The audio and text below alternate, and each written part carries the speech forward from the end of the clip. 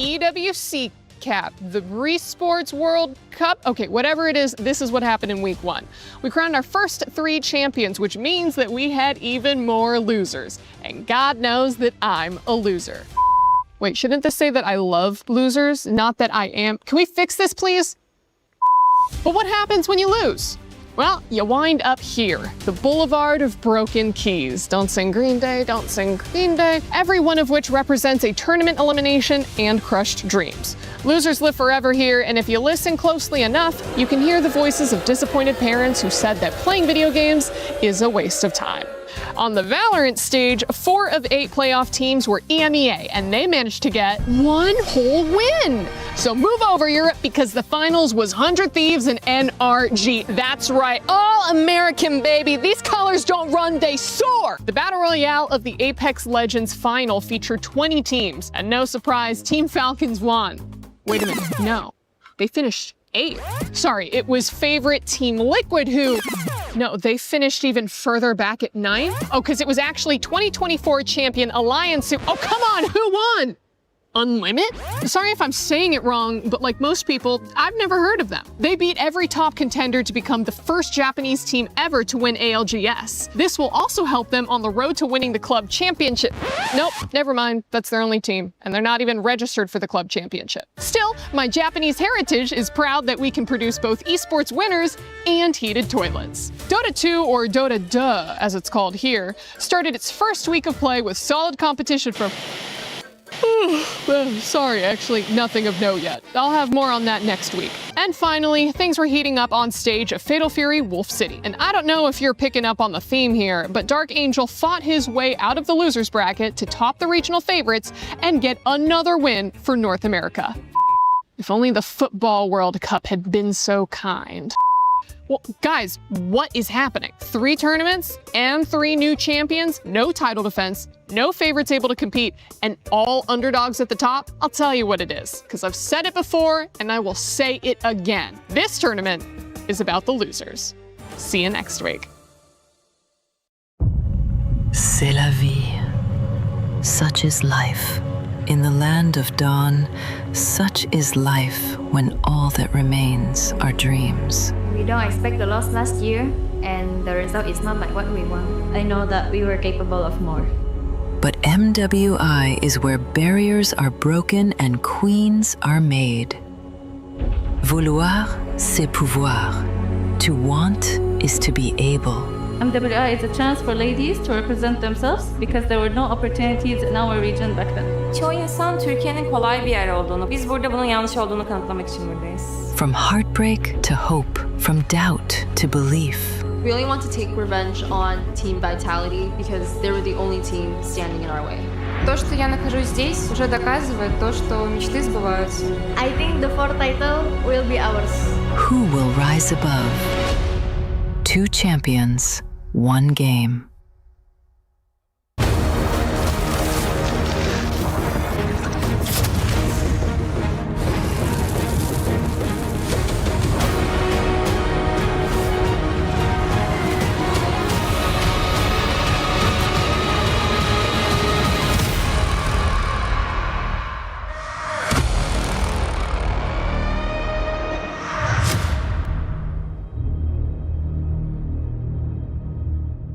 Hey, oh wait. Hey, hold on. Hold on. Hey guys, hold on. While we're playing this, I just gotta say, based on day 1, I feel bad for the team that gets Aurora, man. How is it that in Stream A and Stream B, only 1 win each? I mean, like, Hirara's cool, it's fun, but it don't get wins.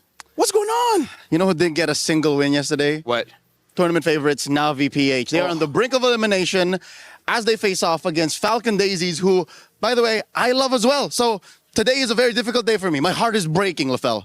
I can't believe the previous champions are going through eliminations. I mean, like, we'll see whether they can make it through. But for now, let's actually check back on the recap of what happened yesterday.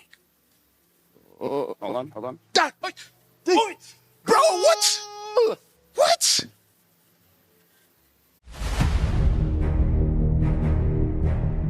They turned pain into purpose and left no soul unconvinced of their reign. They're completely undefeated. Team of Vitality. Nothing was granted. I just want to prove that no one can do it better than us. I think that it was meant to be ours all along.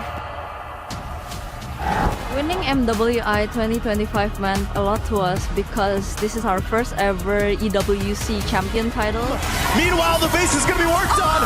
She's working on the base, and Arya's there. They have to clear out the minion, but she'll take it in her own hands, and they We take didn't it. plan for a perfect run last year, but it just happened, so we kept going. The triple forces the flicker out, but she'll get it over the wall anyway. I feel like I have conquered the world in Mobile Legends Women.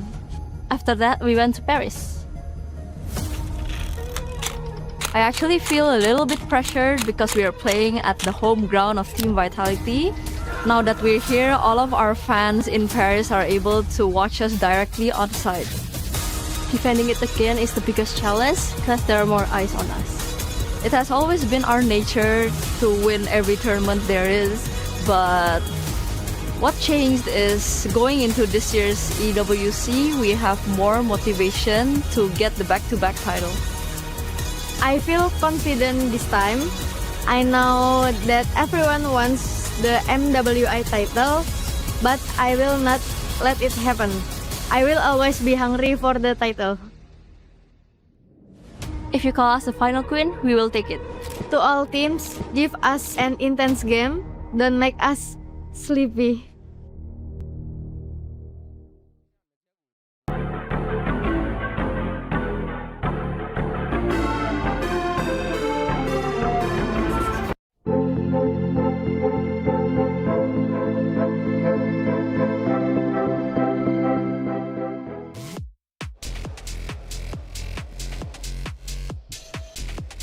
Welcome, ladies and gentlemen, to today's Sports World Cup here in Paris, France. Today is day 2 of the MWI. We're talking $500,000 on the line, and most importantly, protecting your key. Today, 4 teams get eliminated, but if they don't, they continue to move forward to claim that very trophy. We have the biggest personalities here at MWI. These women are ready to play, especially what happened yesterday. We've got Genji, we got Vitality going head-to-head, and even better, 2 up-and-coming risers. Seda is looking insane, even though it's their very first time at an international tournament, but we cannot forget about Galaxy Phoenix causing the biggest upset so far here in day number 1. But with upsets comes the true reality of the tournament. And that reality is that 4 elimination matches are going to be happening today, ladies and gentlemen, after everything these ladies have gone through, from their preparations, from everything that led up to this moment.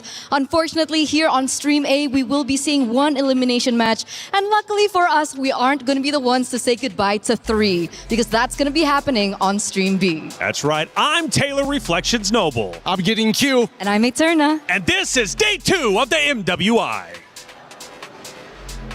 Day 1 was insane. Welcome, guys. This is the Bear Bros. We're from Stream B, minus Fell. Alongside me is Leo. Yesterday we had 3 2-0s and 1-1, man. The only stream to have a series that went all the way. That's how we do on Stream B. Here's the thing, man. Stream B, nothing's locked. The meta's open. Maybe except for 1 or 2 heroes. But dude, today we got 3 elimination matches, yo. These are world-class athletes. These ladies have worked so hard to make it here to Paris. But again, the truth is, the knockout stage, we only get 8 teams.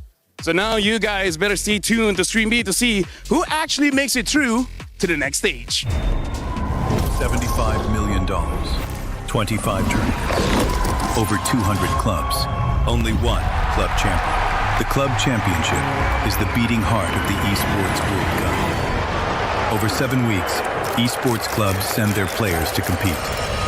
Every placement, every win, every podium earns points for their club. At the end of 7 weeks, every point counts. The club at the top walks away with $7 million and the title of Best Esports Club in the world. It's not about being the best at one game. It's about being the best across all of them. Depth, versatility, consistency under pressure. 1 championship trophy, 1 title. Who will take it? Watch history unfold in Paris at the Esports World Cup 2026.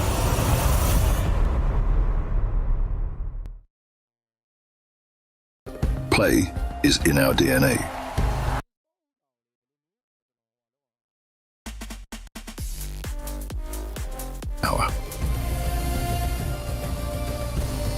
Now imagine an entire city being built to supercharge it. Kadir City, powered by Play. Hey, welcome in everyone to your studio. I'm Taylor, Reflections Noble, joined by Eterna and Gideon.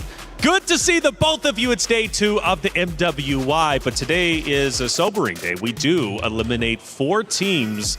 Their keys will be crushed. Therefore, their heart in the competition will be over with, and their chances of winning MWI are done and dusted, forced to wait until a next year.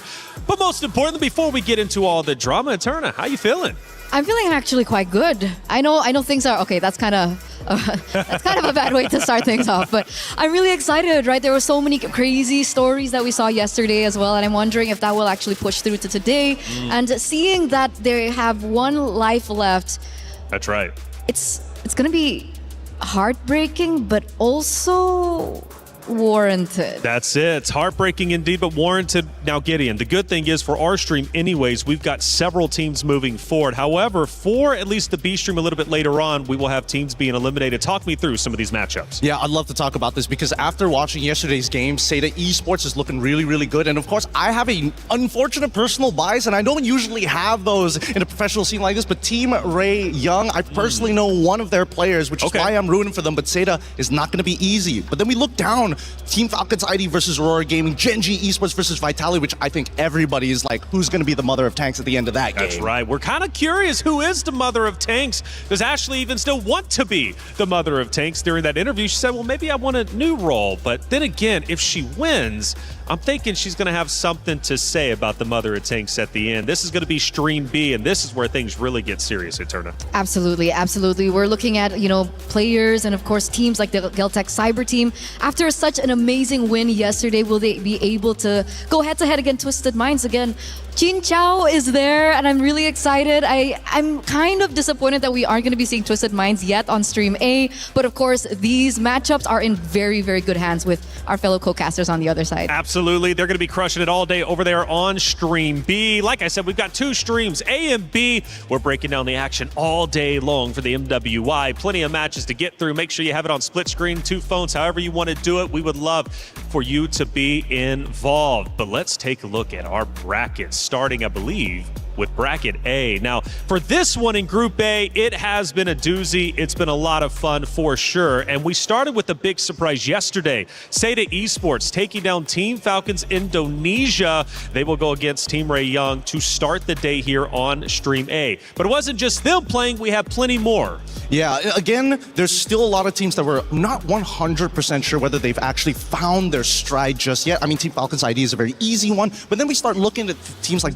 GK Esports, Virtus Pro. They're already on their last life, so if they didn't take their scrim seriously yesterday, they better do it good today. Absolutely. Let's take a look at Group A, or it should be Group B brackets. This one was crazy going into it. We had 3 powerhouse teams to fight it out tooth and nail to the very end. And, well, we started with Genji going against Foot Esports. That one went the way of Genji, who now has to play against Team Vitality, a repeat of last year's grand final. So I do want to say that this was more of an expected outcome, but I look at that 3rd matchup that we saw yesterday, Galaxy Phoenix coming through over the old champions of MWI, Navi PH. And of course, we had our friend Brigida over here yesterday, and you could see her emotions just really rise to the top. She was trying to stay as professional as she could, but I guess she just couldn't really contain how shocked she was. Yeah, she was shocked, man. We were handing her the mic. Maybe we might do it to you. Why not? We might hand you all 3 mics today. But that would require TRY to lose. Whoa. No, and the more mics, the better. And I'm confident that they will still have a chance. Look, there's still the lower bracket to worry about, right? It's not elimination just yet. That's it. Well, not just yet, but we'll be getting there for sure. Chat, you have a way to get involved. We've got our pick'ems, and look, Esports World Cup is great for this. Scan that QR code, get involved. There's so many different ways to do so. The esportsworldcup.com website, man, just has literally everything you can possibly imagine, from the schedules to the streams to the storylines. There's so much going on, and so much going on into today. Let's set the stage. MWI 2026 started off with some upsets, some surprises. Na'Vi Philippines and Team Falcons ID both got swept in day one. Will go down. Double kill again for Guy making the triple kill. And Galaxy Phoenix showed their experience from playing in the MPL, and Fa's Guinevere was insane. Rianne's gonna be next. She's battling out Fa, but Fa will get another. And Ashley competing for the Mother of Tanks title. She's back at it this year with a defeat against Footy Sports 2-0. Ashley! Put it in the Fury, good job down! Now for day 2, Team Vitality, the final queens. Can they be challenged a little bit more from Gen G Esports? Top side! What a crazy sequence! So counts out with a circling eagle! Na'Vi and Team Falcons ID both hang on by a thread in the lower bracket. Can they continue their journey here at MWI 2026 here at EWC? Lifting that beautiful trophy in the middle is what every competitor dreams of. So much on the line for this MWI, and this is only day 2 of 5 for this stream. What a day it's going to be. Biggest surprises from yesterday from you two. I don't know, what were we thinking? Because the hero selection was a little bit wild for some. Seda Esports, for example, potentially setting a new meta, and we do have a new meta. That was the biggest talking point. Yeah, I know. After the little hot fix that everybody's been raving about, hey, maybe tanks are completely out of the meta, that's not necessarily true, but I think this time around, a lot of teams are trying to find their own identity, and I think that's the beautiful part of MWI, right? Because we look at the men's division, everybody's like, they're kind of boring, not a lot of personality, not a lot of different picks. But MWI is where things get really interesting. I think they're on the forefront of determining what the MSC meta is going to be. And that's what makes it so exciting, because yesterday we saw Kadita on the other stream as well. I think the Farsa, the glue popped up. So I'm excited to see whether this will actually become the meta like you mentioned, or it's just a part of the MWI, flavor or flair. I'm okay with that flavor though. Everybody needs a little flavor in their life. And Rose, by the way, was walking in and just happened to stumble across some of the players about to step foot on that stage. Bonjour and good morning. So as we guys can see, the girls are just arriving at the venue for the second day of MWI. And you know what? As they're coming out, I think it's right that we catch one. Hello, girls. Hi, how are you guys? Come here. How are you? I'm fine. Are you excited for today's match? Yes. Our team is very confident and ready for this game. I love it. You guys did amazing yesterday. Good luck. And good luck. Hi, GK. Hello, girls. Come. Okay, I'll take you. I love your hair. It's red. How are you? Not good. Not good. After what happened yesterday, huh? So how are you prepared today? I guess well. You prepared well? Are you kind of nervous? No. Not nervous. Not nervous. I love it. I hope you slay today's game like how your hair is slaying. Good luck for today. Thank you so much. Guys, I think we see here that some girls are more excited than some. And of course, yesterday we saw a very awesome match. So I cannot wait for today. With that, let us throw it back to you guys at the studio.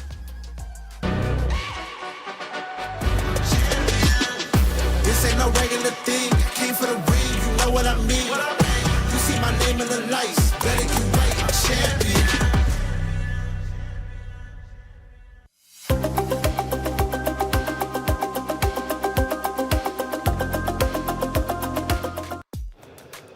Thank you, Rose, for catching up with the players as they walk in. It always brings joy to my face to see the smile on the competitors, right? They're ready to go. It means a lot for them to be on that very stage competing for what could be the best trophy, right? The MWI trophy, after all. A lot of pride behind that, but let's talk about pride. Vitality. My goodness, as you can see, Eterna is getting serious. Gideon as well. Look, talk to me about it. It's Vitality. It's Gen G. They face off a little bit later today. Yeah, so here's the thing about these two teams, right? After looking at last year's final, you would assume that maybe things are going to be the same, but I actually think the opposite. With how much the meta has actually moved, I really think that we're going to see a lot of great plays coming out from Vitality's side. I'm actually looking at Gen G. How are they going to adapt to it? Because there's a lot of similar plays, but they have their own flavor, their own style, most importantly, their own identity. That's what I want to believe. Like in an ideal world, I know VT is from Indonesia, and of course I want to see them triumph once again. But But what would be the story if Gen G are able to find their revenge today, right? That would be the number one thing everyone's looking at. And I think, though, I would actually argue something different. I think Gen G plays quite similar. You know, despite the change of Nicolette, obviously Rui has been stepping up as well in the jungle, but I do still think that one of the core members of Gen G, which is Ashley, still plays very similarly. Now, I think that is something that Team Vitality can actually rise above in this next matchup. Well, this is, in fact, our Crunchyroll story of the day, the grand final rematch, Gen G versus Vitality. Now, going back, getting into yesterday, Vitality played against MIBR Loss, and that second game was a doozy, went 26 minutes. It was the longest game that we had.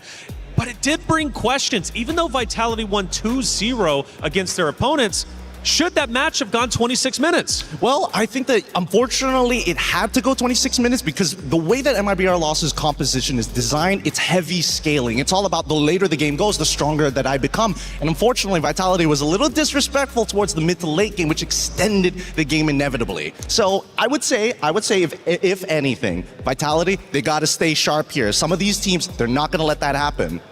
Well, Gen G yesterday also went toe-to-toe with their opponents, and I gotta say, Eterna, for Gen G's perspective, when I was watching them, I was impressed by the way they controlled the battlefield, and their games weren't nearly as long as that second game for Vitality and MIBR Loss. That's why they are a decisive team. They are a decisive team if they're able to get their hands on their comfort heroes, right? Obviously, Panda on the carry. We see Sayori also doing really quick work on the Valentina. But again, the one person that I'm still highlighting over and over back in Gaming Gladiators now as Gen G is Ashley. 2 times in a row she picked up the Minotaur. 2 times in a row she was able to initiate, counter-engage really well. And that's why everything just really coalesced in these team fights. But what happens if Ashley does not get her heroes? Then you get Sayori, man. You know, how many times did Sayori come in with a Valentina that changed the game? A tech charge upon tech charge upon tech charge from both sides in their matchup yesterday. Sayori having an 80% more accuracy rate and actually hitting multiple targets in comparison to their opponents. But the difference between Vitality and Gen G is Vitality knows what it is to win. They've been there, they've done that. In fact, 33 different times, and let's not forget 3 out of the 4 MWIs they've managed to secure a win. Sometimes as a competitor, you need to know what that feels like. And for Vitality, because they do, I feel it actually helps them keep calm under pressure. Some might argue the opposite. Especially seeing their game yesterday, right? Because they're so used to winning. I could have seen, or I could have sworn I saw a little bit of disrespect from their gameplay, especially in the early games. It was like Fumi Echo was trying to farm as many clips as she possibly could. And in the grand scheme of things, yes, it's cool, but it really doesn't win you the game. But they did win the game, and that's the big thing. While farming clips, what can they do if they're firing on all cylinders? Hey, Rose, we've got our first series of the day about to take place. From what I'm hearing, you got both teams ready to go. Hey guys, for our first match here at Stream A, we have Jessica626 from Senna, and of course, G-Boy from Team Array Young. Hello girls, how are you? Hello, I'm feeling good. Okay, amazing. Now yesterday we saw an amazing opener match for both of you girls. So what can we expect today? Let's start with Jessica. I'm feeling good. Our team is ready and very confident. They're confident. Any interesting draft or hero that will come out today? See the match. Let's see the match. What about you, Chiboy? We're also confident. And I think it's really going to be an interesting match because, to be honest, I didn't expect the results from them. And I feel like it's going to be an interesting match. So, Jayo. Jayo. Okay, now I have a question. Since you guys are 1 win away from the knockout stages, is there anything you can say to each other? Feel free to say it in Mandarin if you want. Okay, Chiboy first. Good luck, have fun. Jayo. May the best woman win. Hey, may the best team win. Yes, Team Ray Young is very strong, so we need a fight. So, 加油. Jaya is like fighting or let's go in Mandarin. So you know what, Chiboy, Jessica, I know a lot of the fans back at home are watching. Perhaps a words for the Malaysian fans and of course the Chinese fans. You can go first.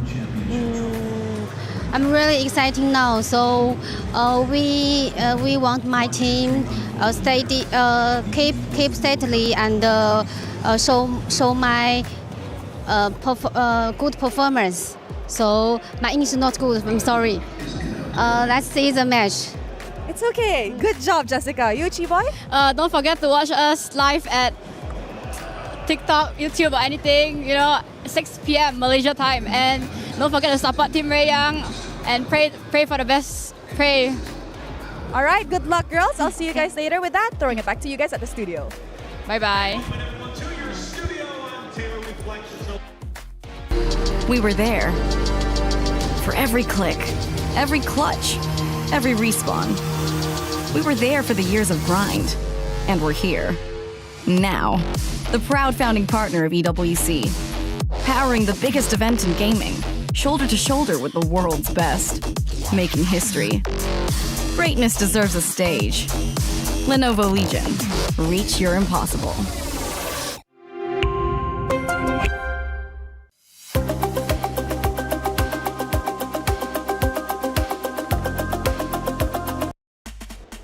Thank you, Rose, as always, for that great interview. Both teams ready to Jayo. It's going to be a lot of fun, and it's about to go down. It's Team Seda going against Team Ray Young. Man, this one's going to be a lot of fun. Seda Esports impressed us so much, and it is, in fact, the rise of Seda. Can they secure the first knockout stage slot? That's what's up for grabs. The loser, of course, goes down to the, lower brackets, and unfortunately, their key will be at risk of getting crushed. The winner moves forward.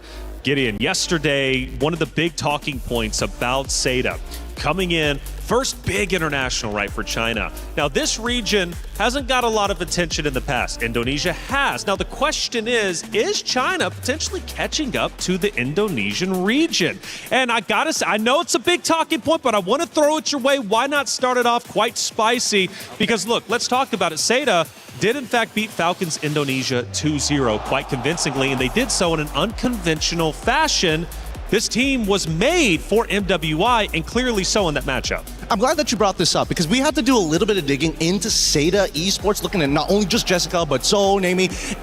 I'm looking at Kai. Okay. Kai is interesting because, again, there's no such thing as a team who just enters a tournament and all of a sudden has mechanical prowess, right? Especially when you're playing things on like Claude, Harith as well. UN had some bad matchups. So it's really impressive. Not only were they able to win those matchups, but they have a deep understanding of draft and macro, which is unheard of for a first-year team. Absolutely, and a first-year team making big waves, and that's what excites me. Seda Esports is looking great. And you know what's also interesting, Gaterna, they did it with their sub, right, which is Miss. Miss wasn't there. Fanwa filled in and happened to be the savior. The question is now, who do they actually go with in that regard? Well, I don't know, but it's time to get our first matchup started. It's Seda Esports versus Team Ray Young. So many questions left unanswered. Welcome to Mobile Legends Bang Bang Women's International here at the Esports World Cup. Yesterday, what a show opener it was that stunned us all. In their international debut, Seda grounded Team Falcons Indonesia, a team quite literally put together to challenge the throne. Over on the other hand, Cambodia, we see Galaxy Phoenix with their international debut as well, taking down Navi PH, former MWI 2024 champion, proving why Galaxy Phoenix are the first all-female team to compete in MPL Cambodia, and they're not here to mess around. And finally, the team that everyone was chasing was Swift, Silent, and Precise. With that taking 2-0 off of MIBR loss, they proved that that was just another day in the office for the V-Hive. And now, yesterday, nothing was granted. Let's see what's on today. But remember, we're here in Paris, the city of love. But don't forget, when there's love, there's also heartbreak. So Damascus, show us what heartbreak could potentially look like.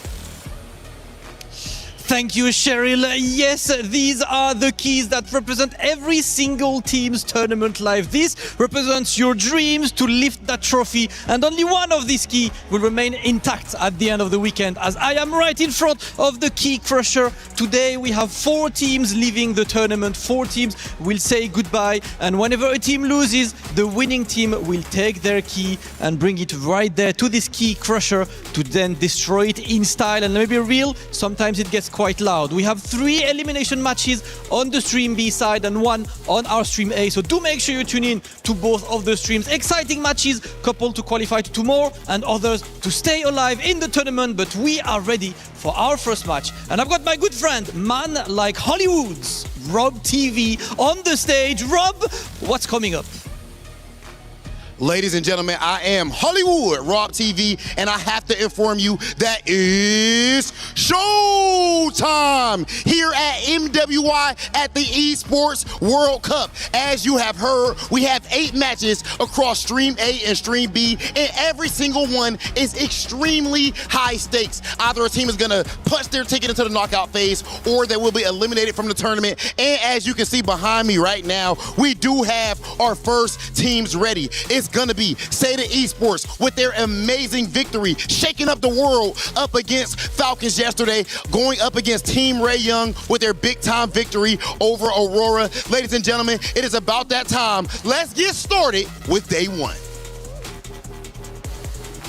Can I just say, our stage hosts are absolutely incredible. I'm pumped up, I'm ready to go, and so are the ladies on that very stage, doing their last checks before we get into our pick and bans. This matchup means a lot.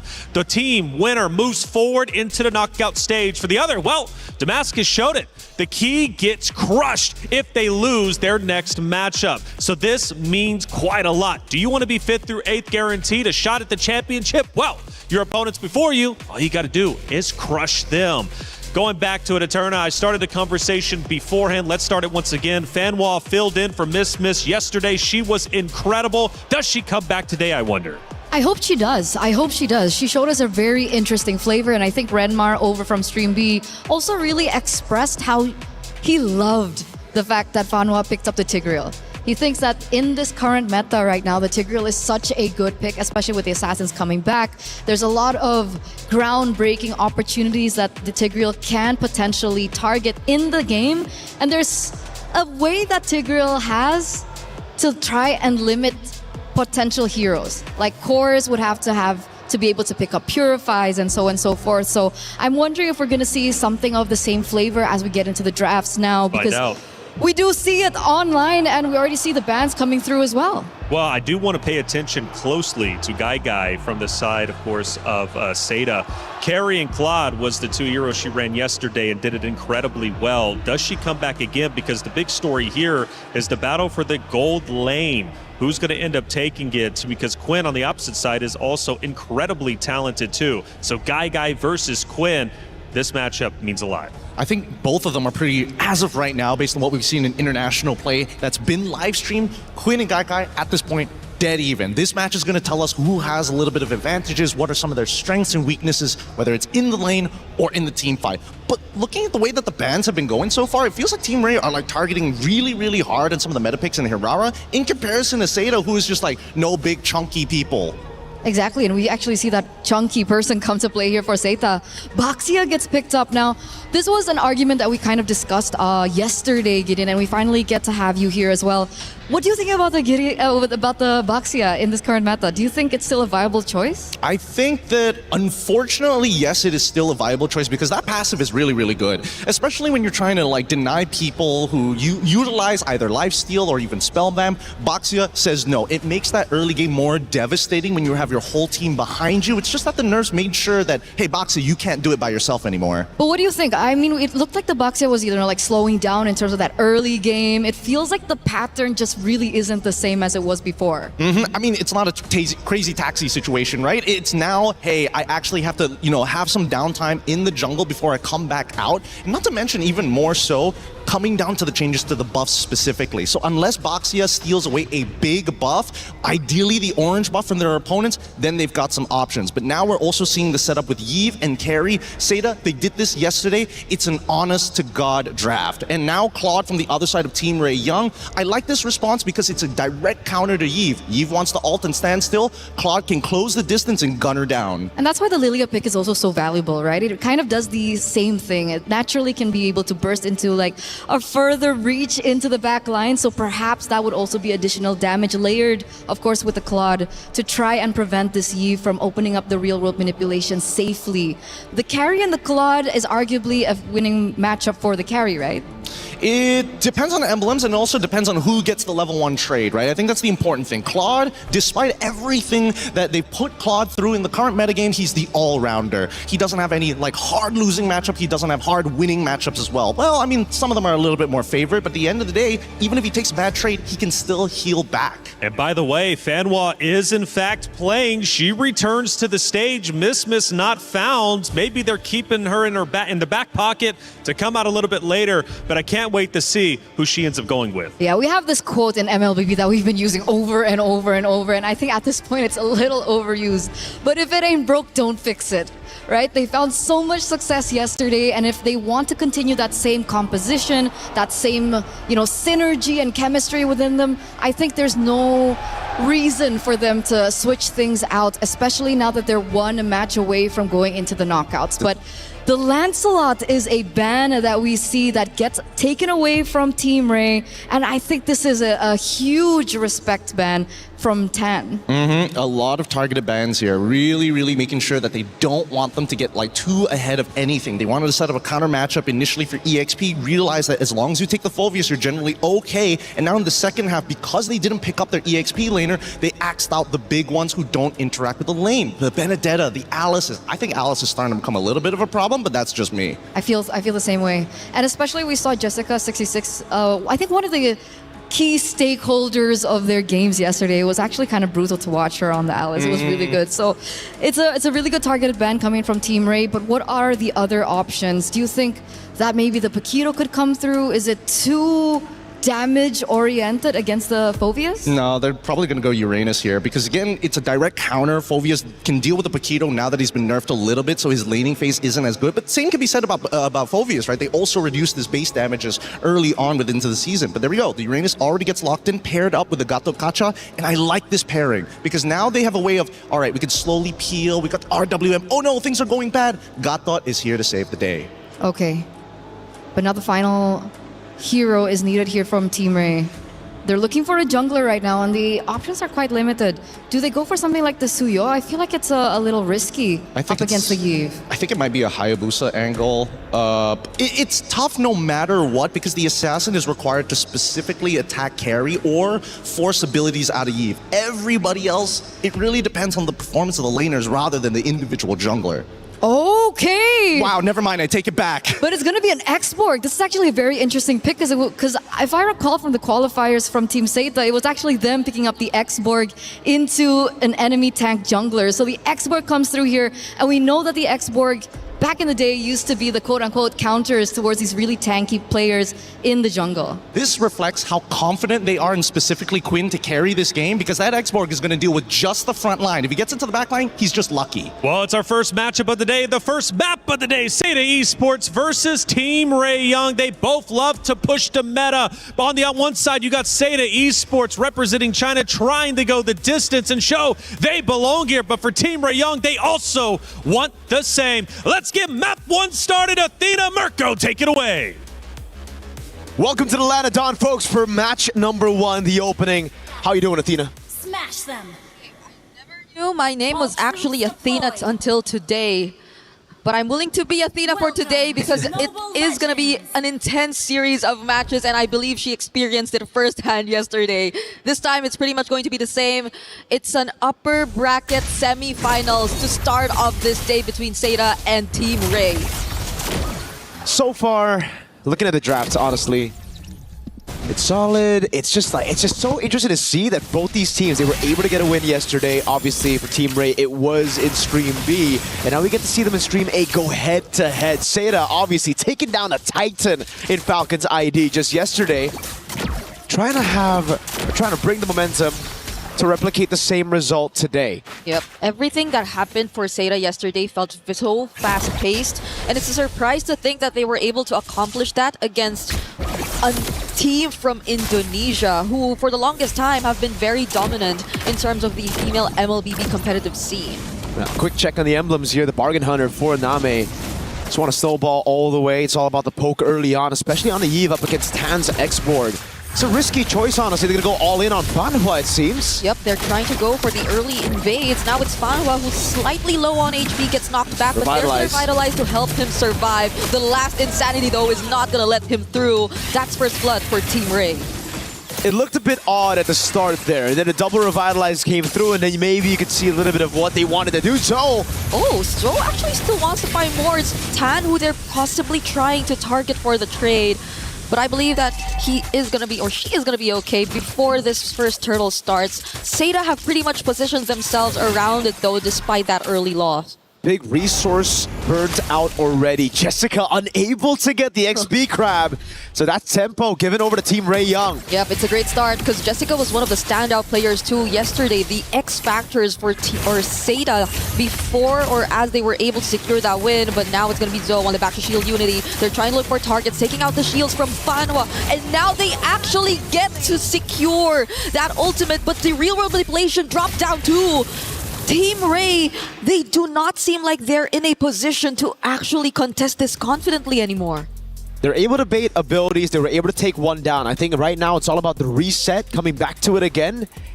Because you really need to rely on those cycles, right? Especially on the Expo. Once your Faraga armor's down, once you use that last Insanity, you cannot be in the fight for long. And that's why I thought it would be very difficult for this X-Borg to play around this game, especially early on against Name on the Eve, who's been so oppressive in lane. With the Bargain Hunter, that poke will certainly do quite a bit of damage to the Faraga armor and to the main win con. But so far, so good. They got 2 kills at the start. It was all through the last Insanity, that blow up on the tanks.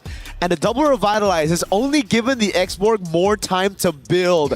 Stacks over for that full last Insanity damage. Yeah, they just gotta prolong this a bit more because they definitely will be back real quick for this reset if ever they'll accomplish that. Though it'll be tough, especially if Seda do decide to rush it, and based on their gameplay since yesterday, things have been working out pretty fast for this team. They're not hesitant to just really go in for the immediate conversions, for those fast rotations, and that's why you also see them just so quick to attempt to go for the early invades, even though they did, or it did cost them one casualty at that specific moment. But as we are still awaiting, we are trying to sort things out before we resume the official gameplay. It does seem like there is a bit of an upper hand for Team Seda before that first turtle. They were already able to position themselves. They were also able to take down the Faraga armor. So if you're just tuning in, this seems like it's pretty much set up for success for Seda as of the moment, but nothing is guaranteed just yet. There is a chance that we still get to see them somehow prolong this dance before Team Ray, and being Team Ray, could actually still try and attempt to go for the contest. That's true. So it was a bit odd to see that early invade coming in from Seda. They're trying to utilize the fact that, really trying to punish the fact that there was no alternate Phobius yet. But it wasn't enough, really. Yeah. Even with double Revitalize, they just also lacked a ton of damage. And I think it was also the lack of synergy, because Jungle Man wasn't there. Boxer was too far away. Only got 4, then started the Shield Unity, and then got in there late. Was able to get a camp out away from Tan, but other than that, it was just actually just a waste of Turtles' Poissons over for Turtle number 1. Now, we do have a pause, ladies and gentlemen. Please do be patient with us. We're going to, solve this ASAP. Let's talk a little bit about yesterday's games, though. Both of them were very impressive, right? We did, the panel did mention, no miss, it's Fanhua who's taking the helms. And so far, Fanhua's been fantastic. Yesterday on the Tigreal as well. There's been so many crazy moments that Fanhua's been able to get against Falcon's ID. Yeah, and I think it was also one of the first few games we actually saw the Gatot Kacha eventually come back, because it was also mentioned a couple times that it's not like the Gatot Kacha was really out, but we barely get to see him played anymore in the roam. But I guess there were several changes that took place in the recent hotfix. One of the first few users again being Fanhua, but even to this game that we're seeing right now, we're seeing it picked up, and a lot of the more tanky options too, since I feel like there has been so much attention towards how they really wanted to limit the assassin jungler options. Now they're being forced to see the likes of even the X-Borg in the jungle, which again, so far, we do feel is a bit difficult to pull off, considering that even when it looks, or even if you look at range, there will be a lot of ways for them to just poke and take away the Faraga armor.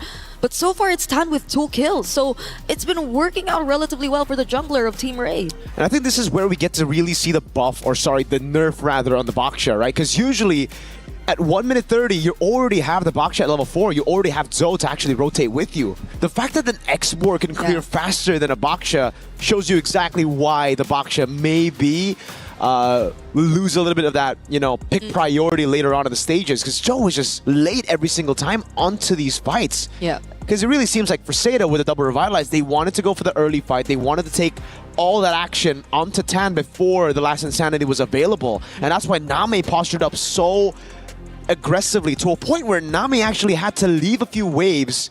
Yeah. That's why she was in 3 for such a long time there for Turtle 1. It's such a huge responsibility on Name now. If they just really want to keep that kind of aggression going in terms of the invades. And at that time, that position they currently were in felt like they had no choice but to just really commit to the bit. And I'm not sure if that's the way they really want to go for, because again, things have slowed down a bit, especially for some of the utility junglers. The Baksha seems to be more split between joining these early rotations and just securing the farm early on because of the changes that took place, and just so they don't feel as behind. And I guess that's also on top of the fact that they already had a slight advantage in the EXP lane, so maybe they were expecting a bit more to come in from Jessica26. But again,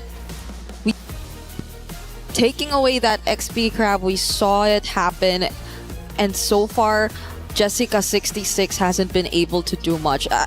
Given, of course, it's a Uranus, so maybe you would not expect that much of the showy setup plays similar to when she was on the likes of the Alice or the Esmeralda even. Maybe closer to the Esmeralda though, because this is a very similar hero to the Esmeralda that she played yesterday. That's true.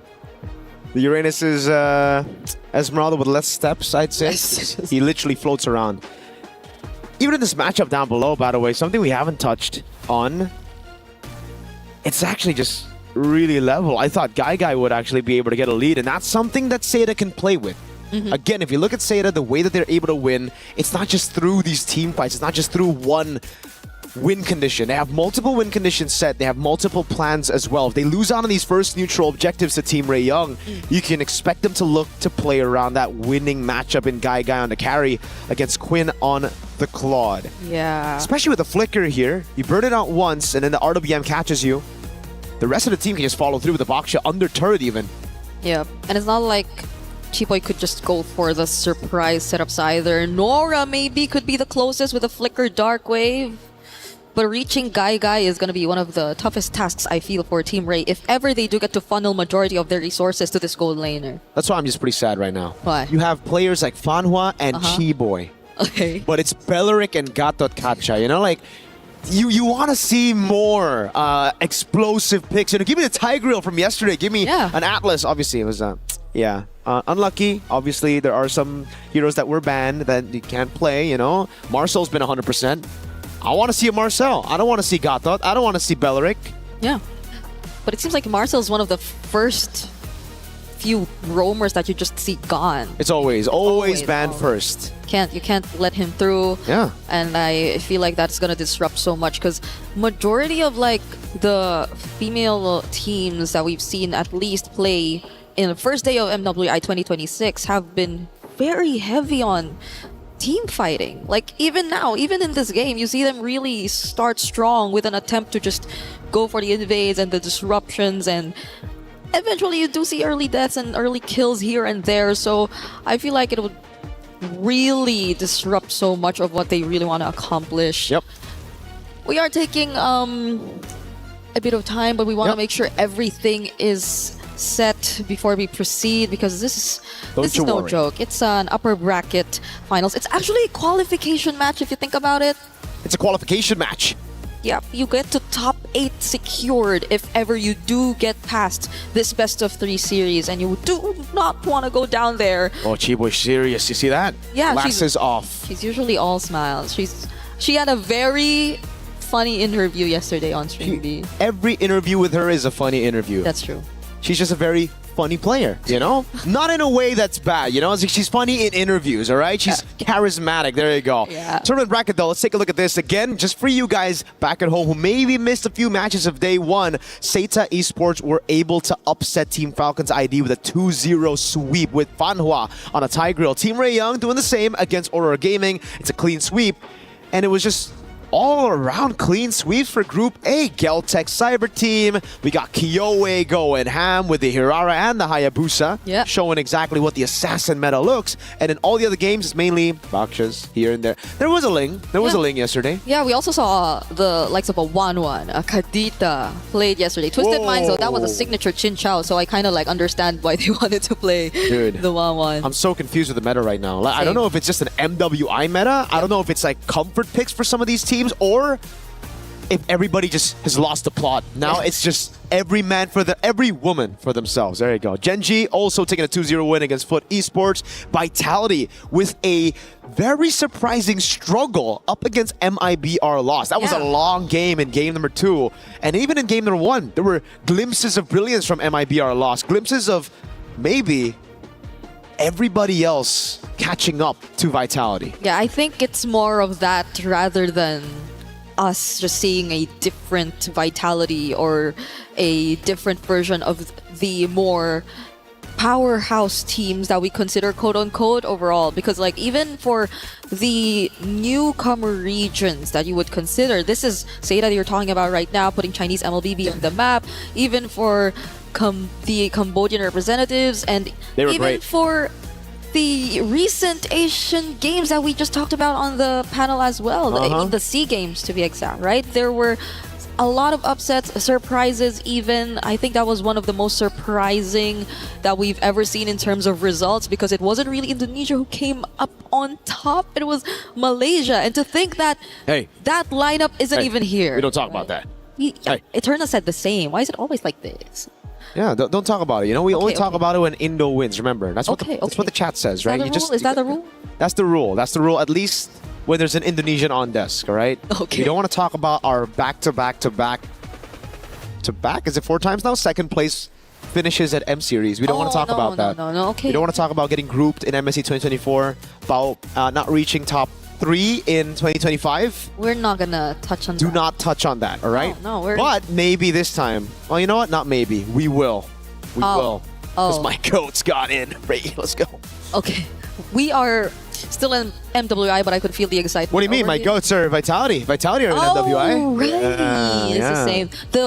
Your go-to. It's a very easy fallback for me, you know? Like if everybody's like, oh, dude, your team never makes it to an international. I'm just like, dude, take a look at my women's team. Vitality's doing great. They are. They're like the greatest women's team of all time or something, you know? Team to beat. You remember what they Nothing said? crazy, just... What do they say? In their first interview, like during day 1 yesterday? Yeah, the video that they played again today? No, where it's like, just please give us a fun match and don't make us sleepy. Don't make us sleepy. That's dude. what Vivian said, but that's Vivian, you know Vivian's personality. I mean, Gideon did shout out the men's division just yesterday, saying that our women players have much more personality than a lot of the players that we have in the... We don't have players in the men's scene. We have robots who sometimes decide to show emotion, right? I'm a fan of those players who actually have those emotions, but I agree with Gideon. The women's scene, way more progressive in interviews compared to the men's scene. Yeah.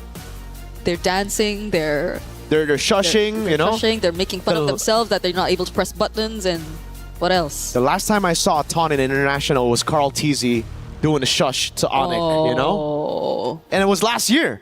Maybe it's so just EWC. Maybe EWC creates an atmosphere where you're like, yo, you know why? It's because they're face-to-face on stage. Oh yeah, you get a bit more of their personality. Yeah. And they literally are facing each other, because even if you look at their setups currently on stage, they're like slightly diagonal, but you see who their lane matchups are. Yeah, like you face see, after maybe making a play, maybe a solo kill, you can scream Sokolil over your opponents. You can be like, hey, I got you. We saw so many of that yesterday too. And even the frustration, or even how they get to celebrate their opponents' wins, especially for MIBR loss. Like, that was one I will not forget because I saw La La Land. By the way, we're all happy to see her back. She finally gets to return to the MWI stage from way, way back, being part of 2024 DreamHack, but she was clapping her hands for Vitality, and very much so. They deserve to just smile after that game because they showed up such great performance against the team to beat here in MWI. Like, they got the record for longest game, I believe. I don't know if we're able to ever top that here in MWI. 26 minutes and 48 seconds long. You timed it? No, I checked it right here. Oh, I thought you timed the pause. Sorry. Okay, it's the game time. My bad. My bad. I lost track of thought because I was looking at the conversations that Team Ray Young were having, dude. Chiboy got her glasses back on. She's locked in earlier, and now she's locked back. Do you think off. Is it a lock-in when she takes it off, or when she puts it on? That's my question. Because there are players who also tend to do that in the Philippines, like Super Friends. Like, there are times he has. You know what, Super Friends, the glasses are like for show. It's like a fashion thing, you know? think so? Yeah, he's drippy. I think they are graded. Maybe we can double check. Maybe you can ask him. Nah, it's always better to assume. Okay. Therefore, in Athena's words, swag. She said swaggy play yesterday, right? Shoutouts to Athena. She said swaggy play? Yeah. When was this? Match 4? It wasn't with me, no? Probably match 4, yeah. Because in 2026, swag? Yeah, we told her. Eterna loved it. She loved the term swaggy play. I think it's a 30-year-old thing, you know? Maybe if you're 30, you like swag. Are you saying she's 30? No, I think it's... Maybe. Dude, am I... she's pointing at us right now. I don't know, man. It's very scary. We're talking about Athena. We're talking about Athena. Not Eterna. Not all right, Eterna. Athena. She's pointing at us. I am scared. No. You're scared. It's okay, right? It's him. It's him, not me. Not me. We're friends, okay? Oh, she did it. She did a band gesture. That's a band gesture in MLBB. I can't believe she just did that. We're still waiting, ladies and gentlemen. Please do be patient with us right now. Chat's loving it. At least chat's loving it, you know? Loving what? The banter. Oh, really? You're on MLBB Esports. See, I'm on MLBB. Oh. I see you guys here a couple times. Interacting with them. Like, even Eterna one time, I saw her just chatting with the people in chat. That's so unprofessional, bro. Chatting on broadcast. No, she wasn't activated then. Oh, well, you know, I would never. What the heck? What? I just said you did too. Oh, no, that's like my moderator, dude. I got Cloudy working double time, you know, at home, just on chat, YouTube chat. Hello. She's downloaded my personality. Now people are questioning. Okay. Questioning what? Hey, don't read it out loud, please. I do not want to see that gesture. It's a question. You maybe guys want to open up chat. It's a question, you know? Don't read it out loud. Don't read it out loud. I'd love to. Someone said, yeah, right, Miracle. At this point, we're reading chat, bro. Right? I mean, someone said hi, Brig. I don't see it in my chat. We need. What do we need? We need Casters Brawl. I mean, this is literally. Wait, they're doing rock, paper, scissors. Wait, what are they doing? Rock, paper, scissors, shoot. I can't see the other one. Okay. Yeah, same. I wish we could see both sides. So we could, like, at least cast. That's true. Yeah, but why is there someone in the middle, though? That's a ref. That's the ref right there. Okay, they're slapping each other. See, in the this hands. is what you say when you talk about personality, right? Dude, none of the men's team have this. They're all so locked in, and like one guy's obsessed with King Bob or something. What's the most we've seen from the men's during a pause? Like, I've seen one of the players like from MSC. I think he like messaged some other streamer in game, and that streamer opened the chat while streaming, and she was surprised. Oh, I think the message was ALABYU. Yeah. None of you guys know. I thought we were talking about like pauses, like things players do during pauses. Oh, during pauses. Yeah. All right. Our players just they joke around sometimes, you know. Do they? Yeah, in Indo they joke around. They have a blast. Some lean back and sleep. Can you close your eyes during a pause? Wait, is this a 3-way rock paper scissors game? Because they're doing it now 1v. I swear it was a 1v1 earlier. Now it's a 1v1. Like it's a. No, but they're doing free-for-all. something else. Like they're putting their other hand down. Isn't this like one of the? Dude, I got no clue what this game is. You know what this game is? Because we have some versions of this in the Philippines where you like put your hand down or like You smack tap it, the you hands. smack it when you lose, or I'm not sure if that's the same or Is they this have what they something. did back without phones? I just play MLBB. Same. Same. I mean, I love that Gideon's. Dude, I'm just constantly looking at Gideon. That guy is my Were you guy. expecting dude. an answer Dude, from no, them? I just want to see a reaction, and I always see a reaction from Gideon. That's my boy. That's why he's my father. He made me in a vat, by the way. Long story. Long story. Yeah. You have a lot of like fathers here. No. Is Naisu not? Naisu is everybody's father. That's true. He is Father Naisu. So many. Okay, now it's a 3-way rock paper scissors. It's a 1v1v1. Oh, she has to be out, right? So After that, how does that work? If you're the only one who's different, then you what? Do you need one, just one, to counter you, or both to get out? I have no idea. We have to ask them. Chat, maybe chat. knows. Chat. Does anyone know? Mirko's also a what? What? I had no idea you were planning to do a Hirara cosplay. The Claude is a pretty good pick. Against the carry, it's all right. Yeah, weak side. You know, you can just play around. You can just go over and rotate around. Lilia is really good at playing in mid, just clearing it out. You know what? All of a sudden, I want to stick to the game. Just be professional, Brick. All right? Let's stop. Do we stop? Do we stop? They're suddenly. Be professional. The phobias. Talk about the picks. Okay. Talk about the picks. You know. Talk about the picks. What else have we not touched on? Sanford. What? Huh? Huh? Huh? What? Can I ask for help? Can I ask for help? Like help from like Gideon dancing on the stage or something? Dude, we need. What is that dance? Look at that dance. I don't know what that is. I don't understand. They seem so happy. What? No, they seem so happy, bro. We're Must have serious been the now. win. Can we not? Yeah, it's the win. It was. Oh, we're back in the game. Turtle number 1, not taken just yet. Seda. Oh, black shoes from Miku. All right, that's it. So they weren't able to reset for the turtle, it seems, and they just reverted back into farming for their own objectives, as Seda were very quick, as expected, to just secure that objective for themselves. So there's a very slight lead that you're seeing as of the moment.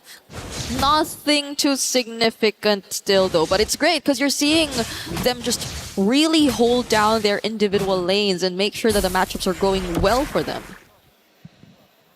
And it's all about Seda now just playing the slow game after getting the neutral objective, right? Yes, Team Ray Young were able to get the kill lead in this game, but it's just been kills over on Fanhua. Those are kills that you're willing to give out for Seda, right? So right now, play it slow, play quick when you have the neutral objective, and that's why the Uranus is also picked up here. It's all about getting tempo over your opponents, and as long as you don't group up, it shouldn't be too big of a problem to deal with these AoE damage dealers from Team Ray Young. Yep. Especially earlier, we saw how they were just able to split up who would go first, who would be the ones assigned to just take out the Faraga armor in general, and those who could just follow up in case things get wrong. But now it's Team Ray Young looking to group up down bot. Nothing that Guy doesn't really sense though. So things have been really okay for both sides. Just look at Jessica26 and Guy managing things really well in their individual lanes. Joe, though, are they gonna go for it? There goes the back to shield unity. Bumps into Tan. Firaga armor so close to going down all over again. Yeah, she's got the regen though. It's all up to Name, I'd say, before the neutral objective fight.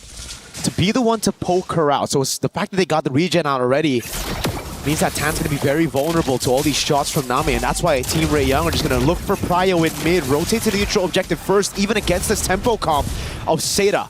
Yeah.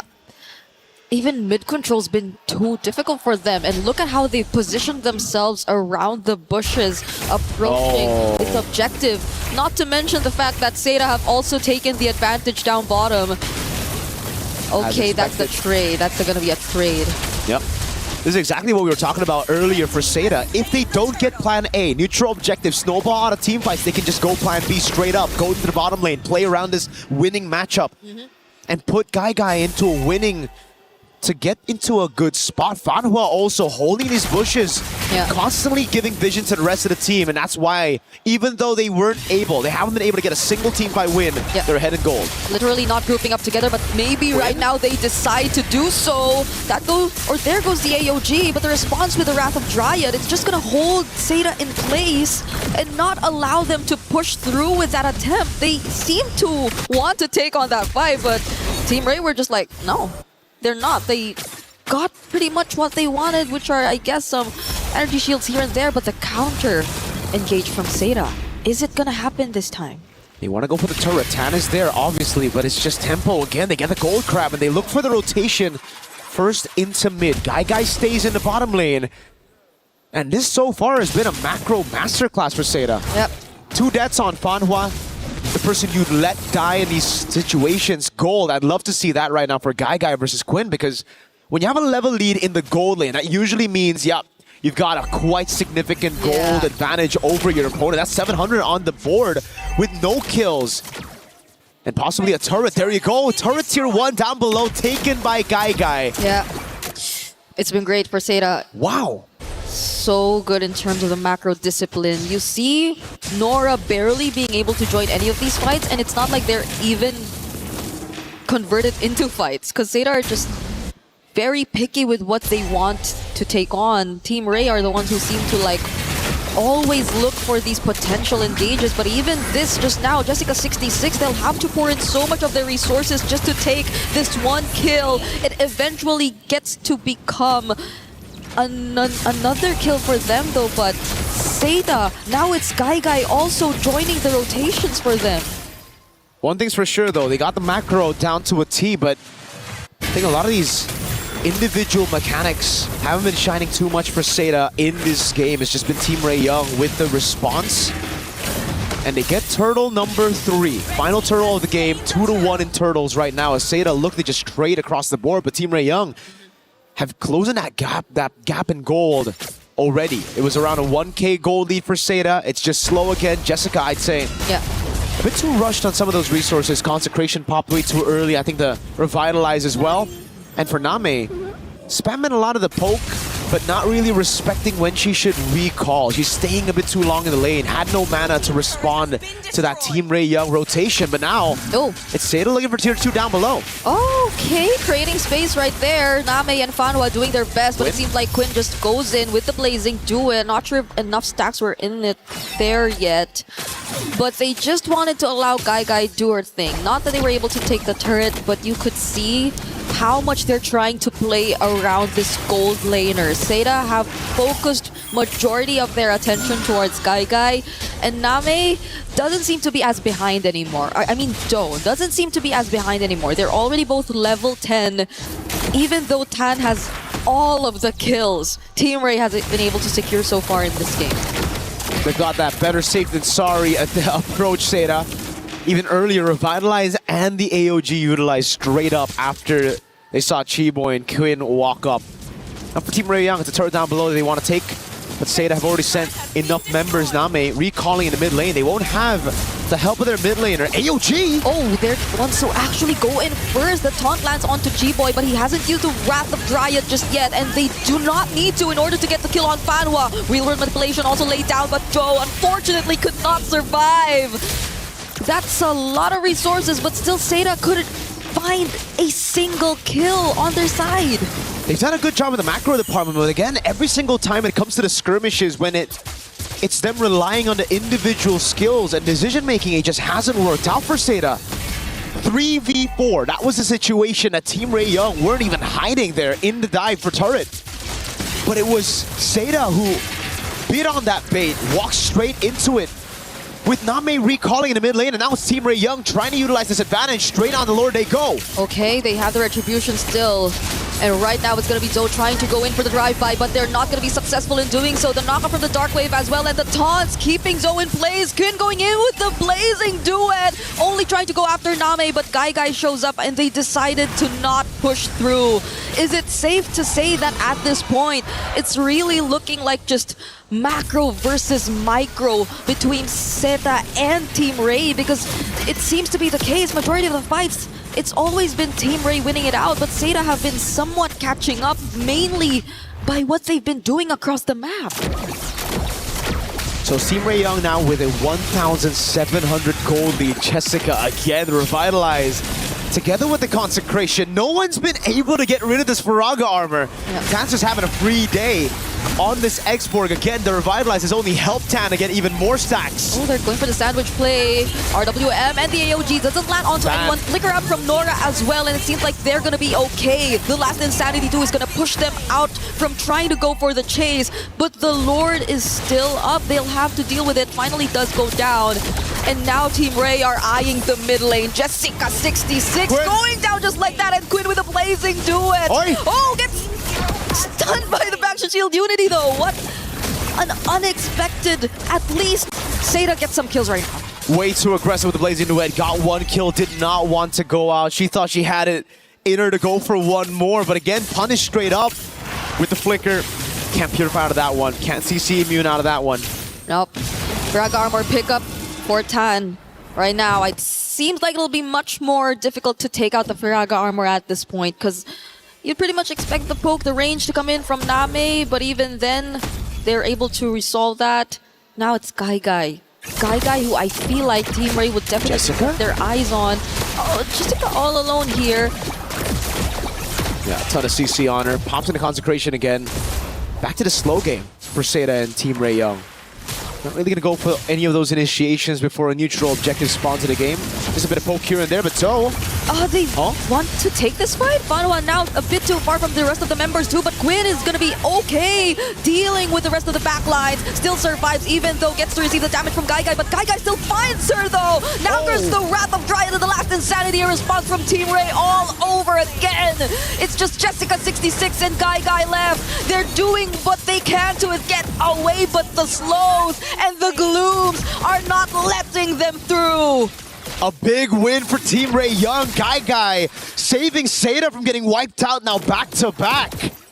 It's just the attempts from Team Ray Young reacting to the moves of Zeta. It's them who are actually walking up instead of utilizing the poke from the Eve. And you can see it all over here again. It's just misplaced AOGs, not with the RWM, and they pop the RWM way too early. They're playing this composition like it's an all-in comp when in reality they should be trying to get rid of the Faraga armor first. They should be the ones playing it slow, and it's Team Ray Young who on the other hand have to try to play it fast. So now it just, everything is falling under the win conditions of Team Ray Young. It's all up to Guy to turn things around as we get into the live view. Alright, here we go. There's a Lord fight happening right now, but it seems like even before we get to that, they already take one down from Zeta. It's gonna be a 1-for-1 trade so far, but Quinn going in once again. Does he have enough damage? Not enough to take Guy down. Top base turret, the minions are doing work. It'll get a base turret up top despite the trades happening. It's a 1-for-1 roam for XP. But now Jessica has to go back. They can't go for the Lord. And now it's Joe on Miku. Oh, all alone. Guy will be there too, but it's 1v3. Still, they do find the kill on Miku. And that's going to be enough. That's all they wanted before this next objective. And now it's a burst. Guy still has half of the duration of the ultimate. Goes straight for the Lord. Tan's getting zoned away by Name. Zeta. Whoa. It's actually Zeta who secure this Lord. After multiple back and forths between Team Ray and Zeta, those team fights which seemed like they were really well punished by Team Ray, now it's Zeta turning tables, and that's the real world manipulation they used just now, but at least they have the Lord on their side, so they will have another chance at taking much more map control. But are they willing to fight even before the Lord actually gets here? I'll say this though, when it comes to wave management, it hasn't really been Zeta's strong suit. Down below, they're going to lose a base turret for free again. Both the side turrets for Zeta have fallen to minions. And now it's Team Ray Young, who, if they are able to defend, will have an advantage for the next Lord. Yep. It's the far lane this time around on the base turret down below that they took. It's going to take some time for that Lord to eventually make it to Team Ray's tier 2 turret. And before it even gets to that point, I feel like they've already managed pretty much majority of their other waves, so it's not going to be as big as a problem for them. Seda still, though, making their presence felt, but I feel like they definitely have to address this wave management issue. But instead, they're going for another team fight attempt, possibly pick off onto Tan, back to Shield Unity, but they already have the immortality on their side. San's already forced out 2, and they successfully take that tier 2. Look at Quinn up top. Pushing already. They noticed the mistake from Seda, always grouping up for team fights. They call it a fight! And they're gonna commit to this fight. No one's being sent back home! Guy finds a kill, but Team Ray are trying to hold them in this place. No one's able to recall. Joe finds another kill, but it's a double for Guy, and it's only Jessica66. Quinn's on it! Quinn doesn't care! Revitalize already popped! But the minion goes down! And I think Seda will be okay and will get to extend this game. The dives here for Fanhua. Immortality down already. Guy's gonna go in again, and that's gonna be under turret going in. The Dark Wave lands on both. He's not gonna survive this. Name and Guy are trying their best, but there are only 2 members of Seda left trying to attempt for the siege. They'll have to reset, but at least they take away that purple buff. This is a slugfest. Team Ray Young, they want it to be a slugfest so that Quinn can just go for the end, but Jessica, aware, noticed the push, went into the purple buff bush, recalled straight out from there, and was able to clear out the wave in time while doing damage to Quinn. But this has been a big problem for Seda. They've just let these side lanes go and push into their own base constantly. They have to remember that Team Ray Young have so many threats when it comes to backdooring, when it comes to going for those segue plays, especially when the Lord's up. These waves are going to be building up. It's a base turret. Even if you deal with it like the way that Jessica's been dealing with it, it's still going to be pushing back towards your base. So you're going to have to constantly send some people down, or you burst the Lord before Team Ray Young can utilize this advantage. Honestly, Jessica66 will have to do so much given that. Random Giant forced out. Keep on getting bursted down. Nami actually picks up the kill, and they don't find any trades whatsoever. Look at Quinn. All over again. Jessica has no choice but to stay in base just to anticipate these kinds of attempts.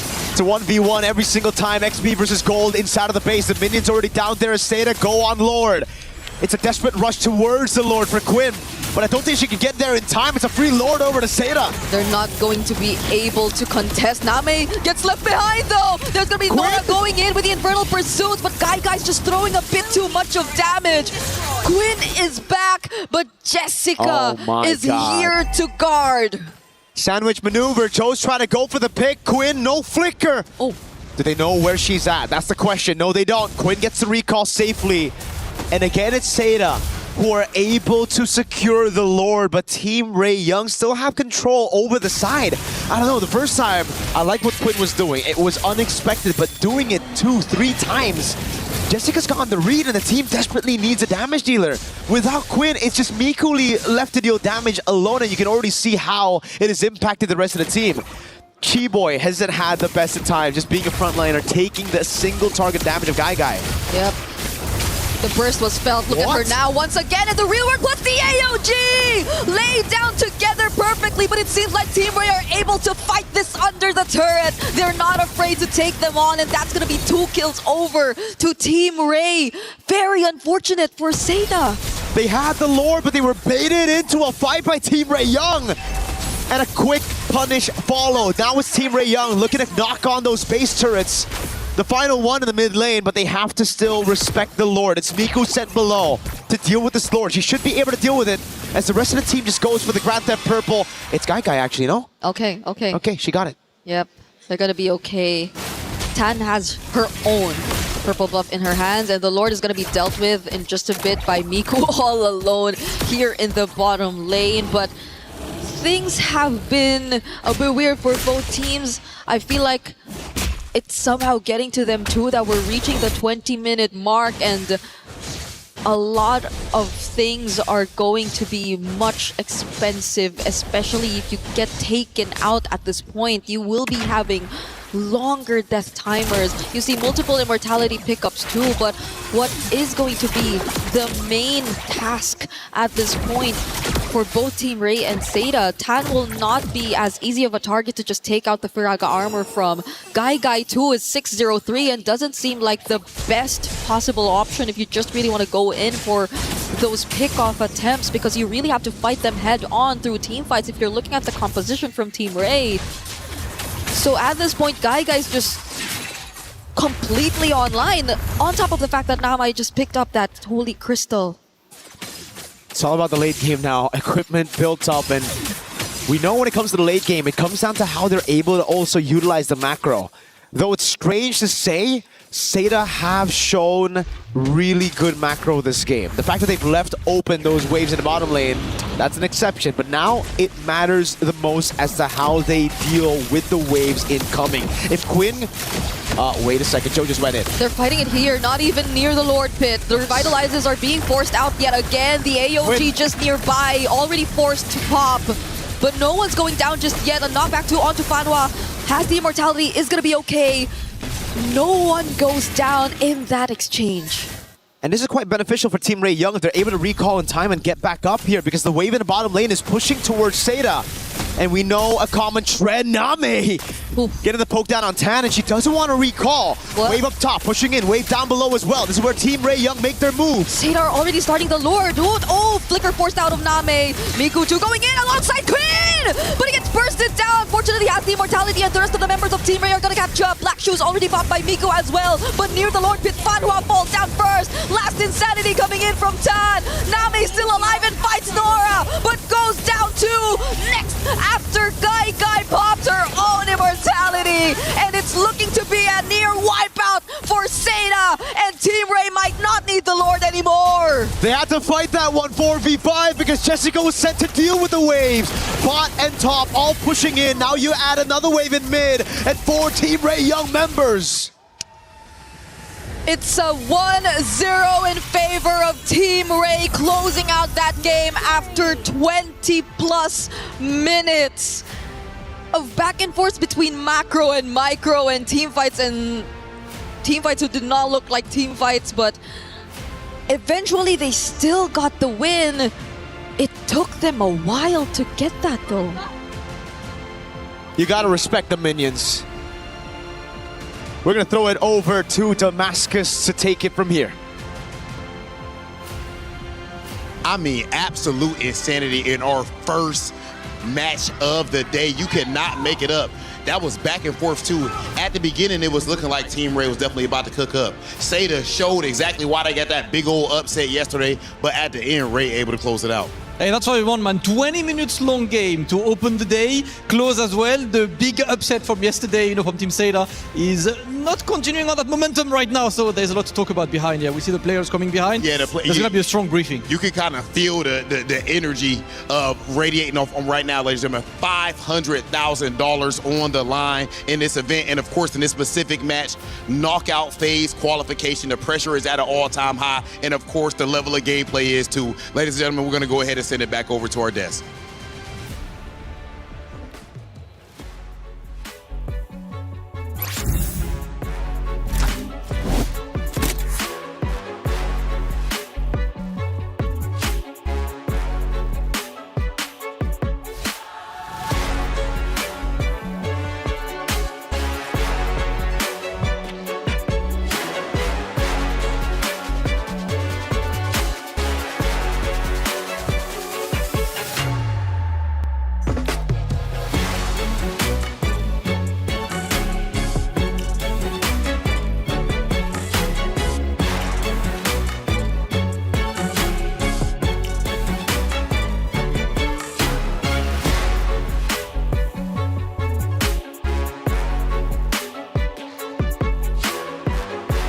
Is in our DNA.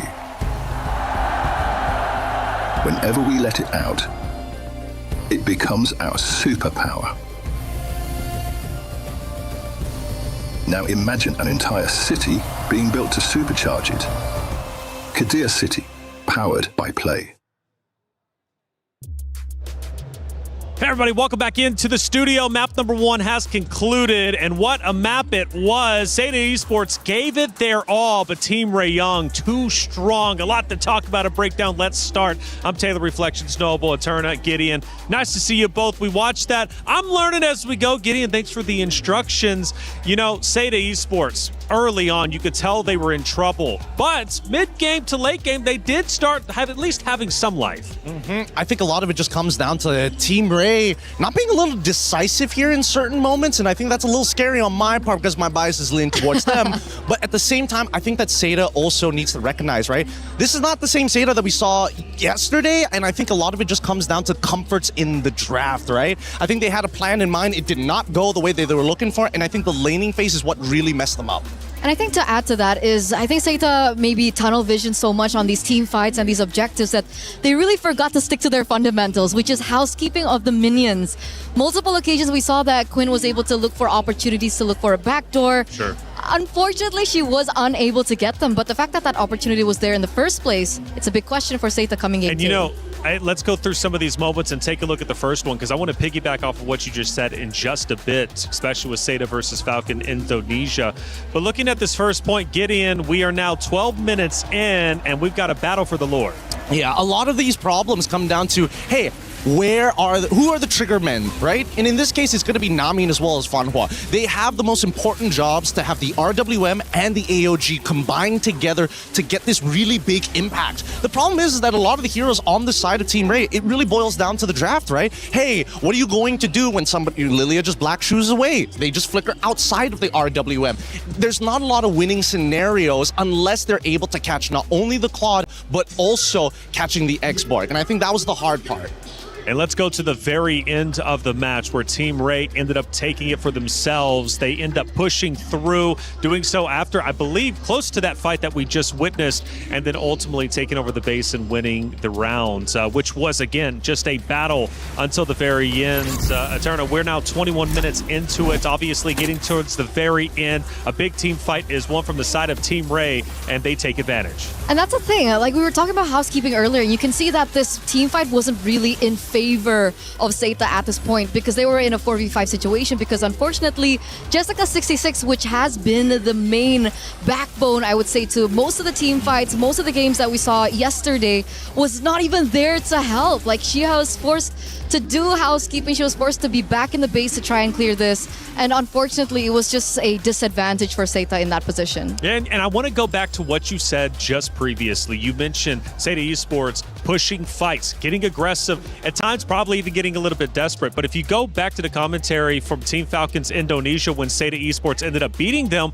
I felt Falcons Indonesia was doing much the same. I guess so. But for Falcons Indonesia, I felt like it was more so on like the execution, the troubleshooting that they were unable to look for inside the game. The adaptations weren't there. And I think for me personally, the targeting was still very questionable from Team Falcons ID. That's actually exactly what I wanted to bring up, right? It's target priority here, right? Not only is it at a high level, it's a lot more difficult to do, but I think the interesting thing where we see these teams in particular play, it's not just about pushing, it's the constant push and pull, right? It's constantly adapting and changing on the fly. Hey, I may have an opportunity to backdoor. If it doesn't work out, maybe we force a fight. They need to make those decisions quick because, as you see, if Quinn is walking back and forth, nothing is happening. Yeah. Well, hey, there was a lot of team comms. Obviously, you got to communicate well if you want to get the victory. Let's listen in to some of the team comms in map 1. Kurang orang, Cak. Ni. Aku cari nyawa, Aku cari nyawa, guys. Carry. Nice, bro, guys. Thank you, guys. Kita boleh menang. Main. Bodoh, nice, team. Thank you, Rotan. Thank you, Rotan.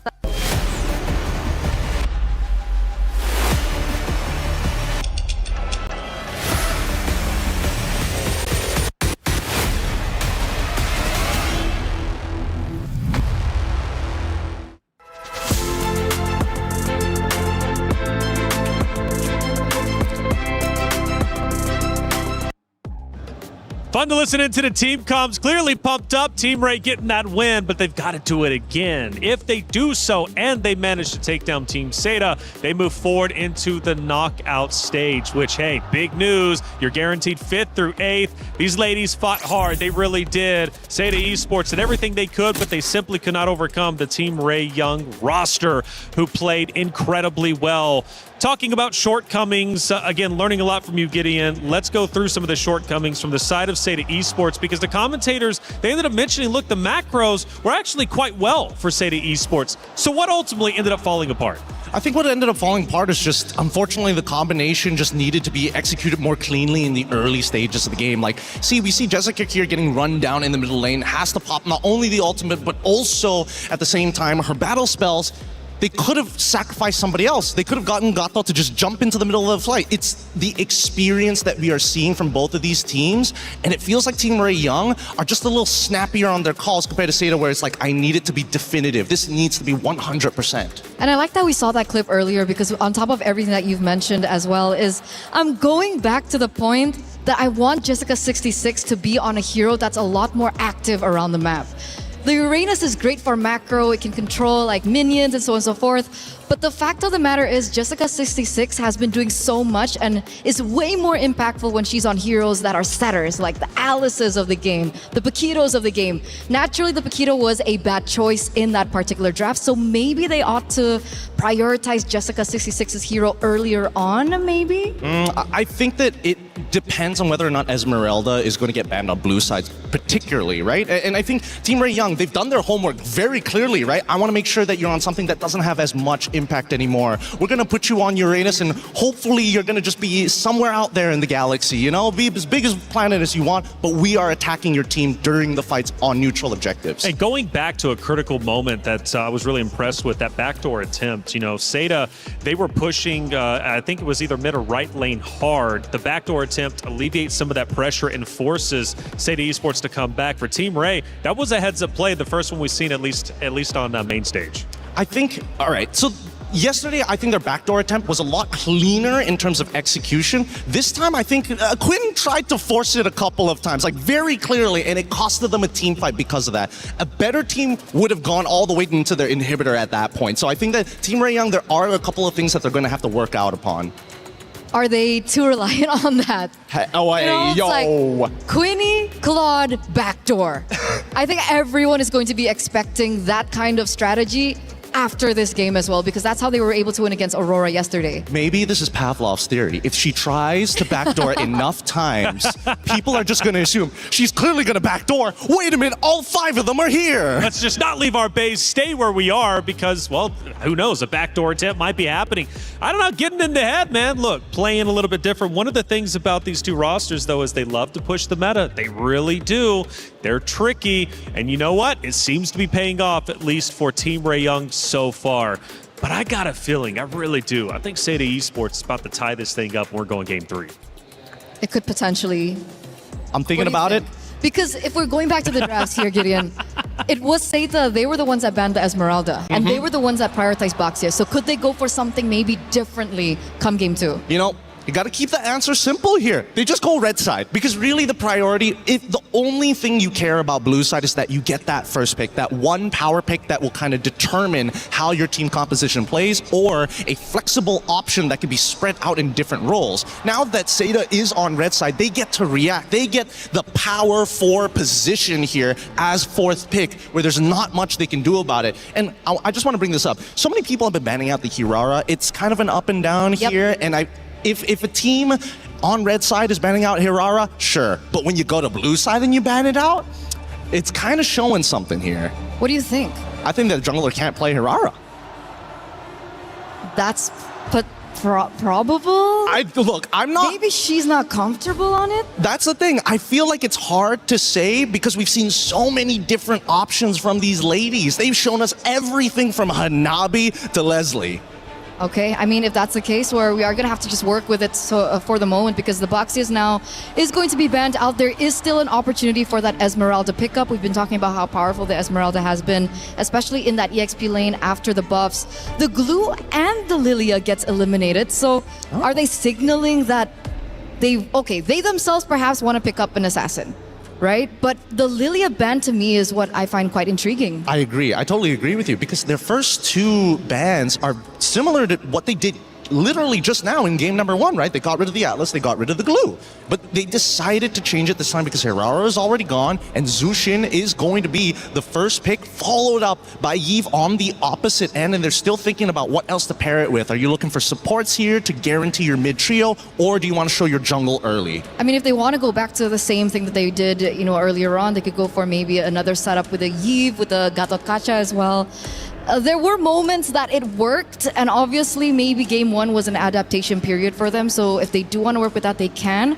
Or perhaps they want to prioritize their gold lane, right? We've seen that becoming, the fundamentals, especially in the first phase. Maybe a Claude that they want to pick up first, take that away from Team Ray. Actually, that's a really good idea, considering that Quinn has been like the main driving force of these backdoors and major decider of damage. I'm surprised that they actually go for the Khalid this time, but the follow-up is fast, super quick from Team Ray. They get the Esmeralda. Not a lot of counterplay to her, especially if you're thinking about Phoveus and Paquito. Getting the carry as well, just to make sure that they don't have another way to kind of deal with the heavy tanks. Absolutely. I think this would show like maybe another, a dead lane. Do they want to go Esme-Uranus matchup? But then that's more, well, I guess Uranus eventually outscales her, but for like the most part, Esmeralda is going to control that side of the map. Which definitely is a problem here. And of course, Jessica26 really needs to get her hero down, and they are still going to leave her hero into the second phase. The first 3 picks coming in from Seita, I don't know, with the Khalid and the Yves as well, it's signaling to us that they really want to play that mid. They do, but what jungler would make sense? Like, they could set up for so many different things, right? In this position, based on the next 2 bans we see for either of these teams, for Seita, I'm thinking the classic Fredrin Arlet type situation. But again, you know where Esmeralda is going to go, and Arlet is going to struggle a little bit, so they might need to have a little bit of force up on that EXP lane. So maybe that's what they're going for, right? Like, okay, we'll play that as a weak lane, and then they utilize that later in particular team fights afterwards? Possibly. There's many different angles that they can go for, right? I feel like the Fredrin makes a lot of sense now that Baxia is gone, but then there's still Akai as a potential problem. You see the Belleric actually getting banned out here. Looks like Seita putting a lot of respect. I feel like it's an assassin. In the jungle for Seita. Like a Haya? That's the thing. We don't really know so far just yet. She's picked up the Baxia in the past. She's picked up the Hirara in the past for, Zoe. And both of those are actually banned up. You know what? Team Ray. I think let's just make it real easy here, right? If we're going to guess jungle picks, all we really have I think you are dead right about this, Eterna. With the Kaja ban as well, it's got to be an assassin. But what assassin? I'm thinking it's got to be one of the ninjas, right? It could be Nolan, though.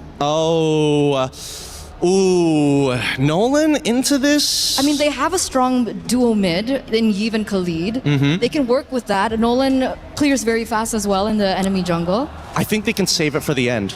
I think they don't have to show their jungle pick here right now and wait until Team Ray reveal everything, because you can immediately take an EXP counter matchup against the Esmeralda. I'm thinking like just throw them off the scent a little bit, put in a Yuzong and say, hey, we have diving capabilities. What are you going to do now? What do you think about the Terizlas of the world? Might be a little tough, actually. Mainly only because there's carry on the opposite side. That's really the determining factor. Ooh, Yi Sun Shin. Okay. Semi-assassin. That's, I think we saw a YSS in Stream B. Is that going to be enough, though? Yi Shin, yes, is still able to kind of like outmaneuver a large majority, but now Team Ray can technically respond to this, so they're sacrificing the jungle. Yep, there we go. Instantly, they have something that goes into the jungle to invade, to punish the early game and the Nolan. So you called it here already, Eterna. Okay, but on the opposite side. The Nolan does come through, and luckily enough for Team Ray as well, that they are playing on dangerous grass, so the Hilda is going to be able to be a lot more aggressive. I love the Hilda-Khalid matchup in particular for the mid. It's going to be a very interesting matchup, but the last pick now, it's going to be for Jessica26. It's going to be as vital as ever for this to be a power pick for her too. This last pick, again, are you liking Team Ray's composition so far? Do they have your favor, or is it the Seita side now that you see the Phoveus? I like the Phoveus against the Nolan. Okay, because for me, it's going to be down to the junglers. I don't know about you, Taylor, but I'm looking at either the Korean commander of their naval army or the time traveler. I'm thinking time traveler. Time traveler for sure, man. You can do a lot if you could travel in time. You could do that, man. You could get the winning lottery numbers. Check it out. It's going to be a big matchup for sure and a big comeback needed for Seda Esports. Will they be able to do it, or will we have 2-0s all again here on Stream A? Well, let's see what Team Ray Young has in store. They are one round away from moving forward to the knockout stage and potentially securing a championship later on. Brigitte, Mirko, let's get it started. Thank you so much, panel. Yet again, man, we are into the matchup. And just as Gideon mentioned, or asked around the panel, I would like to know your opinion. Brigitte, whose draft do you like better? I will have to go for the Esmeralda. Mainly because it's been such a great time for her, and I like how they've been trying to resolve the issue of scaling for Seda head-on through the Hilda Juicin mid duo that you're starting to see right now in the hands of Chiboy, just making sure that Joe is not going to have a great time farming in the early stages of the game. Fortunately, has a bit of help from Guy, but that's where I'm really going to put my eyes on. If they're successful enough to keep this early game momentum going, then it's going to be tough for Seda to scale into a position where they want to be. I agree with you, especially considering, again, this Nolan pick is just so good at invading early. Nora's already got the prio. Bottom lane, they go for the dive, but there's damage reduction under that turret. And if you look at Nora's emblems, it's a bargain hunter. Team Ray Young know that they'll be ahead in this game. They'll be the ones with the snowball. So they're trying to go for the throat as early as possible. Tando takes the golem away. Already a camp stolen. 15% change. And that's huge for Seda, who definitely want to speed up things a bit because they do have to scale. They're both on a double marksman. They're on a double marksman setup, so they definitely need as much as they can. But fortunately for Team Ray, they've been controlling majority of their lanes so far, and the carry Claude matchup is pretty much something you've seen happen time and time again. It's been an okay lane for them. Nora, two games in a row, early game, has controlled the lane against Jessica, who we are not really seeing the setups from just yet. The same level of aggression we saw from her yesterday against Team Ray this time. And even the minions in the mid have been under control by both Miko and Chiboy. So this next turtle is looking to be like a huge advantage for Team Ray, considering that Nora's up level 4 too. Yep. They're not actually going to utilize this level E just yet. Zoe gets level 4 with the Lizard down below. Nora up top against Jessica. Both level 4, but again from Miku. She's going to be delayed a little bit from getting that level 4. Very soon, though, she'll have it. And Nami is actually still behind. This looks great for Team Ray Young. Tan is just going to focus on the turtle as Chiboy and Miku are going to be in charge of zoning out Fanhua. Joe could not even approach the turtle either. Mountain Shocker already committed, but they've already gotten the turtle. And Nora, look at what she's able to do against Jessica 66. Yeah, those buffs on the Esmeralda are really showing. Those nerfs on the Phobias really showing as well. This matchup wasn't really a good matchup even before the patch, but after the patch, it'll really be a lot more difficult for Jessica to go 1v1. She has to just participate in the fights, going in for those dark waves instead of going 1v1 against Nora. Especially with the Bargain Hunter, man. Nora, if she gets more of these golds, if she's able to participate in more of those fights, almost a kill in mid with a fracture on Name. And now they're going to be looking for bottom lane for sure. They already have this winning matchup that they didn't have last time around. Chiboy's cutting. Yeah, the more that the map opens up, the more things are gonna be difficult for Joe. Just look at this one level gap already existing between our two junglers, and it could just turn into more if Team Ray find the more successful rotations across the map, which I feel like they're very comfortable doing already. There's not much pressure on the mid lane. You don't really expect to see Jessica out of nowhere, because Nora's been the first to rotate out always, almost every single time. And a fraction right here, forcing out the BMI with a lot of damage already. That's a lot of threat for Guy and all the other special heroes. What kid? Chiboy taking first blood against the jungler of Seda. What a way to start this game after 3 minutes of them just farming, and now Quinn also finding Guy. How unfortunate for Seda. Sokolil for the Hilda against Joe on the Yisun Shin. And that's why the panel was questioning the YSS choice, especially with the Claude and the Eve already picked up with an Esmeralda basically guaranteeing XP matchup. Hilda just free to go all over the map into the jungle. All the way from level 1 we saw how oppressive Chiboy could be on the Hilda. And there's no respect from the rest of Seda. Or rather, maybe they just have so many things to deal with. Fanhua should definitely be walking together with Zoe. But even up top, they won't be able to get rid of the carry. Quinn's all good. That's another neutral objective for free to Team Ray Young. They're trying to commit onto this, man. Mountain Shocker utilized, but the whole team's coming over. Yep. That was a trade attempt, but then you clearly see how quick the responses are from Team Ray. They already decided to switch lanes, and yes, things have been really fast-paced for Team Ray at this point. Just Chiboy not letting go of Joe. The level gap still continuing to grow, and Quinn just focusing on almost every single structure that they're able to take away from Seta at this point. It's a much cleaner execution that you're seeing from them, and you feel the confidence coming in. They're starting to show a bit more of those recalls as the Crimson Beacon comes in for Jessica. Miko. They're trying to take on Jessica, and it won't take long for them to find the kill. Fanhua trying to look for an angle from behind, but it's not going to be enough. Nora jumping in too, and that's all they need. Seta don't have the damage yet to take on a fight. Seta don't have the damage, they don't have the sustain, they don't have anything to facilitate the box, the front to back that they desperately want to play with. And if Fanhua can get bursted like that, you're in for some trouble. That's the main frontliner. If the fracture combo lands on Zoe, Name, or Guy, it's gonna be good night.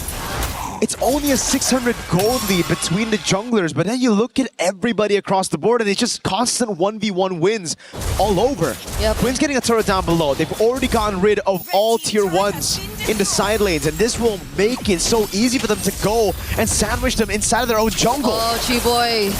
Chiboy on this Hilda is really not making things any easier for Seta. Now they're on their way to securing their third turret in this game.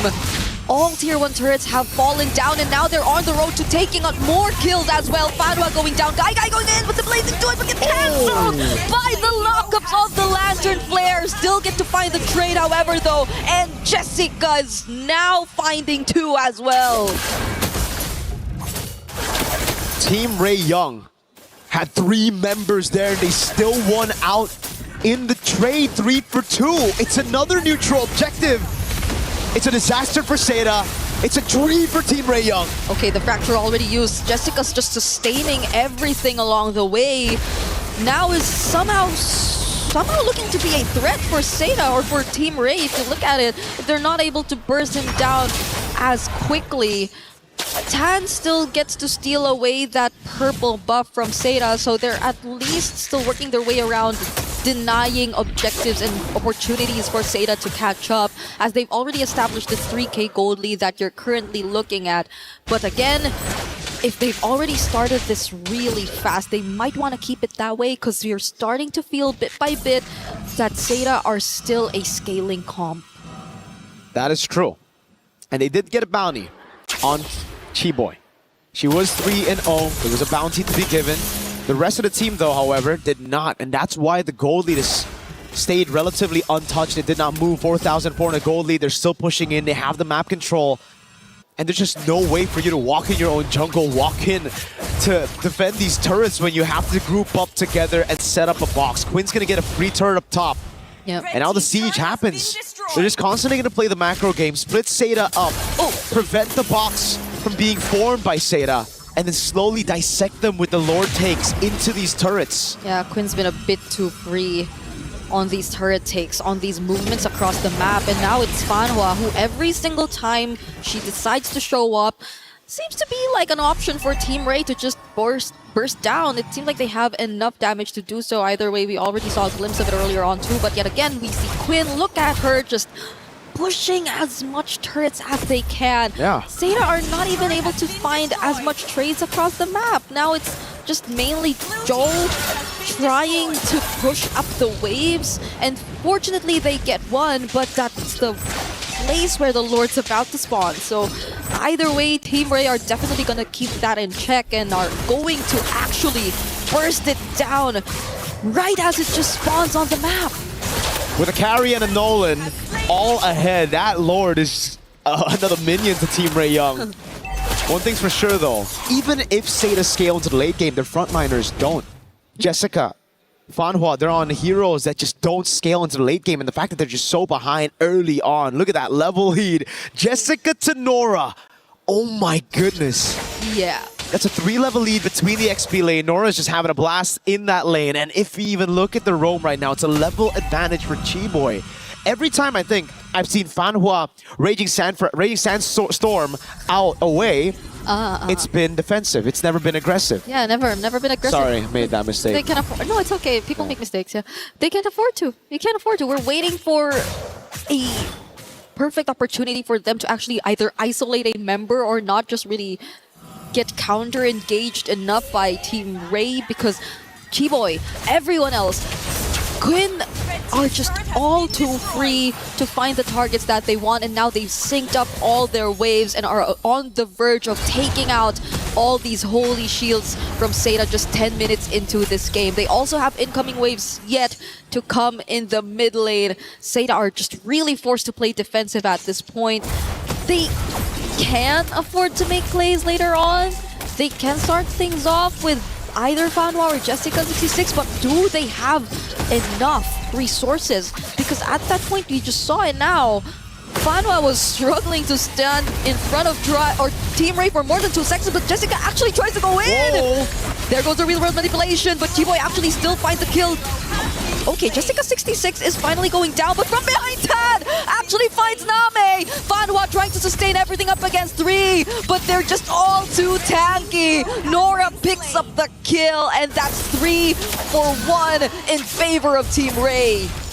Again, Team Ray Young, they look for the fight, they get it. Quinn died again. This time, Fanhua able to connect on the Raging Sandstorm. And everything just played out the way they wanted. Unfortunately, there's still no bounty, and that's the thing. Team Ray Young can constantly take these gambles, can constantly go for these sieges, and they'll go and take these desperate fights from Seda because they know they have the lead. They have the win condition as well. As long as they don't fight under the RWM, they are good.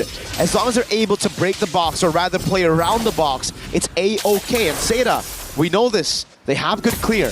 It's about how long they can extend the game, how long they can delay the end.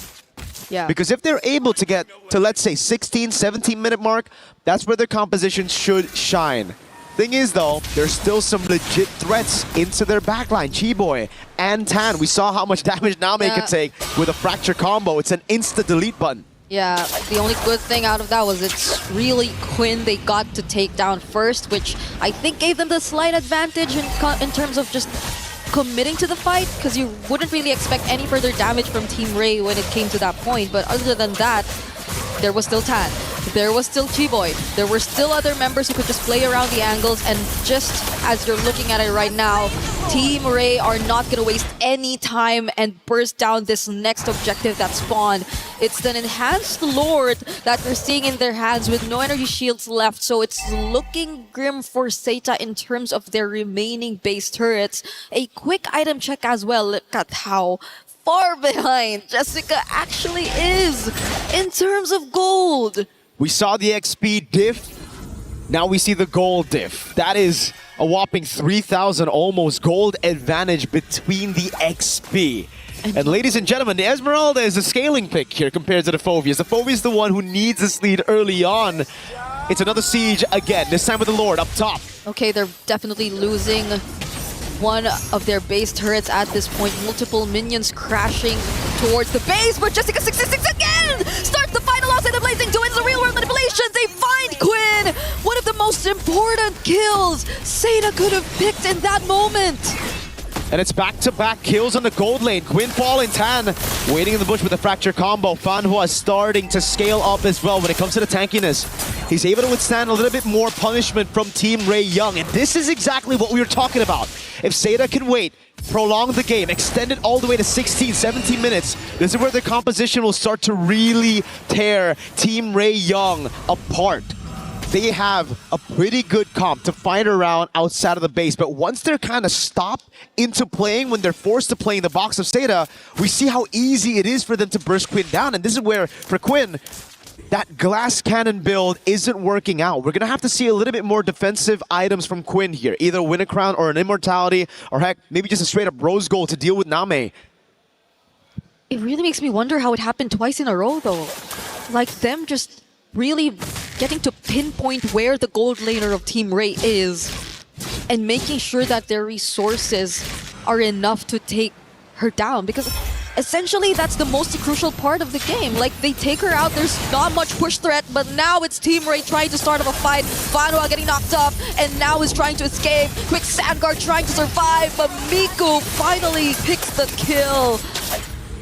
And at least a successful attempt from Team Ray this time. We cannot take away the fact that this is still an almost 10k gold lead. It's just that they're not able to close it out. And Seda are doing such a great job at just prolonging this entire game. It's an unstoppable force versus an immovable object right now. And Seda, they're the ones inside of their base, immovable, holding on for dear life, having a composition to do so, clearing it out so quickly. But anytime they step out of their base, it gets really tough. Team Ray Young are the ones that can cut, again, with Tan, with Chiboy, through the jungles of Seda. Just because Seda have no map pressure. Anytime they walk up their own jungle, they don't know what they're walking into. A possible trap by Team Ray Young. And again, even if they want to walk up to Lord, they will never be in time for the contest. It's a carry and a Nolan. Every time it's up, it just gets bursted down. And this is the third Lord of the game. 6 neutral objectives, this time around, all going to the hands of Team Ray Young. But as long as Seda play it clean, as long as Name, Joe, and Guy inside of their own base turrets, force those RWMs, punish Quinn on these siege attempts, they'll be able to defend. They have great wave clear. Yeah, it seems like the blueprint is going to say the same for Seda. They don't want to fight this outside their base. They know how to play that surprise attempt they've been going for twice in a row. And with a Winter Crown pickup for Jessica as well, I feel like they can be more creative in terms of their approach, because Team Ray definitely by this point has to expect what's to come, right? They should have an idea of roughly what Seda are trying to do all over again in this upcoming Lord Siege. So let's see how they respond as these waves come crashing in yet again on the base. Losing out on 2 base turrets already for Seda, but they're not starting a fight just yet. They're dealing with the Lord, they're dealing with things one by one. Knockups from the Lantern Flare. Fanwa and Jessica are not going for the engage, and now it's Team Ray who finds the perfect engage. They're going for Quinn all over again, but this time Quinn actually gets to survive. Fanwa falls next. Jessica 66 will actually force her way through, and they find the kill again, but is it gonna be enough? Guy trying to join in, pushing Team Ray back, and another successful defense from Seda is accomplished inside the base. It's all about creating the box, and Seda have created a box again in their own base. Team Ray Young, they can be as creative as they can, but it just, as long as they can't penetrate through that box, get all the backliners in one fell swoop, it won't be enough. So at this point for Team Ray Young, they're going to look at the Evolved Lord. That's the only way to end this. They need a damage reduction from the Evolved Lord to just go straight in and brute force their way into getting the crystal. For Seda, it's now or never to contest. They've extended the game to a point where this should be their win condition. Heck, Joe, Joe, gotta be careful there. Doesn't have a way out. The Lantern actually escapes. Not using the flicker for Fanwa though, but that was close. Super close for Joe. A 0-3 for Yi Sun-shin, definitely not the best time, but this is a time where you should feel the threat of a Yi Sun-shin scaling into the late game. I agree, it's now or never. Might as well get out of their base and try to look for an angle. And they should assign the right people to create that path, to find a way through, but it seems like the Lord is not the choice. They're going through the opposite side, if anything. But Team Ray also have that area scouted out. It's just housekeeping for Seda. They're clearing out the wave in the bottom lane first. They want it to be even here. Then they can go and try to look for an opening over on this Lord. And again, when it comes to the Evolved Lord, yes, Team Ray Young have been able to burst it down, but that's when it wasn't evolved. Whoa, everything thrown! It did not connect. Tan is alive, and now it's a counter engage from Team Ray, but Seda fully respect that as well. But without a conceal, Team Ray can anticipate the entry points for Seda. They do not have to worry about a surprise steal. They are bursting down this Evolved Lord, and Seda are forced to play defense again. Seda, the one time a window open for them when they have their power spikes, They couldn't keep it clean. They couldn't stay composed. They went straight for the first man they saw, and it was Tan on the Nolan in mid. One of the most mobile heroes in the game, and they decide to gamble on catching her. Didn't pay off, that's for sure. Now, they're gonna have to build that box again, but unfortunately, I think this box will be dented. That's an Evolved Lord, full of damage reduction. With the whole team playing for the waves as well. They won't even go for the one straight push. They will build the waves in side lanes. Then they'll group up in mid to look for the end. This is the wave to end the game if there's any to do with it. Seda, can they defend? Oh no, Tan actually finds Joe, brings her down to half HP, and Fanwa 2 popping the immortality and going down. Falling Star Moon on to 3, and the Lord already inside the base. Quinn is trying her best just to gain access, but her immortality gets popped too, but it's gonna be okay. Team Ray are finally able to find the winning push as they take out 3 from Seda and secure the 2-0. It's a knockout stage. Slot confirmed in for Team Ray Young. And for Seda, they've made their mark on the MLBB scene, but they're gonna have to go through a grueling lower brackets to make it to the top 8, to make it to the knockout stage. Yet another climb. For Team Ray Young though, the damage reduction to the final Lord. Every single neutral objective in Game 2 going towards them. We knew it was coming, it was just a glimpse of hope. Yeah. A little bit in the skies for Seda. It shined bright quite a bit a couple of times, but then the one time that they had the chance to fight, to contest for the Lord, they blew it through Tan's crazy move. Sidestepping, dashing away from all those initiation tools. Yeah. They burned so much of their resources at that point. The flickers, the raging sandstorms, and everyone just trying their best to keep up for that pickoff attempt. You would understand the frustration that you would see from their faces after that match. But I believe we get to talk to the players and we throw it to the stage. Now that was an absolutely amazing performance. Now what a showing from Malaysia, Team Ray Young. I would say, coming up with terms from what I've seen, macro maestros or even menaces. And right here I have Queen beside me. Hi. So yes, for you would be, 2-0 straight up for 2 days in a row. Is this the results that you guys have been expecting? Yes. Can you expand on that? What preparations did you guys do to ensure that you guys got the success that we're witnessing here today?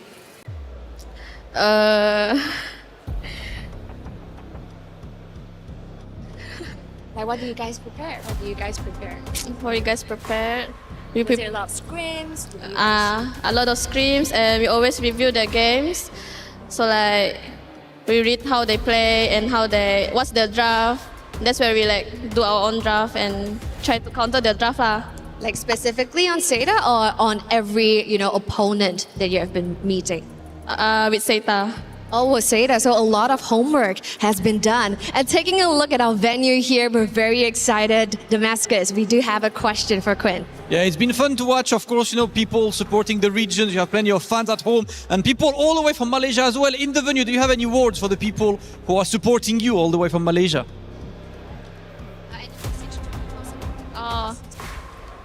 Thank you for supporting us. Thank you yang datang. Can I speak in Malay?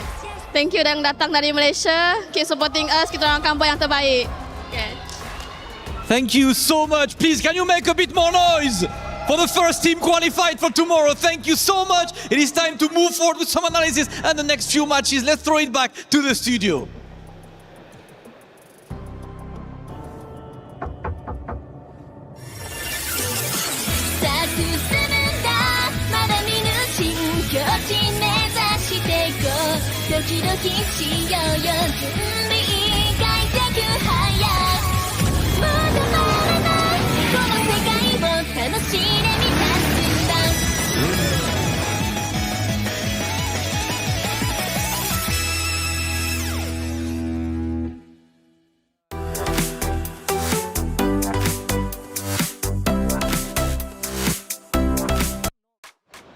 There it is. Our first game on stream has been done and dusted with. Of course, it was Seda Esports putting up a tremendous fight, and they really did. But Team Ray Young gets the victory. They push forward and are officially our first team in the knockout stage. Hey, welcome back into our desk. I'm Taylor Reflections, Noble Eterna, Gideon.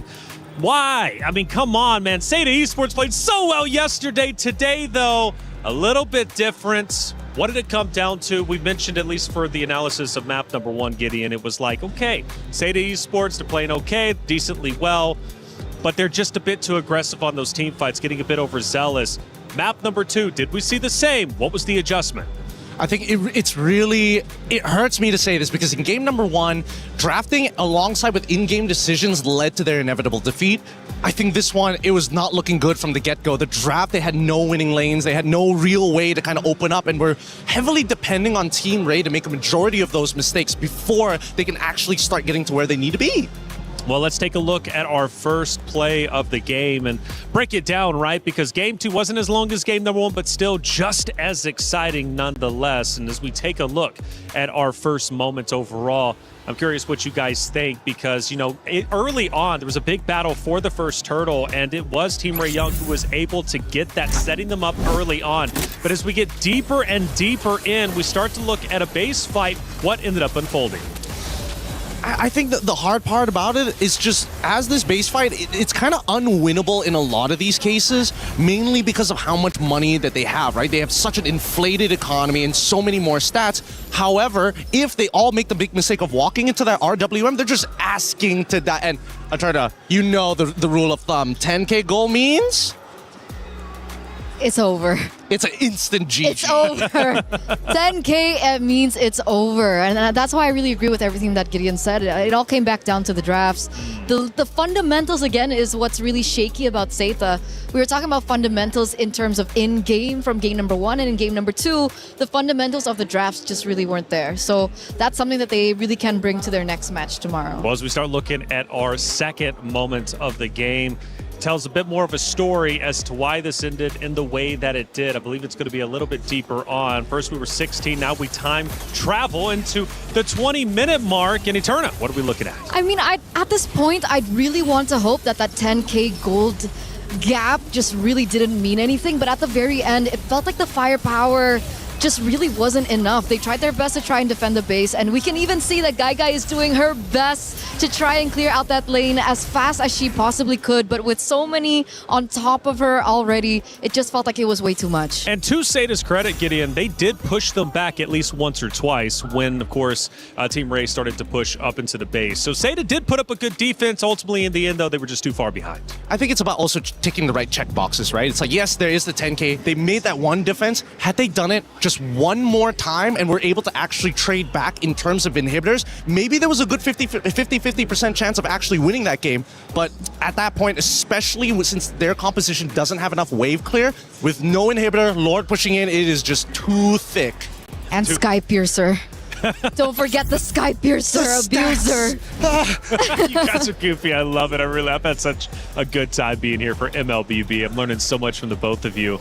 You know, Seda, I just felt like it was just a story of comebacks, trying to come back each and every time, and the frustration obviously being shown on that stage. I wanted to root for them, I really did. And let's face it, they do drop down to lowers, so they still very much have a chance, and they showed us a lot of promise against Falcons Indonesia just yesterday. But for Team Ray Young, we didn't have a chance to watch them, at least on A stream yesterday. They were on the B stream. But man, they played well, and clearly they know what they're doing heading into the knockout stages. Because look, I believe they go 4-0. They don't drop a single map. That was one of the main things that I heard from Stream B. Like, they kept talking about the experience coming in from Team Ray. Over and over, they kept saying veterancy, veterancy, veterancy. And we finally get to see it here as well. There are so many moments in the game when you can see that they can adapt on the fly. The fact that, okay, we tried this certain scenario, it didn't really work out, and they try and repair that come game 2.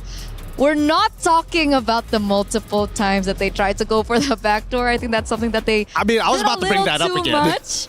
But come game 2, on a different hero as well, we saw Quinn finally being able to, focus more on the rest of the team other than, a sneaky backdoor push kind of strategy. Yeah, They just go to the bread and butter, and the bread and butter works. At the end of the day, that's gonna fill you up more so than just a gimmick, little snack.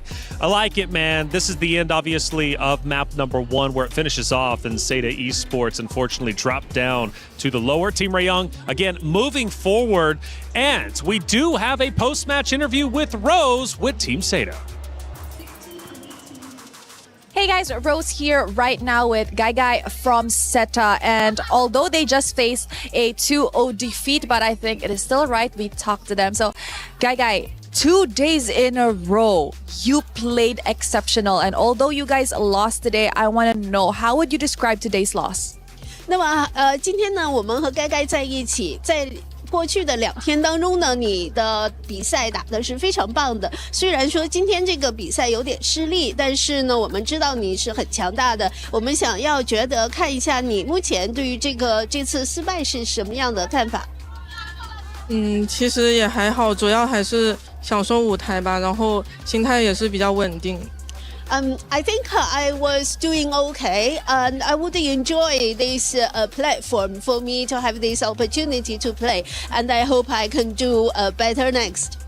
Yes, definitely. Now, speaking about your next match, tomorrow you guys will be going up against Virtus Pro, who has just recently won in Stream B. So what are the problems that you guys have to fix tonight in order to secure a win tomorrow?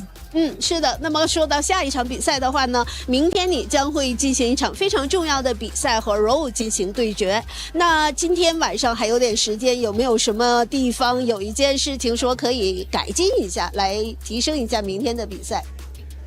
是的，我们今晚还会训练，然后改进一下今天的问题，主要是要团队性一点。Yes, definitely. We will continue practicing tonight. I will do more training.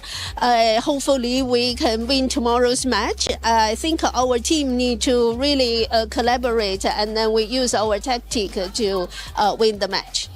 All right. Thank you very much, guys.谢谢你. And with that, throwing it back to you guys over at the studio.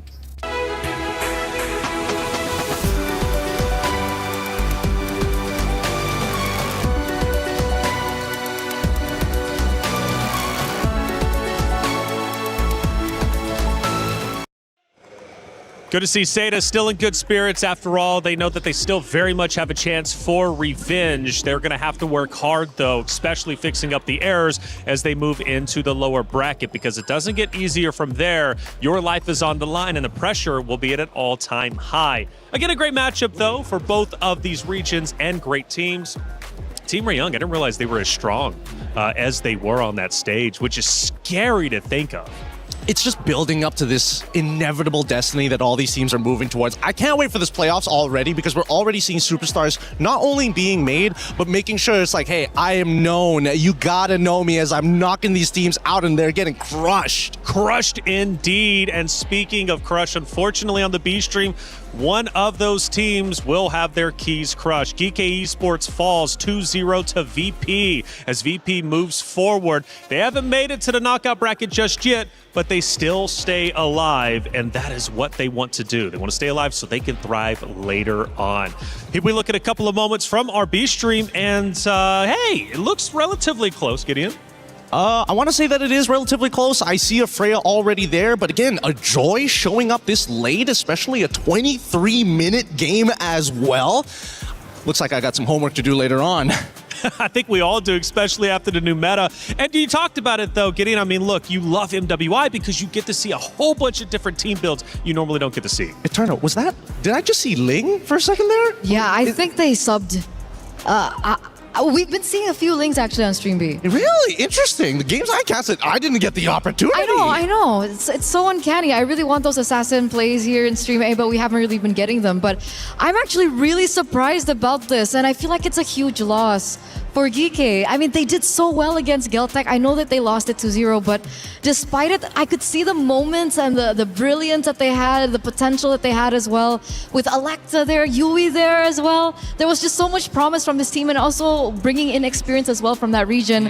It's really sad to see them go today. I'm hoping that maybe MWI, their format changes and we're going to get round robin group stages. That's what I want to see. Well, maybe next year. This year, we're just going to have to deal with our groups, but it has been fun nonetheless. For Virtus Pro, that is a big win, especially in regards to the Club Championship Trophy, which is fought very hard for not only the competitors, but also the orgs themselves across multiple different esports happening here at the Esports World Cup. We're talking 24 different games, millions of dollars in prize pools, and that Club Championship Trophy is definitely worth earning for your org. I mean, we're talking millions of dollars going in player development, team houses, whatever you would like to do. It's definitely worthwhile. And for Virtus Pro, they need those points. It's only week number 2, but the weeks are going to catch up fast. It'll be week 7 before you know it. It's been a fun time, and it's going to continue to only increase in the fun. Let's talk about our next matchup. It's coming up quickly. Falcons Indonesia versus Aurora Gaming. This one, much like B-Stream just witnessed, is going to be an elimination match. There is going to be a player losing their key, much like you just lost your cue cards. Yeah, I'm losing. I'm losing everything. I'm losing everything, and I might be losing a representative here. Team Falcons on the brink of elimination, and I actually got to talk to another coach that's in MWI. He's the coach of Falcon Daisies, and we were also both wondering, like, what happened to Team Falcons ID, because it feels like very different to how they performed in the qualifiers. Well, let's talk about it, right? Falcons Indonesia coming in was a true contender for the crown, and we were definitely hyped up to see them. They go against Seda, Gideon. The series, it's rough though. Doesn't look good at all. And we question Seda Esports, especially the setup for them that we just witnessed, and even yesterday. They love to push the meta. It's a new meta. What are they going to throw out there? Maybe it threw Falcons Indonesia off a little bit too much, because even going into round 2, their hero pick, and I think it was Brigitte mentioned, like, look, this was just thrown all together. Their heroes were looking wild, like they were wanting to win a best of 1. But I mentioned the club championship. Trev, what's happening with it? Hey guys, Raimundo here from Team Falcons ID. And as we enter an elimination match today, how are you feeling? A little nervous? A bit. Okay, so Raimundo, I think I'd like to ask you, how is the team's mindset approaching today's elimination match? Because this is the last match, right? If we lose, so we will play as best as we can, because the yesterday is, I think it's so bad lah. The gameplay so bad, our comms still bad, so yeah, we will do the best today. Okay, now I gotta ask, if you said yesterday the comms were bad, the gameplays were bad according to you, so what did you guys do at night in order to kind of fix the problem? We talk with each other, and we fix every comms, every miscommunication from out game in game, and so I hope we can do the best today. All right, you know what, Raimundo, I'm pretty sure a lot of the fans back at home are supporting you guys. Is there anything you want to say to them? Thank you for supporting us until now. So I hope we can do the best today and show you guys that we can do it. We will in the final. All right, semangat Raimundo. Yeah, thank you very much. And with that, back to you guys at the studio. Is in our DNA. Whenever we let it out, it becomes our superpower. Now imagine an entire city being built to supercharge it. Kadir City, powered by play. Rose, as always, thank you so much for the interviews, catching up with Falcons Indonesia before they head into the matchup. And it was a great interview to kind of get a bit of an insight as to what went wrong yesterday. And Gideon, it seems like team comms right now are a little rough. Yeah, I think understandably so, you know, having not only to fly all the way here into France, and then afterwards you just have to acclimate as soon as you get here. This is why when I'm looking at that format, it's so brutal. You only have 2 opportunities to try and qualify to the playoffs.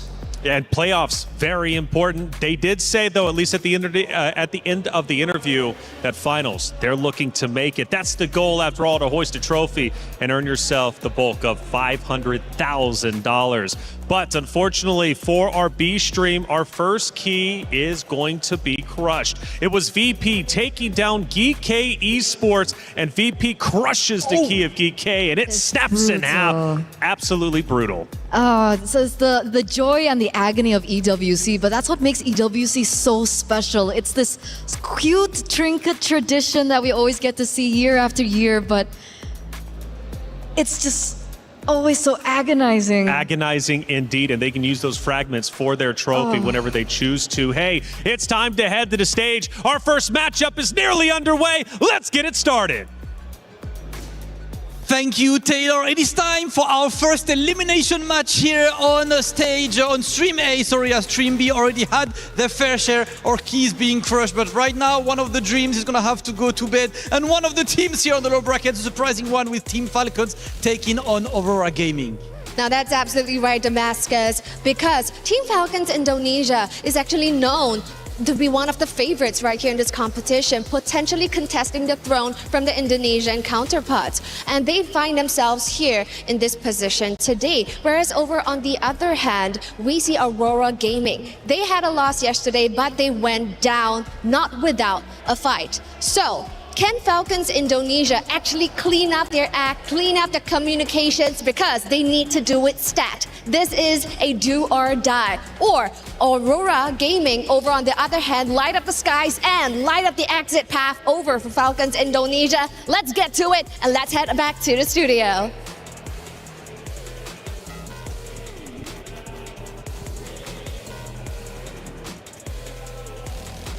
Two teams fighting for their tournament life. It's Falcons Indonesia versus Aurora Gaming. Two titans, but one, unfortunately, will have their key crushed after the series has concluded. Now, with both tournaments on the lines, obviously the pressure is up, and with Falcons Indonesia already having communication issues, this might elevate the pressure to a boiling point. Aurora Gaming can take control of that.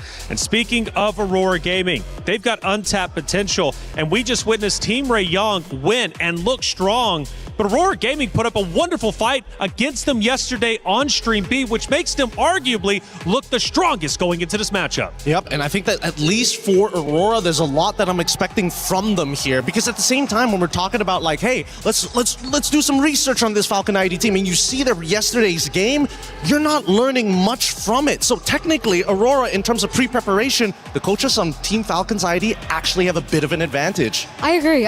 I think everyone around the world is really expecting a lot coming in from Aurora Gaming, and in general, as a whole, we've been seeing so many surprises coming in from the Mongolian region, particularly from the MLBB women. So with them coming through, we did see an amazing Lunox come to play for Zulana yesterday. It's definitely a hero that Team Falcons ID will be looking at come this drafting phase as we get to the first game. So I'm curious, will the Lunox once again show up? Lunox or Liv versus Aurora, which is going to be good. Obviously, Liv from Aurora, and Mob Secco, the gold lane. They're going to be battling hard. That's going to be a fight that I really look forward to, obviously, especially from the hero selection. I mean, considering everything, like Aurora, we saw that they can brawl. They can really get scrappy with some of these ladies. And I think I need to see some of the mechanics, right? The individual mechanics, individual prowess of each of the Team Falcon ID members. Because if they want to make that statement, they have to win the lane first before you even start thinking about going above and beyond. Absolutely. It's going to go back down to the fundamentals once again. And as we take a look into the drafting phase so far, we are seeing quite an array of bans. We do see the meta bans come to play. The Marcel, that really hasn't seen the light of day, come MWI, especially here on Stream A. Phovius and Guinevere respect bans, I believe, especially for the Guinevere. They are trying to eliminate that because it was one of the win conditions coming in from Aurora.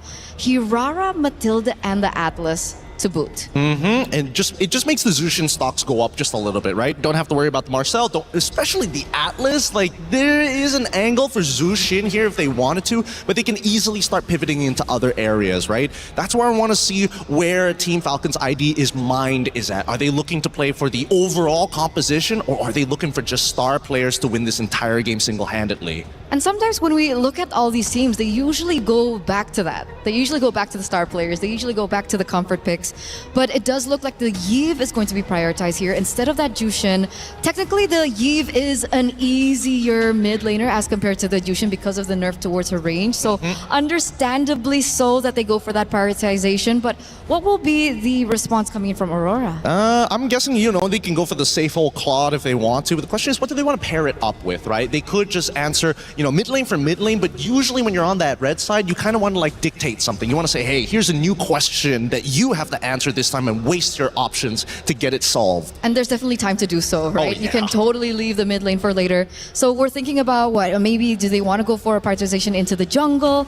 It looks like the Belleric and the Esmeralda. Understanding the Esmeralda is and was, even before the buffs to her, a really good answer towards the Yve. It does make sense. The Belleric, though, is what I'm kind of questioning here. Are they anticipating more short-range heroes coming in from Falcons? I mean, we see the carry. Maybe. This is really uncanny. From like a stable base point of all the professional games that I've been watching within this year, this is a very interesting opener because you don't usually get to see these other picks. Now they go into Sora, which is a much better matchup this time. And the question really is, now that they've locked in these Esmeraldas so early on, does this bite them in the butt? Again, Yve, I guess I'm scared of the Esme, I suppose, if I'm 1 HP, but other than that, I just take my shield, I don't care. And you would automatically think that, okay, they can just pick up the Valentina, but of course the Esmeralda's on the board. Is the Valentina still a viable pick here in the mid lane against the Sora? It is.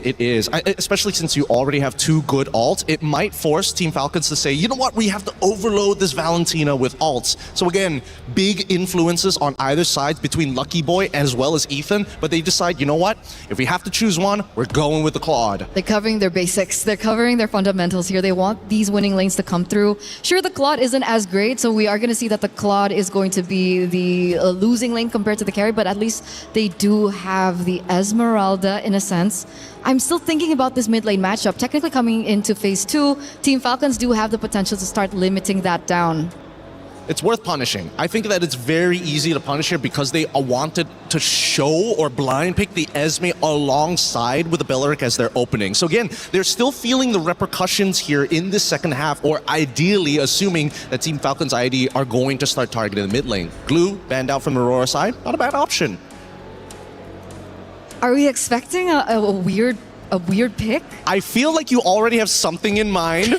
You're giving me that face, and I am now intrigued to know what this weird pick could be. Up until this point, we've only seen Aurora in the jungle for Anu pick up the Hirara and the Gwen. Both of these heroes have been banned out. But we did see something crazy like the Hanzo yesterday. I was going to mention, actually, the Hanzo. But it was for Team Falcons, and I don't think they're in a position that they really want to, take that out of the box just yet. Maybe let's read into this a little bit, right? Because Gord, on the other hand, just got banned out. A good mid lane pick, but particularly good at dealing with big, beefy boys. The more health, even better. The more stats, even better. I deal true damage. I don't even care about it. I think that Falcons want to get more beefy boys on their side. All the quote-unquote anti-tanks aren't really there, and you're going to have to wait until Claude gets the 3 items before he can actually deal with the tanks. Yeah, so we're thinking maybe like heroes like the Akai, we've seen it yesterday. Fredrin and Baxia are still potential heroes that can be picked up here. And seeing that the Lilia was also banned out, it might actually lean that way as well. Wait, are they not going to get rid of the... maybe in their minds, the Jushin is like, it's a non-factor now. Too short range, Yve is going to win the lane, just get a good support. The mid duo should do that. Get most of the job done in the early game, right? Exactly. So what's the call? I'm guessing... I thought Gacha was banned out earlier. Is it just to, take away the combo with Sora, Gatot, and the Yve? Possibly, but there's also an opportunity here for Aurora if they're looking to try and shut down specifically Carry, who's really, really short range compared to the other marksmen that we have in the game. Farsa might be an option here. Oh, but they go for the Valentina instead, so they are willing to sacrifice the early stages of the early game of the mid lane. So what lane are they going for? And maybe are they making it up with their jungler pick? Ooh.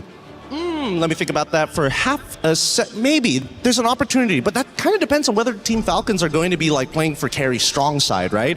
They might be able to diversify. So what's the diversity here? I would say they can get a Cho, a possibility of Cho on their side, just to kind of like speed up what's happening down in the mid lane, force Claw to start taking purifies and things like that, and maybe you have a better opportunity, right, to set up for dives on the bottom side of the wave. And I think it would be quite characteristic, right? I mean, Raimundo is a player that really loves, you know, the invader roamer. She likes that heavy set heroes. It's quite weird that we only have seen her, I was about to say, on the Hylos. And the Hylos pops up here with the Nolan. Not the hero that I was expecting, but naturally you do have the Assassin here, which maybe warrants why they banned out the Lilia instead of the Jushin that you mentioned. Yeah, makes a lot of sense as a matter of fact. Again, really well done for Lucky Boy alongside with Ethan. They clearly have a plan in mind, and they're trying to adapt that plan. Really try and dough it through, you know? Gotta adjust it constantly. But this last pick is so important, and I don't think there's like an optimal pick. It's really just to pull the comp together. Fredrin makes a lot of sense here. They could go, actually, could they go a little bit further than that? Could they go for an assassin themselves? We have Lancelot, Hayabusa, Hirara's banned out, so that's not an option for them to go for. They could potentially go for something like a Harley to try and snipe the Yve here and there. Well, there you go, they got it. Okay. Interesting. Okay. Now, the only reason I said Harley, and I don't want to be taken the wrong way here, it's just a lot easier to execute compared to the Hayabusa. Okay, and that's a way that they choose. This is actually the first Harley we've seen here on Stream A, so I was caught quite off guard. What did you think about it? Hey, I'm just in for the ride, baby. You guys are breaking it down for me, and I'm listening and learning as much as I can. It's Falcons Indonesia versus Aurora Gaming, a match that means a lot. The loser will have their key crushed. The winner will stay alive, but only for just a moment's time. Another series will await them. Will it be Falcons Indonesia? Will it be Aurora Gaming? Mirko, Brigitte, let's find out. A really thorough breakdown of potentially what to anticipate heading into match number 1 with these drafts, but a lot's at stake as mentioned by our panelists. The first elimination match here in Stream A, and we are about to witness it right here and now. Welcome to game number 1, and we will have to sort a few things before we officially start the match, but we're seeing the drafts in front of us. It is indeed the first Harley game we're seeing in Stream A, but against a Nolan and this composition in general, how are we feeling about this Harley pickup that Aurora Gaming decided to go for? Wow, wow, wee, wow. Wow, wow, wee, wow. Yeah, that's the first thing I gotta get out, you know, for the for the Harley. Harley's good, you know, against the carry. If she steps a bit too far in this winning matchup, we've seen, you know, tendencies for gold laners when they're in a winning matchup to go in. They want to bully harder, and they end up getting punished. So the Harley can actually take advantage of that. And I think it's the same for the mid lane. If Yve walks up way too aggressive, you're going to get punished by the Harley. So it's all about that. Meanwhile, though, if you look at Falcons ID, it really seems like, you know what? We're going to go back and play the simple game. Yesterday, we saw them try to, like, play very difficult, high skill ceiling compositions where they need to do everything perfect. Now it's down to just win these lanes, utilize those winning lanes with an assassin in the jungle that has been great, even in the losing games. Falcons ID, Chev has always been great against Seita. Suyo and the Hanzo both were, I think, the two shining picks in that series. So the fact that now she gets her hands on, I think, a more meta assassin, you know, especially compared to the Hanzo and the Suyo, who both didn't do too much. Yeah. It's going to be great. We saw exactly how a Nolan could take control of a game last game. Earlier, Team Ray Young, Tan, fantastic performance on that Nolan. Yeah, I like it. I like how they are no longer over complicating things and keeping it simple. Yep, simple is best. Simple is best. Like We've been TLPH. talking about this yesterday. Their drafts are very, very... I wonder now, though, that we have a new patch, how much of that will change, especially in terms of their jungle. But yeah, now it's a bit easier to expect what's to come from this draft that you're seeing right now. I mean, even like generally keeping it safe, the high loss, and just a more systematic approach paired up with the Eve. So I think it wouldn't be that hard of a task to even just looking at the matchups, right? The way they were able to secure even the carry against the Claude and now managing the Sora against the Esmeralda, which I like to think, especially in terms of pace, should be fairly the same for both of these teams.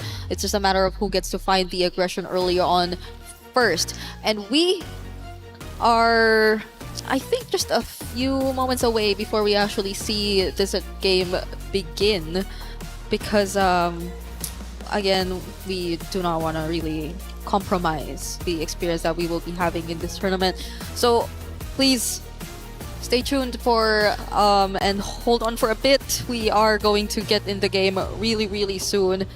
There's a lot at stake, especially as it's an elimination match. So, you know. Yeah. It's a big one. You're going to have to pay attention to this one, folks. We already have one team eliminated. Earlier, we saw their key crushed. Unfortunately, it was in Stream B. And now for Stream A, our first and only, I believe, elimination match. All the others will be promotion matches, and all the other elimination matches will be found on Stream B. So if you want to check out Stream B, you know, there, I heard they got like some other casters there. Those are their names. Stream B. I think it's Reptar and a young man from the Philippines, Leo.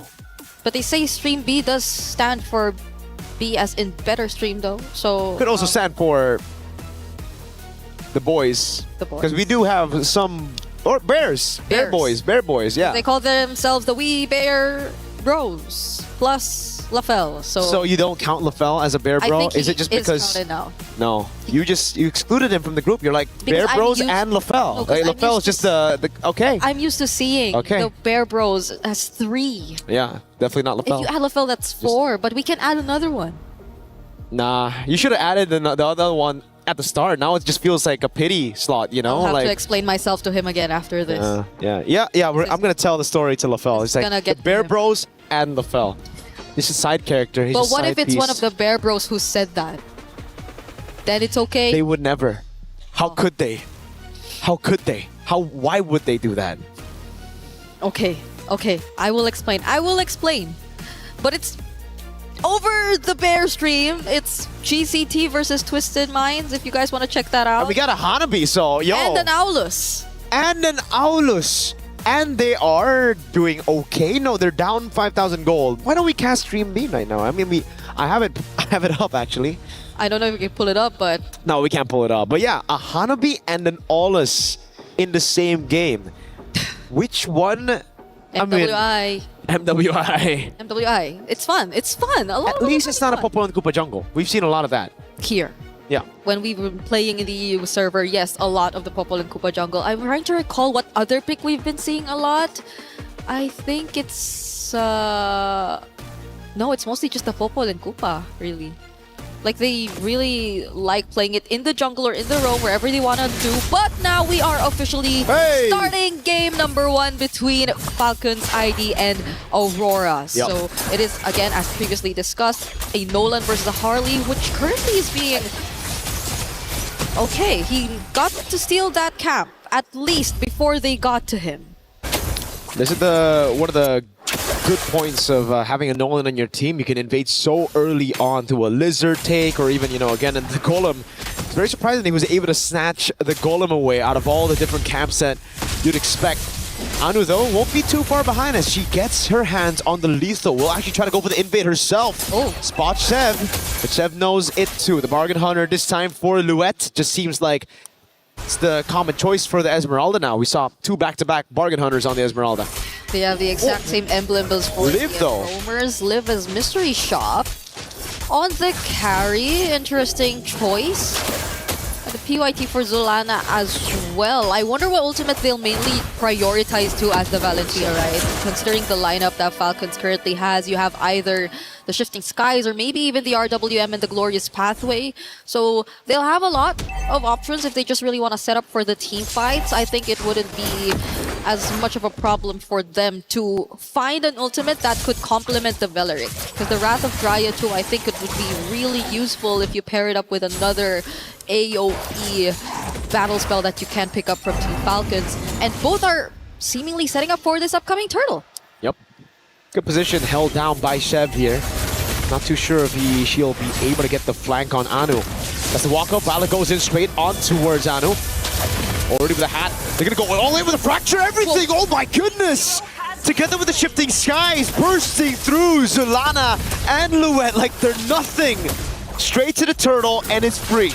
Yeah, Zulana, understandably so, but Luette even. Yeah. Barely being able to do anything as the Esmeralda in that scenario. Not even with a sprint. There was just a bit too much slow. And if it weren't for that flicker, Nika would have been next. Yeah, she got away in time. Shev now looking to capitalize on this early lead. A 1,000 gold lead, 2 kills and a turtle. This is a dream start for Falcons ID. Something that they haven't been able to get throughout MWI, and that means just the one match yesterday. Yes, so that's what you get when you simplify things and make it more easier for your team to just execute the lineup overall. They need not worry about trying to follow a perfect setup or sequence in order to win out on fights. And it's not like they just chose to focus on the fights. They were doing that all the while they were also securing the objective. But Anu, wait. You don't want to go against Violet. She's the one who actually went in on you earlier. Anu has to back away. Violet with the flicker to chase as well. Trying to go for the full stacks. The RWM. Livy is the one who picks up the kill. Now it's Raimundo getting chased down. Wow, okay. They really made sure that Anu would go down at that moment. And now it's Sev taking her own purple buff away from her as well. Oh no, the buff! Yep, greedy invade. Buff didn't get taken. Retri was down and the falling star moon from Luet was enough to take it. Luckily, Turtle will be spawning in 20 seconds, so they won't lose too much. It's just a bit of that momentum taken away, and Anu, surprisingly, a level ahead. Yeah. He gets a Nolan. Did she actually get the orange buff earlier? She was able to steal it away, right? During that previous, we'll have to... She did. We have to double... Wait. No. I believe she did. Yes, she took the orange buff and then she died, right?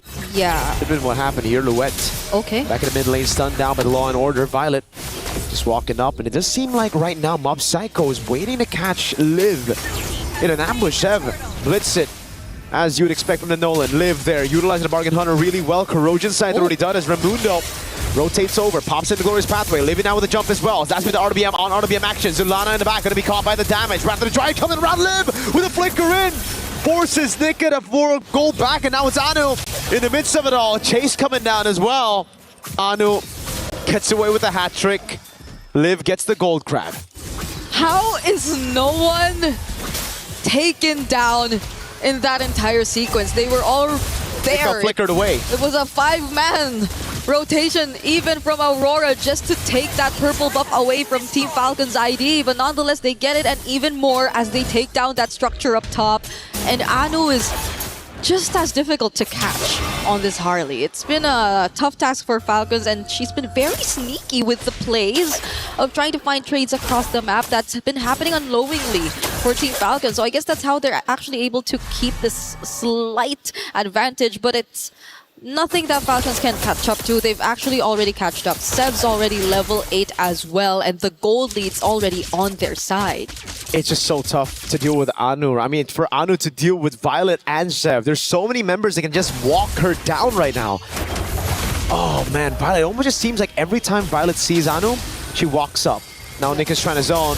Oh no, everybody's just gonna go all in. Glorious Pathway as well, forcing the Wrath of the Drive from Nika. Sev with the kill. Okay, there was no way Nika could have walked out of that. That was 2 members onto her, Sev!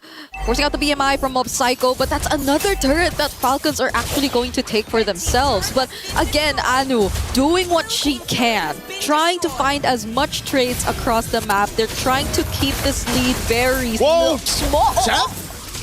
Oh, goes in deep. It's a bait. Mob Psycho pops into BMI. Sev is in the base. Chased down by Nika. Can she get away in time? No. Nika takes her out. Meanwhile, though, Luet's caught all alone, isolated down below.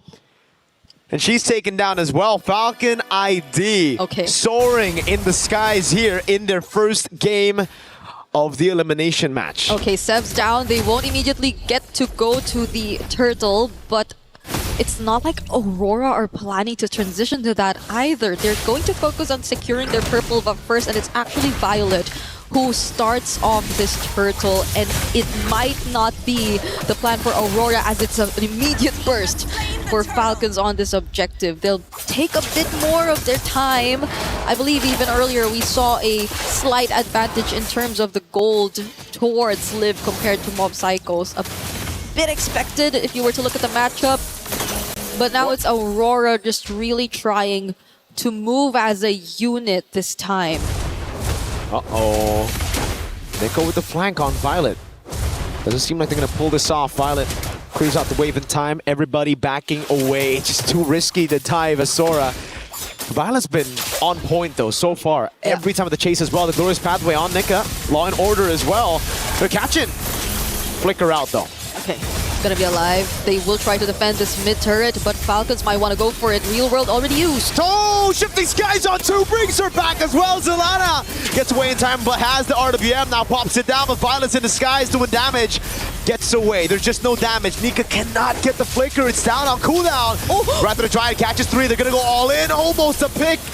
Nika gets away with a sliver of health. Raimundo's still alive too. The deadly magic wasn't enough to actually burst him down, and Falcons ID are able to retreat safely.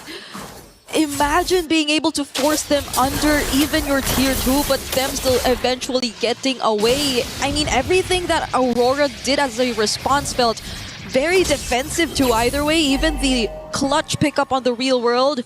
Oh, Liv did not. Whoa. Liv did not recall. She didn't. She's gonna have to flicker out of the Falling Star Moon. Big resource spent and nobody here but Aurora. They don't want to punish even further. They're thinking of ways that Falcons can actually ambush.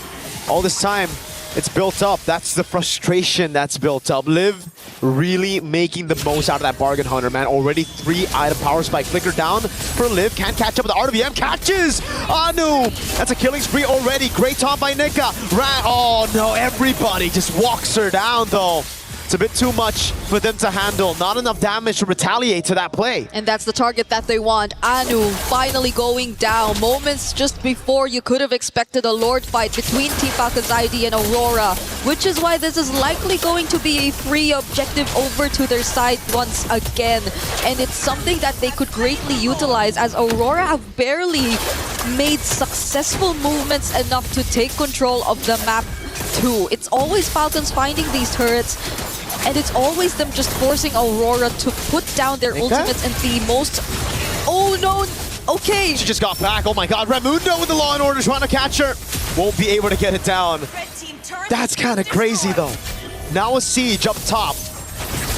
No Lord just yet. They're gonna crack. Oh, an attempt by Chev down below. Mob Psycho able to react in time with the Blazing Duet and a flicker out.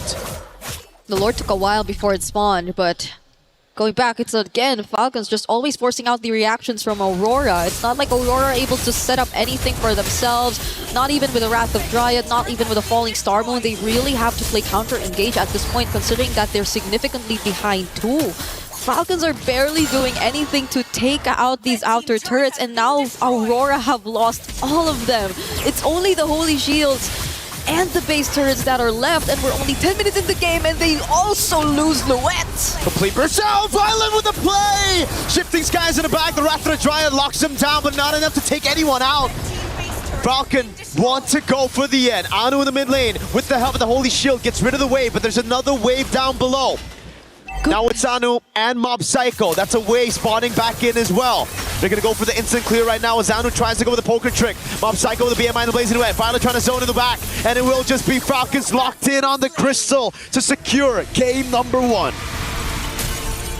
Violet on the Sora has been insane. Those last minute clutch setups, the Shifting Skies, and her targets have always been on point. If it's not Anu, it's her finding these 2 to 3 man setups that are very much crucial to the team, and that is also one of the biggest things that led them to securing this relatively quick game. It's only been 11 minutes of gameplay that we got to see between Team Falcons and Aurora, and it's looking very grim as they've secured match point and Aurora are on the brink of elimination. They'll have to find and do what it takes in order to equalize the series later on. But look at this setup from Violet. It was crazy, and Violet, that's why I've just been highlighting her all throughout the match. Every time when she sees Anu, she goes in for the damage. When she sees everybody already there, and some people just grouping up a bit too close, goes for the cloud form instantly. Violet knows exactly how to use the Sora, and that's why it was prioritized so early on. And now we understand what works for Team Falcons is to simplify everything. and execution-wise, it's not a problem for them. Now let's throw it over to a quick break before we jump into the next game of this series.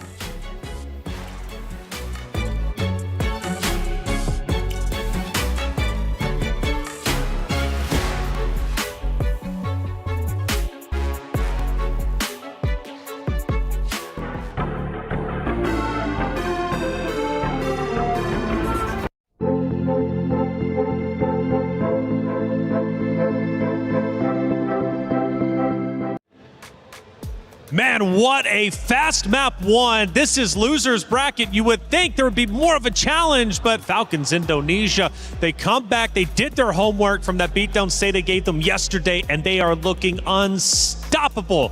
Hey, welcome back into the studio. I'm Taylor Reflections, Noble Eterna, Gideon. What a map one. I guess there's a lot to talk about. First off, Falcons Indonesia coming into it, Eterna.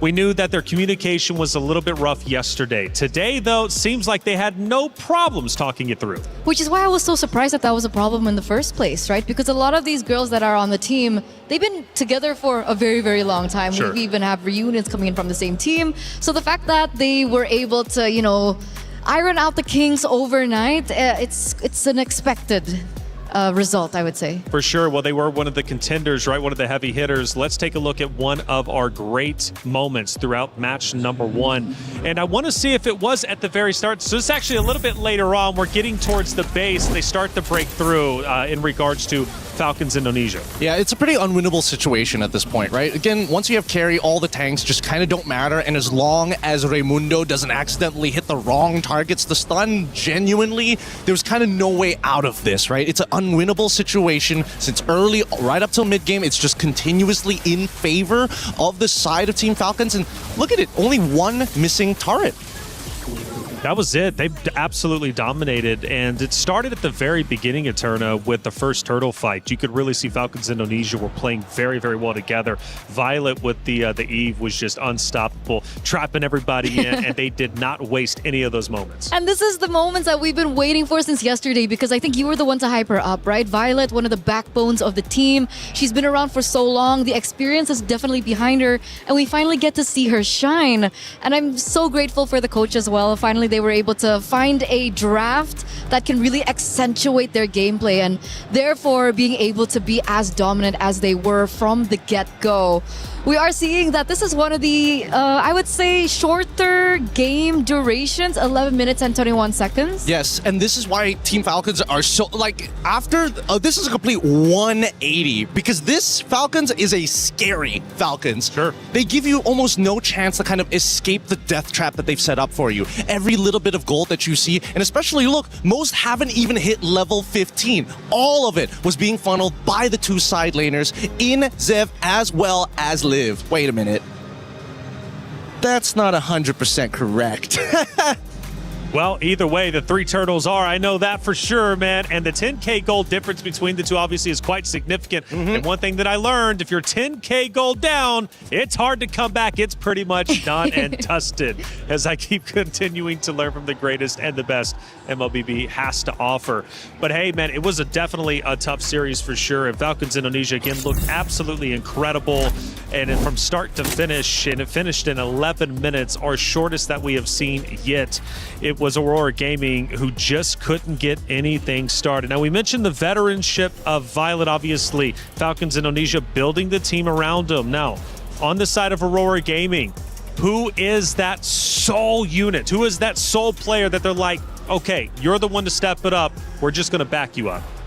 I think that's really hard to tell, but when it comes down to impact and how she's been able to carry through the game, I think a lot of that really has to do with both Anu and Zulana. That's specifically for me. You can have a different opinion later on, Gideon, but Zulana was forced on a hero that is great because obviously a Valentina gives you so much versatility in this particular team fights, depending on how creative you are and how much grasp you have over the other heroes, specifically for the opponents. But the Valentina up against the Eve early game is just so difficult. Like, what do you expect her to do?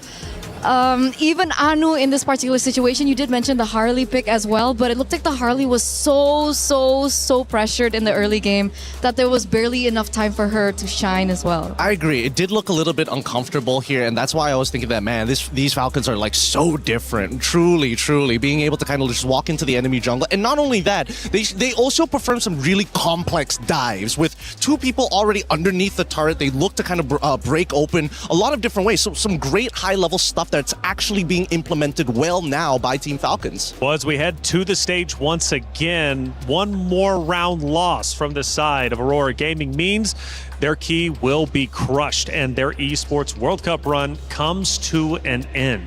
Aurora Gaming must fight hard to force a game number 3. If they can do so, well, they have a chance to continue to move forward. But Falcons Indonesia, a contender coming into this tournament, might have stumbled day one, but right now they are running full speed ahead, looking incredibly strong and looking to make quick work of Aurora Gaming unless something catastrophic happens and Aurora Gaming is able to come back in map 2 in a dominant fashion.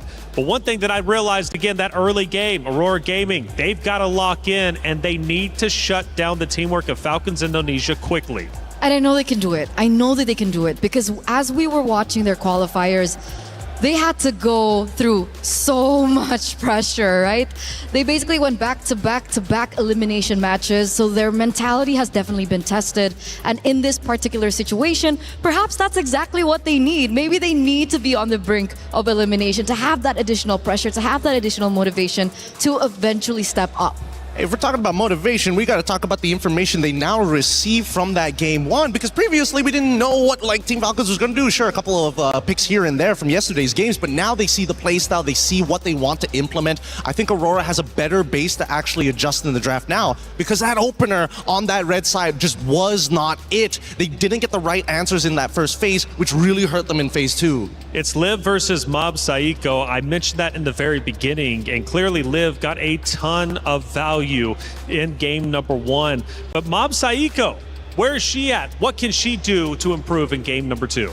I think number 1, you got to get a support that's able to kind of bring in the pain, right? Call your jungler to start on the orange side, and hopefully, if they are still on red side, they end up by gold, because I think that rotation was a little slow because of the initial invades on that top side after they made the attempt, and then from then on, it always felt like they were just one step behind. And it's so sad because you'd expect her to be on a Claude, a hero that eventually can come back into the game. But there were just no opportunities for that to happen. And I think at that very end, we did see her really struggling to try and clear out the lanes. Maybe a little bit of panic set in, that the ultimate that she utilized just really wasn't on point as we expected her to be. Well, we start going into our map reveal and then ultimately the hero selection. Again, for Aurora Gaming, they've got to fight hard to come back. We push into Expanding River coming up next. One thing though, Violet has been on fire. Her Eve was phenomenal. How does Aurora Gaming deal with it going into game 2? You know, the easy way is to ban it. I think that's like the simplest solution. Make the mid lane just a little bit more volatile in that case, but they gotta have some secure picks if they're going to make that motion. Secondly, the fact that we got Expanding Rivers, we might even see a repeat of draft number 1 and how the game ended up, because again, those big conversions off of neutral objectives is something that Team Falcons has shown that they are great at. And now we get into the drafts. Game number 2 here, another do or die situation. And we are seeing some similar bans come through, but the main difference is both teams are going to be swapping sides. So Aurora now are going to be on blue side, and they still feel like the Matilda has got to go. Yeah, it's a little frustrating to deal with, I'm not going to lie, but Matilda is an enabler, right? Most people are thinking like, oh, she's super meta. No, she's meta when you pair her with a good meta hero that she can compensate for. Like Fredrin. Oh no, I don't have a dash. Matilda saves me from it. Oh no, I'm short on range. Matilda helps me gap close. That's the beauty of this hero. But notice that even the Bellerics are getting taken out here, which is rather surprising. I would like to see whether this Belleric trend is going to continue. I feel like it's another setup, right? I feel like it's another setup. It gives them a little bit more flexibility when they want to start, thinking about what they want to put in the jungle, what they want to put in the EXP lane as well. So Glue as well gets taken out. We saw that Glue was a really tough hit against the more, I would say, vulnerable junglers, like the assassins of the world. Yeah, I wanted to be nice to Glue because he's pain so in my cute butt? in the game. What do you mean he's cute? Patrick! Okay, fair enough. I Right? can't argue with that. Okay, but he does get taken out, so it does give a little bit more leeway for Team Falcon's ID to kind of think about it. Freya and Guinevere and the Hirara also gets taken out. Now, do Aurora this time around want to solidify that mid lane? Do they want to pick up the Eve themselves here in the first phase? No, because Marcel is open and they would rather, don't worry about it, because they would rather say, you know what, we take Marcel and we'll let you decide what we get. Oh, are we going to get the Jushin? Are we going to get the Eve? Because no matter what, I think that's going to be the big trade-off here until we see the second half of the bans. We finally get the Marcel though. Yes, finally. I am Finally. excited for this one. So what do we usually match up against the Marcel? Because we've always seen the Marcel banned out in the Land of Dawn. Are we thinking about heroes like the Hilda and the Khalid? That's the thing, right? Because there's also the argument of like, if you get the Marcel, should I necessarily take the Valentina so I can steal the Golden Hour, right? And Team Falcons, they're like, heck no. No way. Give me the Eve right now. We're going to close out this game as quickly as possible, but there's a good and bad because of this, right? That RWM, it can be negated instantly. Absolutely, absolutely. So, I mean, in the second phase when we saw the Eve, we did see like the Gourds of the world being banned out. Perhaps that could still be considered for Aurora if they want to try and fix their mid-rotation that they really lacked in the first game. Considerably, though, they do have the Marcel, so it does give them a little bit more flexibility when it comes down to the picks. But the carry early here, again for Falcons. That's a very, again, just a hard read here. Make them feel, make Aurora feel just a little bit uncomfortable, and at the same time, just tell them, you know what? No tanks for you. Yeah. It's limiting. It's limiting. It's about keeping them within the box without actually having the Eve apply it. And at this point in time, would you just focus on picking up the Claude here? Actually, I would, because we saw what happened when it got to the second phase, right? And then, you know what? The direct answers that they had initially gets axed out straight away. Looks like we're going to go on a bit of a pause here. Hopefully, our marshals, of course, best in the world, they're on it straight away. But it looks like the Eve is back.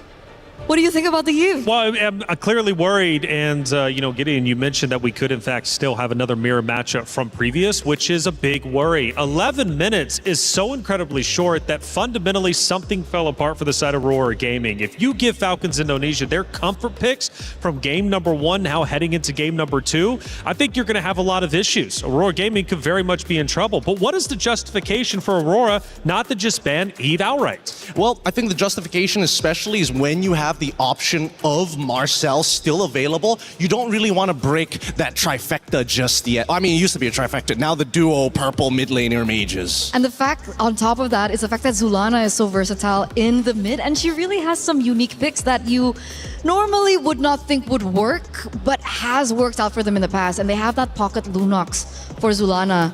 So that is also still an option. I know it's kind of weird when it comes down to meta, but again, it's MWI. No, but I think that there is an argument for Lunox. My problem right now is that after seeing game number 1, I thought maybe we got a very clear reflection of what the meta is demanding from us as the player. Hey, you snowball fast, you deny resources, you are going to win this game within the next 10 minutes. Every other game that we have seen here today, 1 or 2 turnarounds nets us maybe 20 minutes, maybe even 18 minutes. But do you think that has actually shifted? Is that a meta effect? Because I think when it came down to the wildcards, when we reviewed their games, it felt like despite being able to control so much in the early game, one mistake in the latter portions of the game loses that entire, gratification point. Yes, that is also true. It puts you out of that 10k GG zone, right? It keeps you within the 6Ks where you're just a full component down, and then you just have to compensate it by waiting for 5 minutes. That's usually the case here. Okay. But Esmeralda, though, not picked. She's been an exciting hero that we've been witnessing over the past couple of days. With Esmeralda now gone, Aurora Gaming is clearly trying to make adjustments, and now it is the Marcel. Now, how does that have an impact? Because clearly what didn't work before needs to work this time. I think they learned, Mm-hmm. Like they prioritized the Esmeralda in game number 1 and it really didn't work out for them. So this time they're taking a little bit more time to think about it. Yep, it really bit them in the back, I'm not gonna lie. It was a hard read, a blind pick. And with this Marcel, it's a little bit more flexible and a lot more compositions, but it also really helps that the Eve just decided to show up on the opposite side, right? And now it's convenient for them. It's like, yes, this is a blind pick, but now we have a direct way to deal with the real world manipulation. I guess it's a great read. But going to Falcons Indonesia, let's say it is in fact a perfect world for Aurora Gaming. They see the same comp. What is the comp to beat that comp? Like outside of team fundamentals, outside of team strategies, what does Aurora need? What is the X factor pick in order to truly counter Falcons Indonesia? 2 suggestions, depending on what kind, because we only see Marcel, right? There's still 4 more picks for Aurora. I'm thinking if they want to be hyper aggressive, they're looking for winning lanes. They're looking for winning lanes, people or heroes that can actually knock down these Tarns really, really quickly. A couple of those could be leaning more into the Brodies and more into the Hanabis, kind of dependent on the lane bullies that they're looking for. But EXP especially is super vulnerable in the second half of the draft if they just wait for it. And I think that's really important, especially to try and facilitate Anu. Because back-to-back, we've been seeing her on a hero that maybe is kind of forced. We saw her on Game 1 on the Harley, and the fact that they didn't have winning lanes, it really didn't give Anu that space that she really required. Come Game 2, I feel like Falcons ID, they really did their homework. I think the loss that they suffered yesterday gave them that point in time of motivation to be like, hey, we need to do our homework, because Anu's heroes have been taken away from her. Wait, so let's say she gets put on a tank. Wouldn't that just be good enough, you know? I guess we'll see. It feels like that's what they're trying to do, right? Put her on a tank, take away that big impact, and say, hey, you have to be the foundation for the rest of the laners, which are, well, at this point of time, they haven't hit that ceiling. And that's why I feel like Matilda being banned out was bizarre, yeah. So I guess for Violet's sake on Falcons Indonesia, how do you isolate her and get her out of there and get her away from the team fight? Because Falcons were wolfpacking together so incredibly well. For Aurora Gaming, you could tell there was bits and pieces where they wanted to isolate, but they just simply could not find the opportunity. Violet was a major key problem in game number 1. I do have to agree with you. Her Sora was definitely a problem, and Aurora understand that. So they pick up something of their own here. They pick up the Arlet, and we were talking about this before, and the Akai comes through here for Aurora. I don't know why they didn't decide to just go straight into Phoveus, but I guess it works out, whatever they're most comfortable with. And Sora is still a pretty decent matchup depending on what the emblem setup for this Arlet is going to be. But again, we're seeing a very similar picks being thrown over. And remember, this is the Akai Arlet combination. That's kind of disgusting. It's pretty good, I'm not gonna lie. It's still pretty effective. So as long as the Arlet kind of survives that lane, generally speaking, and knowing that it's Sora, it's not that hard. You're not gonna get punished too badly. Which is why I think Team Falcons ID recognize that, right? They don't want to give Arlet the space, so they ban out heroes that are very notorious in the mid lane to kind of counter those rotations. Lilia gets banned out. I think that's a smart pick. The Minotaur gets taken out from Team Falcons as well. Yeah, I'm going to make a hard prediction here. I think after the Minotaur, they might be considering... I don't know if they want to consider getting rid of Atlas here, but at the same time, it's like, because they've got the Akai, they're not really too worried about the big team fights, which is why I'm wondering why they're worried about the Minotaur of all things. I feel like it's a respect ban. Really? In comparison to like, oh, if they get the Cho, and then they can do like a 1-2 combo and play for picks rather than just pure team fights. So far, Nika's only been playing Atlas, Minotaur, and the Belleric. That's a good point. That's a good point. All right. So that means with Gord gone, Lilia gone, it's really just making sure that Aurora can't just naturally wombo combo with each other, but they also do get first pick on red side on the second phase, and this is by far the most important pick. Could be, I would assume they're jungler if we're going based off of track record. Oh wait, no, that was when they were on blue side, actually. So what are they going to go for here? Barras has been banned out. It's a unique ban, I would say, with the Matilda being banned out as well. Yeah, to my knowledge, Raimundo would be the roamer, so I don't know what she thinks she would be rocking. Yeah. Does she want to go Hylos again? I'm thinking that. I'm thinking a way to either counter-engage or enough utility to kind of bail them out of the situation. But first, they're going to go with the Harley. I don't mind this as much, but the big problem with Harley right now is that Arlet will mess you up if you're just a little, a little happy with your tricks. Yeah, that's the problem. That's the problem. There's a very small allowance for error when it comes down to it because of the drafts that we're seeing from Aurora, and that's kind of a good sign, right? We might be seeing our first best of 3, who knows? But next 2 picks, however, Claude. Oh, Hanabi, right off the cuff here. Okay, Hanabi. What are they going to pair it up with? Because again, when I'm looking at like a team fight composition, I want to see like the traditional styles of setters. And so far, the Akai, sure, you can disperse. Marcel, maybe not. But they get the Valier as counterplay knowing that Atlas is available. I think that's smart. I think that's smart. I think that's genius.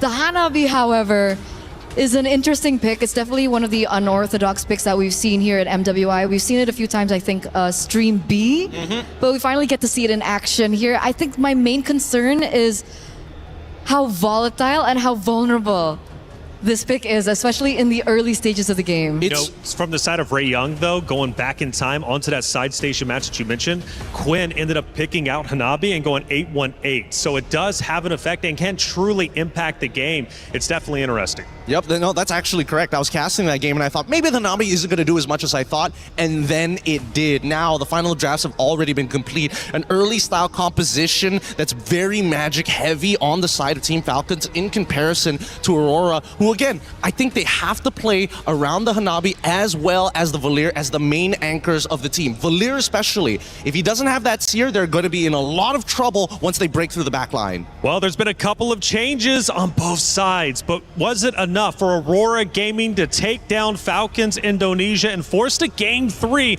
That's what they need to do to stay alive. One more loss means their key gets crushed. It's Falcons Indonesia, Aurora Gaming, map number 2. Mirko Brigida, take it away. The Marcel makes it way to the Land of Dawn in Stream A finally for the first time, but so does the Hanabi. It's back and it's about to prove whether or not this could be the key to securing that 2-0 sweep for Team Falcons ID, or for changing the course of Aurora Gaming's fate.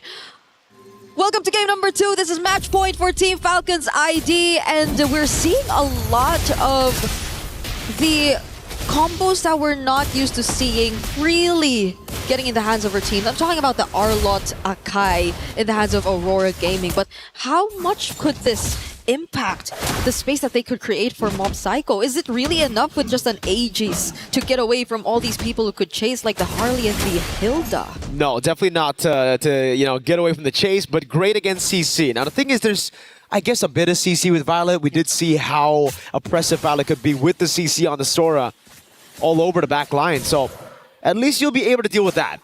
Now, I know the panel also mentioned the Hanabi finding success. It just also got a game win.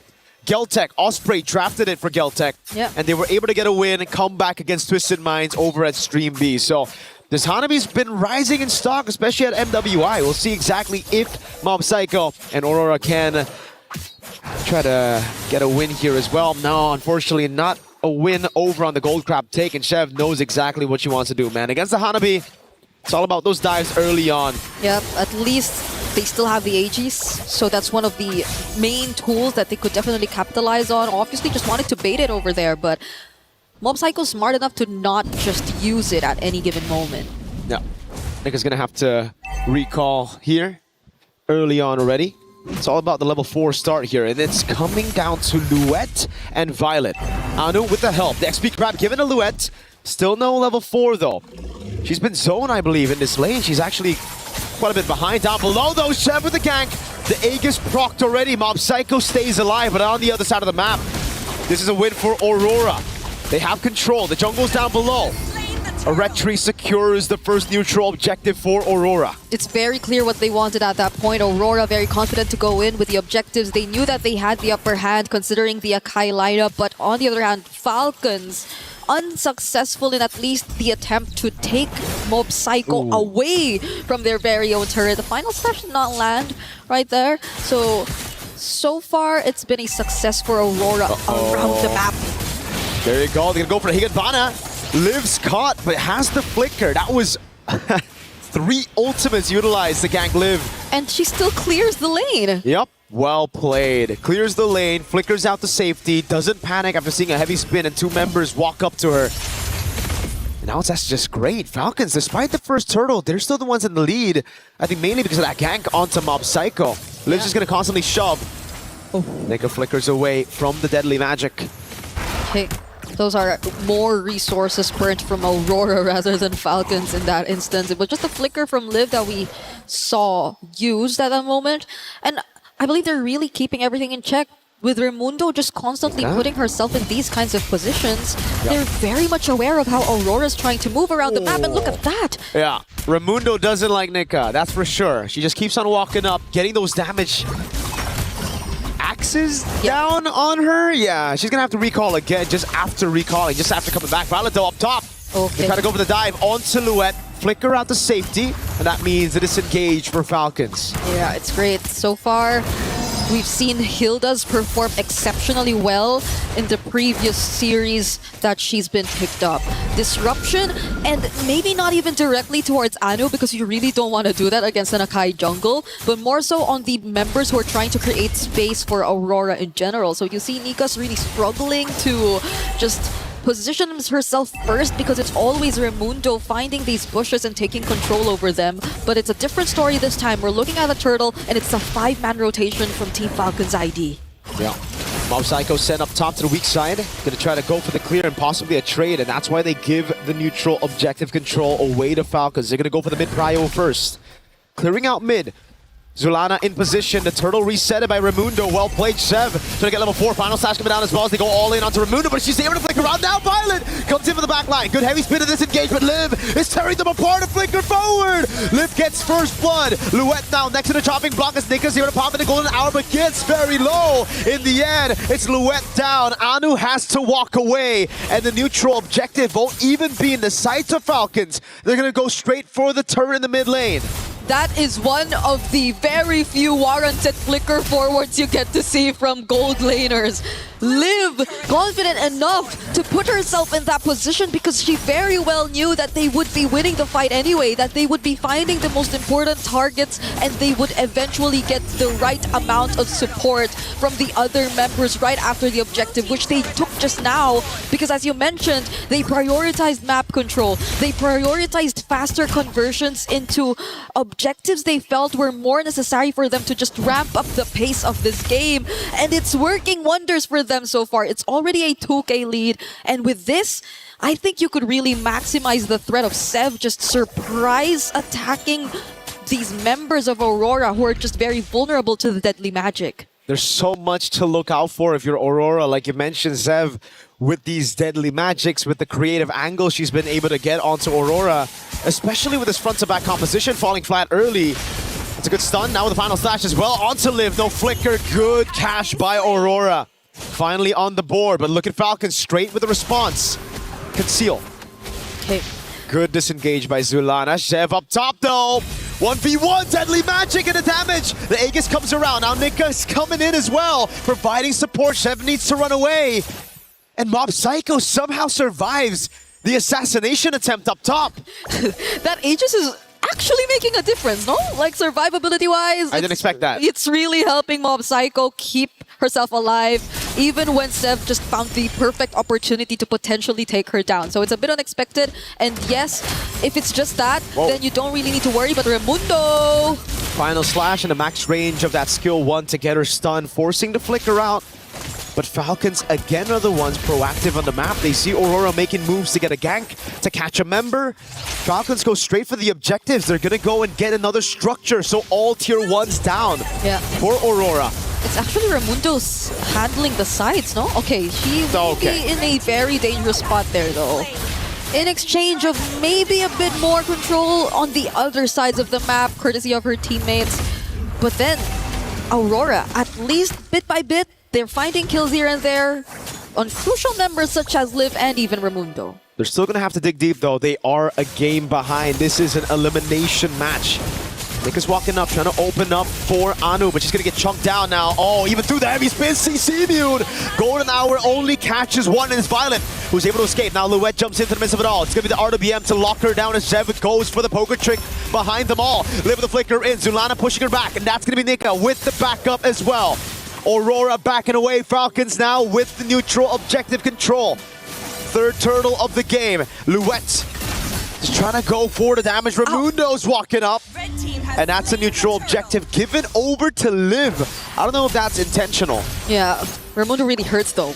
Raimundo on this Hilda, and the Hildas we've seen really hurt though. Especially when they get to lock on targets such as Zulana. You get to use your starting turrets away, and I feel like there's nothing else stopping Falcons from just pushing forward and trying to close in these specific targets. We're taking a look at the equipment right now, and there seems to be quite a significant lead between the carries or between the gold laners. Oh, Nika doesn't get away from that! Nope. Okay, Deadly Magic takes her down in that moment. This got slain by Deadly Magic. Yeah, this is tough for Aurora at this point. At this point, they're already losing out on so much map control. The moments that we do get to see them find pickoffs, it requires so much of them to really sync up, and mostly it's been from Anu and Luet, but without them, what else can they really rely on? It's taking a bit of a while for us to see Mob Psycho actually get online. So do they just really wait for Falcons and rely on the potential counter setups that they can go for with the Golden Hour, with the Heavy Spin, or with the Final Slash? It's a big problem. It's all on the combo. Deadly Magic and the poker trick. A good Final Slash in the Higanbana for a trade back on Shev. But it's Raimundo up top now looking for the play. It's a Golden Hour coming down as well. Nika with the Golden Hour catches them as Zulana goes for the shots. Not enough to take anyone down, and look at Violet cutting their movement so Liv can get another tier 2. Mid and down bot, it's both down. It's another Falcons winning trade. Yeah, their conversions. And it's weird to say, but it's a conversion after losing one of their members. It's them just making sure that they're very efficient with time, with space, and that Aurora are not able to get as much when they're starting this Lord. Falcons have information though. Anu has the heavy spin. They might be looking for that. Now it's going to the Shifting Skies catching two. Heavy spin, pinning her down right now as Nika's still able to survive with the Deadly Magic sticking down on her. That's the rest of the team. Kiting back on Luet. As Nika's still able to survive right now as that's going to be Violet on the skies. Nika's waiting in the bush. Gets the hit in the end. Liv flickering forward, getting onto Mob Psycho as Zulana gets caught by the poker trick. And it's the Void Blast of Livy to claim a double. And it's just Nika left alive. One member, it's the roam. There's no chance of a steal. Falcons are gonna get a free neutral objective on the Lord. One of the most aggressive carry games we've seen this entire day long. Two flicker forwards which did not put her in danger. Livy and Seb. Oh, Deadly Magic! The fadeaway, Nika gets into the fountain in time. Just barely away from the Deadly Magic. They're gonna be okay for now because there's still a Lord that's about to spawn and that Falcons are looking to utilize to take as much as they can. There are no Holy Shields left in mid, and there's a significant lead that you're looking at between, again, the junglers, and even the gold laners. At least there's additional layers of sustain for Mob Psycho. Also has the Magic Blade, but will that be enough? Falcons are looking to just dive all in. Charge down, Final Slash, only find Raimundo. The Shifting Skies there, cancelled out with a heavy spin as Raimundo gets pinned down. Violet Comet Higanbana goes into the skies onto Luet. Again, it's Liv looking for those shots. So far, Zuliana's been the one on the board. 2 for 0, but for a base turret as Falcons try to go for more. Yeah. Shoving up top. Livy looking for the zone. Nika walking up, getting the frozen moments. Now Luet with the charge in. Deadly Magic and also the Final Slash, but she's going to get bursted down by the Deadly Magic. Taken out instantly. The wave below is chunking that base turret. The first part of that team fight looked really good for Aurora, but it was a bit too obvious that they wanted more. That Final Slash forcing Falcons under their turrets instead of them willingly trying to go for the more calculated engages made things a bit more favorable for Aurora. But the aftermath, the way that they still tried to push forward despite Seb being there. Liv! You mentioned the aggressive carry, but she's just baited 4 members out of the base. Now they go straight onto Mob Psycho with the Deadly Magic. Golden Hour saves her for a bit right now. The Deadly Magic isn't enough to take her down. The photo doing work. They're cutting away right now, but it's going to be Violet with the skies. Up top, taking her down. It's Luet against 4, and Shev picks the kill. It's only Zulana and Nika who are assigned to defend this base. They're trying to end it here, but can they? Deadly Magic Live with the flicker, the killing spree. Zilana shoving everybody back. She's trying to defend, but at the end of the day, it's Falcons to move to the next phase of this round. And it's unfortunate, but it is the end of the road for Aurora Gaming. They put up a much closer fight. It seemed like they were starting to find their way around things, but Falcons would just not slow down. They do not want to hand over these opportunities to Aurora Storm, and this is where it ends for the Mongolian representatives. GG, well played to both of these teams, but advancing to the lower bracket semifinals are Team Falcons Vega ID. What a way to redeem themselves after that very unfortunate sweep they've had to go through yesterday against Seda.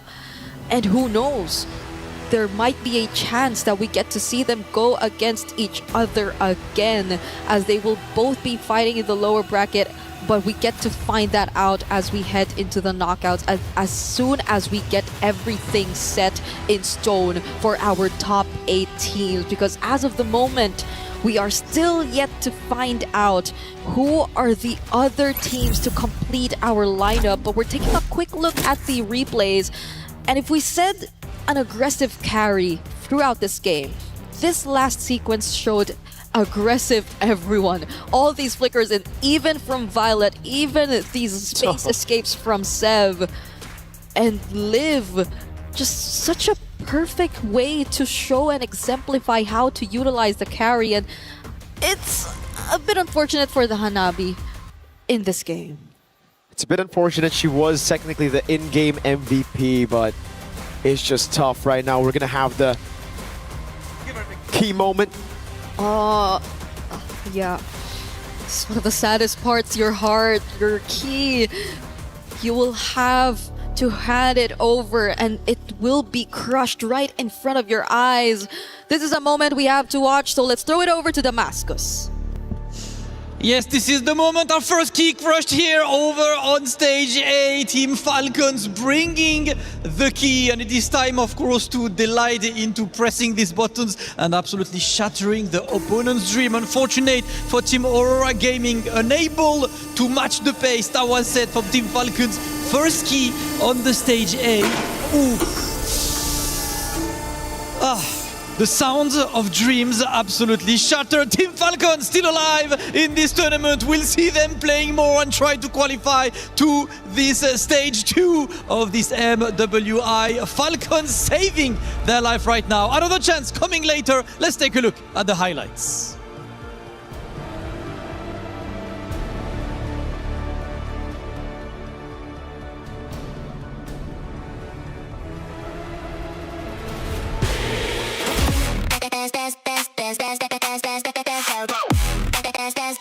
We book Expo's World Cup.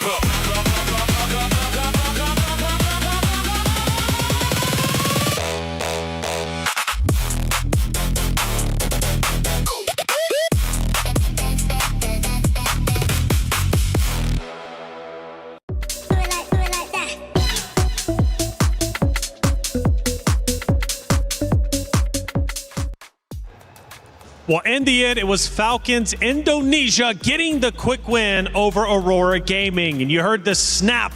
The key was crushed. Aurora Gaming, it was great they made it to the stage, and they should, in fact, be very proud of that. To make it to the MWI stage is a massive accomplishment. But their run cut shorter than they probably wanted. They will not see the knockout stage. But Falcons Indonesia will continue to move forward. Gideon, another quick map that ends within like 10, 11, 12 minutes.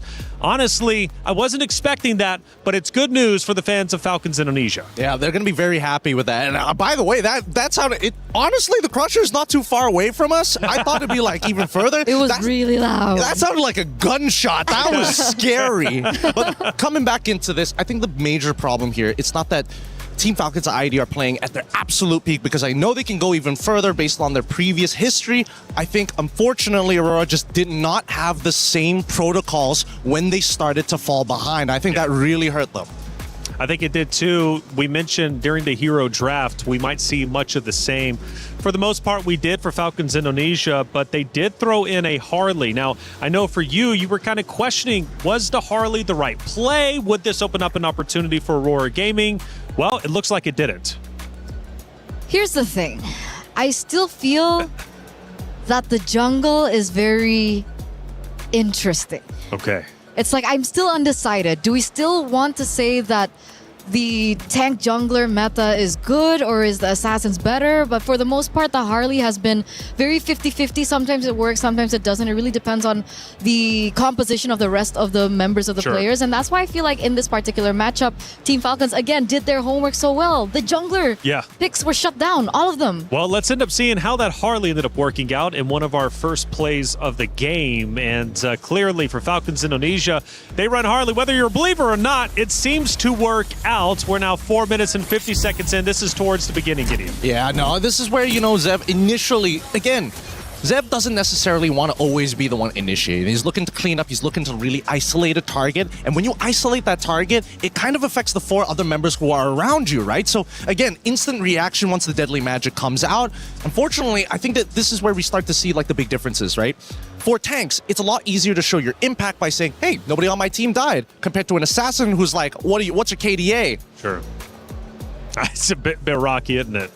Eterna, what are you thinking going into this next clip? Obviously, another great moment as Gideon starts to catch his breath a little bit. Dude is flabbergasted. He needs 3 mics. Are you feeling good? Oh, he needs 3 mics as well as Vic. I'm just, look, Harley in this game had no reason to be able to find the picks that he did. Look, all these heroes have either CC, a way to push him back, a way to kind of like dodge the initial deadly magic, except for the Hanabi, of course. But other than that, it's just, I can't believe that they got away with it, to be fair. I love that moment, by the way. Because I was questioning in the early game. I was like, why isn't Harley being as aggressive onto the Hanabi? Because technically early game Hanabi, not as powerful, not as strong as well. And then we finally get to see the moment. The Harley goes up into the top lane and tries to get the Hanabi down, and she instantly goes Aegis. Yeah. First skill. Yep. I mean, dude, the fact that she is going for shield max is crazy. Most people want to focus on the wave clear, the second ability where she throws out a projectile and bounces around. She went straight for the defense. Well, here we take a look at our bracket for Group A. We continue to move forward. As you noticed at the top there, Team Falcons Indonesia did take that early loss yesterday to Seda Esports, but against Aurora Gaming, they get the job done, win 2-0 and push forward. Now for Virtus Pro, big win over on the B stream against Geek Esports. Their next opponent will be Seda Esports. If, let's say, Twisted Minds falls here against Geltech, then there is a possibility of a Twisted Minds and a Team Falcons ID matchup, right? That's right. Jin Zhao was the ex-member of Team Falcons ID, so she's going against her former teammates. Ooh, that could in fact be spicy, and I think I saw Twisted Minds as 1-0 up, if I'm not mistaken. So things start to get dicey over on Stream B. We take a look at Group B, and naturally we look at obviously going down low for Foot Esports. MIBR lost. They're about to face off, of course, with Na'Vi and Falcon Daisies. Now, Falcon Daisies, an incredible team. We actually heard a little bit earlier from you, Eterna, about their game plan coming into today, how they're feeling. But we also have to look at Gen.G Vitality.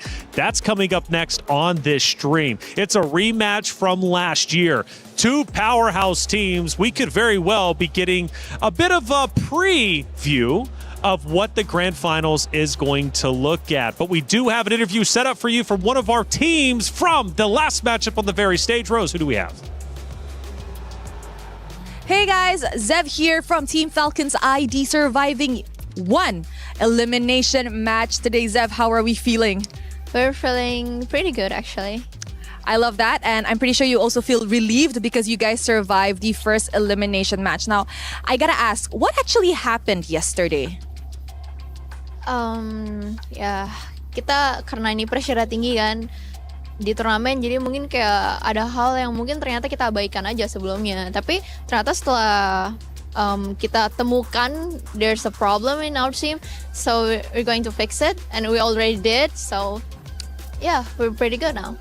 She said that yesterday was more towards the pressure of being in any tournament that got to them. Hence, they lost their first match. But they saw the problem. They worked on it last night. And I think we could see the result today.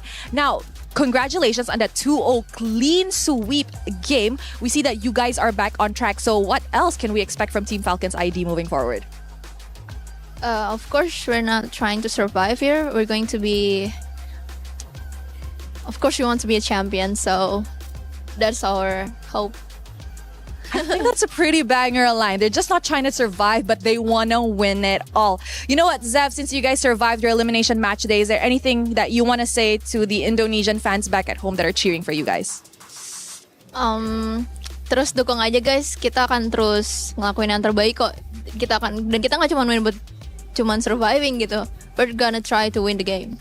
She said to everybody back at home, just keep on supporting us because like she said earlier on, they're just not here to survive, but they are here to win it all. Thank you very much, Zev.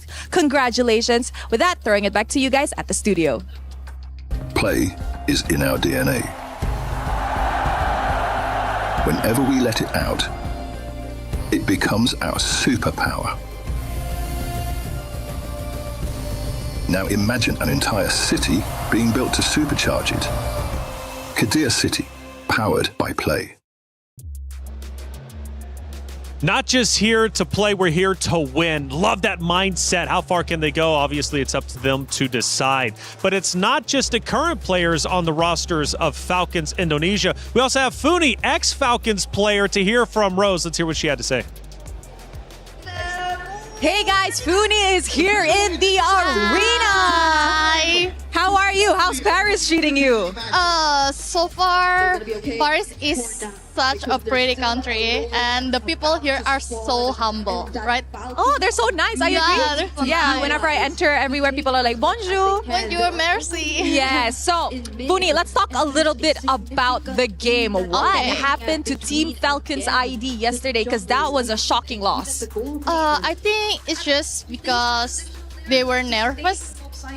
Because I think they were playing good, very good, but I think they were just nervous to be in the international stage because they skipped last year, right? Yeah.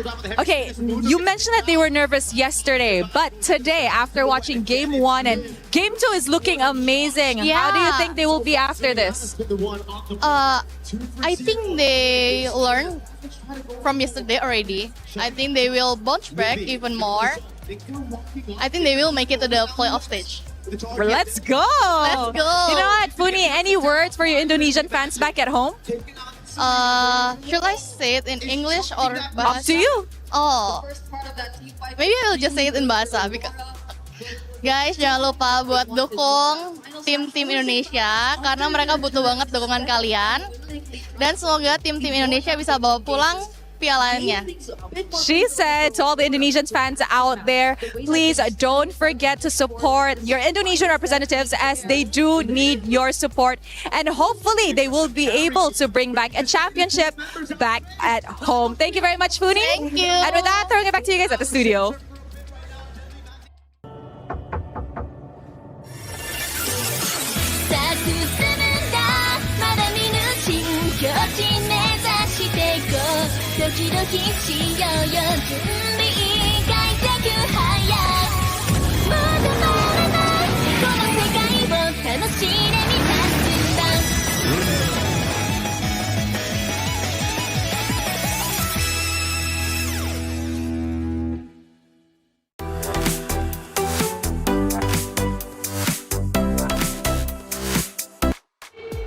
It's time for another match, and this one means a lot. It's a repeat from Grand Finals of MWI just last year. It's Gen.G versus Vitality, the rematch. Revenge or repeat? The winners punch their ticket to the knockout stage once again. For the other, the loser, they have to drop down, protect their key, and try and survive, much like Falcons Indonesia just did moments ago. Let's talk about it. Not only is it should be Vitality versus Gen.G, it's Vivian versus Ashley. The mother of Tank's conversation. Who's it going to be? Honestly, I'm not so certain, but we need to hear from Ashley before we head into the matchup. Hey guys, right now we are with Cindy and Ashley, and I just know this match is about to be hot. So girls, how are we doing today? I'm good. I'm great. Now, what do we think about this matchup, honestly? Because it's a Grand Finals rematch from last year. this time it's not grand finals yet, right? So you excited? Yeah. What about you? Maybe the result will be the same as last year. Ooh, now she said that because if we look back to last year, the results were a 4-0 in favor to Team Vitality. Ashley, come on. What do we got here? What do you think is going to happen today? 2-0? 2-1? I think it might be the same result flipped. Oh, you think you're going to win this year? 2-0, clean sweep. Why are we so confident going up against Vitality? I think that's for them to find out. I mean, that's impossible though. That's impossible? No, not happening in a million years. Yes. Now, Cindy, she's being a little spicy. Is there anything you want to say to Ashley before the match starts? Well, maybe I saw some Minotaur, 2 games. We might ban that. You saw Minotaur what? 2 games. 2 Of you games. playing Minotaur. Yeah, what about it? We might ban that. Oh, I think that's your only it's, hero. It's fine. What if that's the strategy? Because last year you guys banned, what was it, 5 of my tanks? Really? I mean, maybe we thought that I think you don't have any other heroes than that. Or is it a respect ban? No, it's just that we're bored. Okay, let's see. Ooh, you know what? Let's keep this heat in the land of Dawn. Thank you, girls. Let's show it back to you guys at the studio.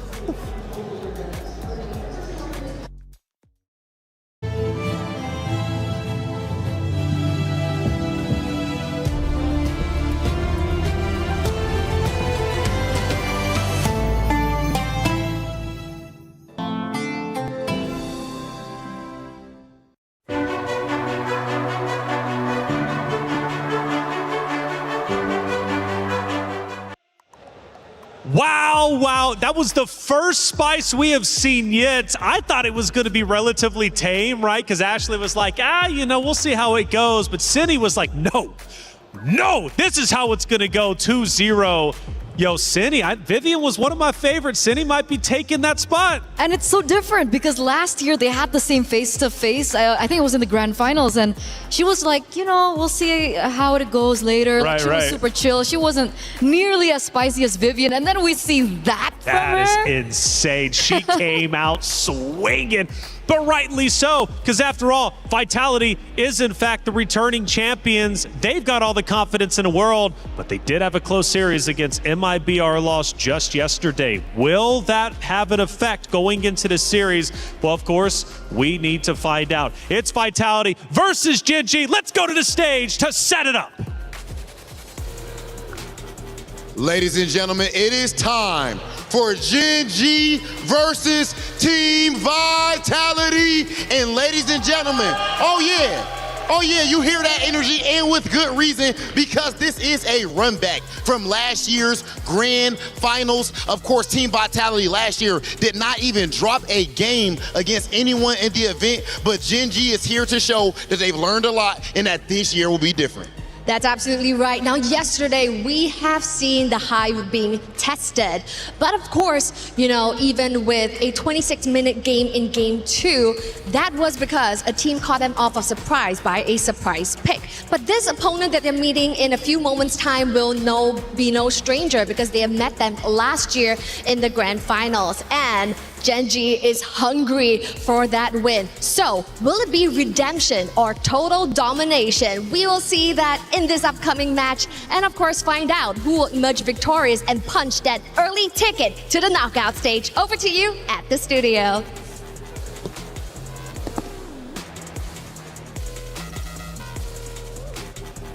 Ooh, it's spicy indeed. The stage is set. The players are ready to go toe-to-toe with each other.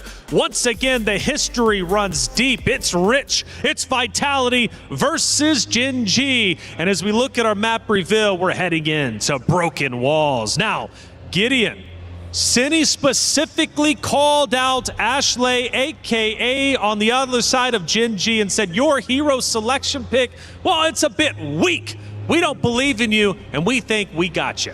Well, I mean, if they want to commit to 5 tank bans, 5 support bans, by all means, go for it. We've seen too many times where there has bitten somebody in the behind. And I think right now, it's less about what tanks are you going to get and what's the best composition you can achieve here, because I'm looking at the side laners who are going to make the difference in this game.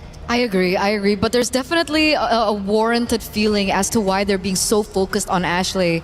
Ashley being the backbone of the team, she's captain as well. In and out of the game, you can see that she plays such a pivotal role for Gen G and how they function, how they were able to secure their 2-0 victory yesterday. So arguably, could you say that about Vivian as well? Or do you think Vitality has a bit more like of a robust team that's confident if their leader falls? Here's the thing, right? Captain uniquely is Cindy, not Vivian, for Team Vitality. So if you say that, I would say, yeah, maybe, because Cindy always is able to step up in the game, but it feels like the attitude all comes from Vivian. Yeah, I think it's great to always have somebody who's got that attitude to be that front face to really intimidate your opponents, while the brains is telling the rest of them, this is how we're going to apply our plans. And so far, based on what we've seen in the banning phase, Paquito, the glue, already getting axed out on blue side by Gen G, Vitality getting rid of the Marcel, it really seems like this is the most standard openings in terms of bans we've seen so far. I would say yes, especially now that we see the Herrera up next. Yeah, I mean, it's all coming one full circle, as expected here. But not only am I interested about Arya alongside with Chell, Panda and Fumiko, I cannot tell who's going to win that lane. And I feel like, based on what the draft is, I'm just going to leave it to the draft because their skill levels in the team fight are so similar. They're so mechanically inclined. And I want to argue for Arya as well, right? Arya has also been such an important role as well in Gen G. And she's been able to beat a lot of the top tier EXP laners, I think, in her region. And I feel like this is the moment that she proves that she could be the #1 in the world. Well, as we are going through the hero selection, I want to remind everybody that this is, in fact, the battle of adaptation. You have 2 elite coaching staffs, 2 championship caliber rosters, and this series, in fact, could come down to the drafting and macro execution. So this is just step 1 between these two and could very well already determine who's winning the first map. Again, their backbones are important, and also their coaching staff, because Rex Vin, initially from Monster Vicious back in Malaysia, has been helping them so much with these women's team. And Gen G, this particular roster, loves coming down to Malaysia to actually participate and scrim against some of our teams locally. It's back-to-back boot camps. Back-to-back, MWI last year, MWI this year. They have a thing for Malaysia. They do. And I think it's great because we're close enough to still be able to scrim against the Indonesian teams just across the coast. Which is very important, and that's why we're seeing them develop so quickly, so fast.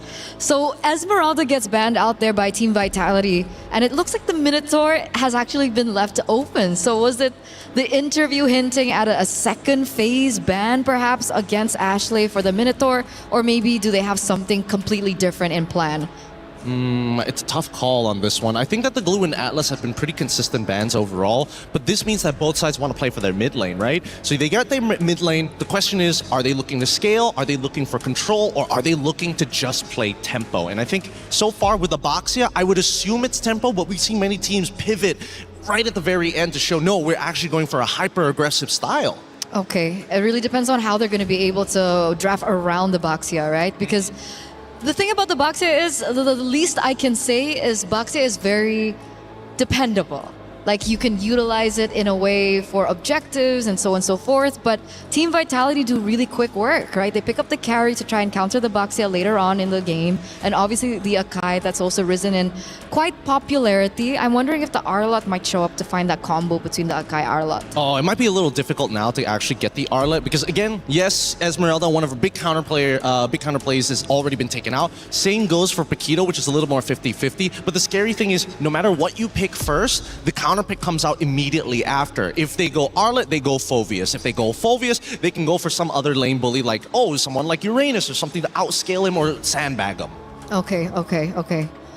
So it's really who makes that first pick. And unfortunately for Gen G, because they're on that blue side, they kind of don't have a choice. I feel like, do they want to prioritize Ashley's hero here? I mean, they did mention that there were 5 picks that she was... Whoa! That's not normal, and that's not normal. That is a signature Panda pick last year. The question is, does the Granger still fit in this meta? I gotta figure out whether they got enough damage. I mean, okay, an idea is forming in my mind. You're gonna poke out your opponents, we hit them with the Abyssal Arrow, and when they're low, we give the kill over to the Granger. We want the Boxia to open up the map, which would mean one of two things. Either A, their EXP laner is going to have damage, or B, they're going to have a support who's actually, who's big enough and tanky enough to be able to actually not only take the damage, but apply a lot of high base damages. So are we thinking like a hero like Grok? I was thinking, maybe not Grok. I was thinking like Hylos because it's very consistent in the early stages of the game. We see the Arlet get played here, so perfect timing coming in for Team Vitality. Expect to see the Phoveus ban in the second phase. Yeah, they really want to be able to alleviate the pressure on the Arlet, make sure that the Arlet can roam around as fast as possible. And the fact that we see the Selena on the other side, it will also help the farming from Boxia. You know, like Boxia has been nerfed quite a bit. The farming pattern is a lot slower nowadays. And I feel like the Selena being able to pick up that, you know, tricky emblem, she's going to be able to help rotate with the Boxia. Yes. I'm getting the rough ideas in my head right now, because if there's anything that I'm most worried about, it's the fact that if you don't pair Selena with a concussive blast support, you're never leaving that lane quicker than your opponent. And so far, luckily, Vitality is focusing very much on this Arlet. Getting rid of the Uranus first, okay, that's totally fine. They're focused so much on this Arlet that, hey, maybe there's an opportunity that the mid lane isn't going to be as bad.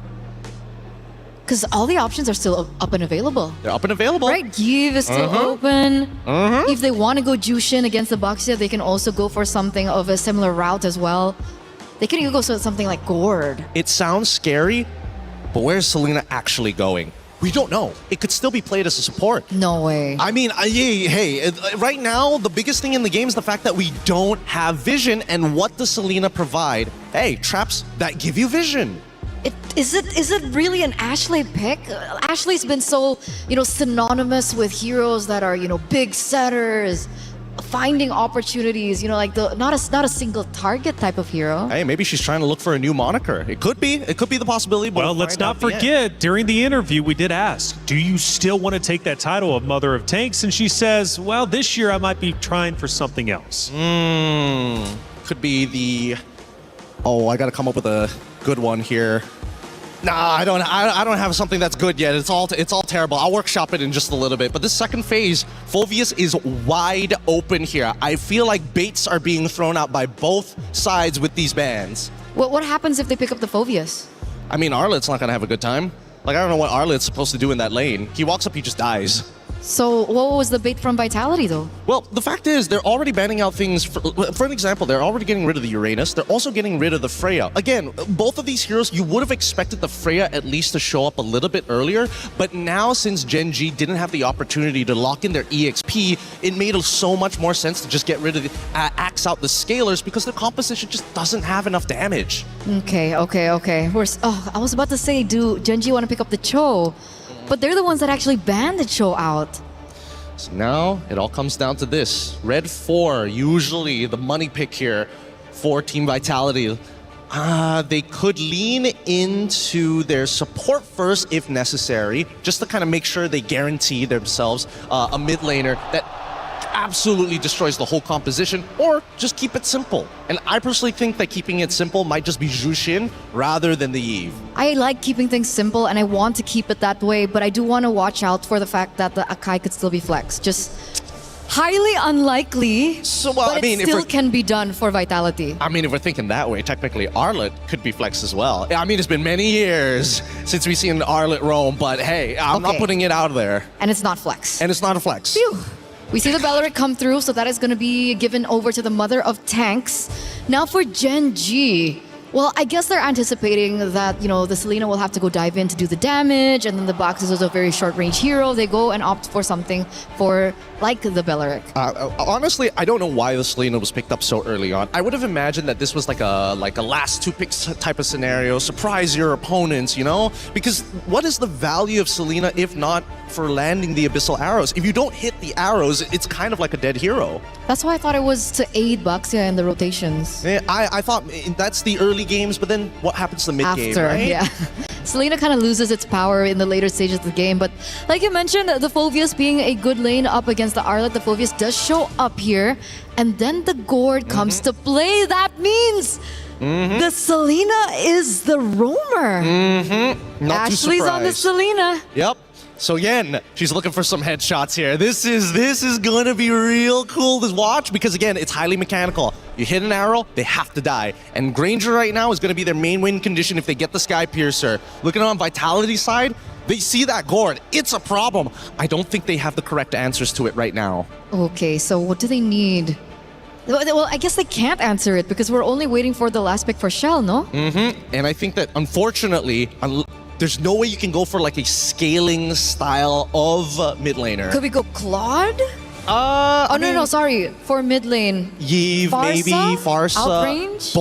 Both of them are susceptible to this Selena. Kagura. Something lane dominant, something to say, you know what, we'll figure out a way. This is diving so deep into the archives of Team Vitality. I think it was even under a different org at the time that we saw the Kagura for this team. Well, I don't know about you, Taylor, but do you prefer the arrows from the side of Genji or the umbrella from Team Vitality? Gotta go with the arrows. Come on, you want the damage. This is the matchup we've been waiting for. The crowd has showed up. The Vitality fans are going crazy. Genji fans, let's also get loud because this is a rematch of the Grand Finals from last year. The one we've been waiting all day for. Let's get it started. Bragina, Athena, take it away. And that's exactly why the arena feels so electric. It's a matchup we're all looking forward to see. And it's Genji versus Vitality. The rematch, the storylines, they're all falling into place. But only this can determine what would be the next for these two teams now that they see and meet each other again. It's a Selena for Ashley.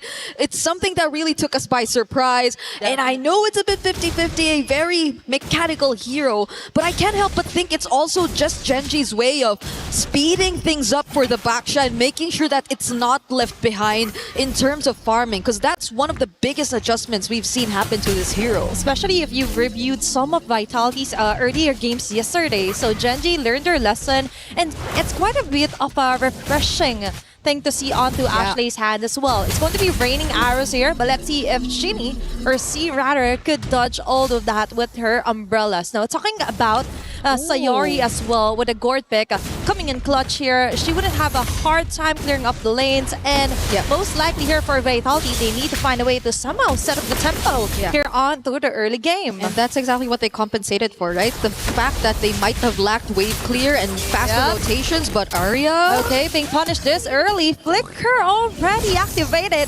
Rui with a counter punch. Vivian and the rest will just disengage. It's Vitality with the discipline and clean disengages against Genji. And the fast rotations from Genji as well, so you just really couldn't go in for the full commit. It feels a bit too dangerous to do so.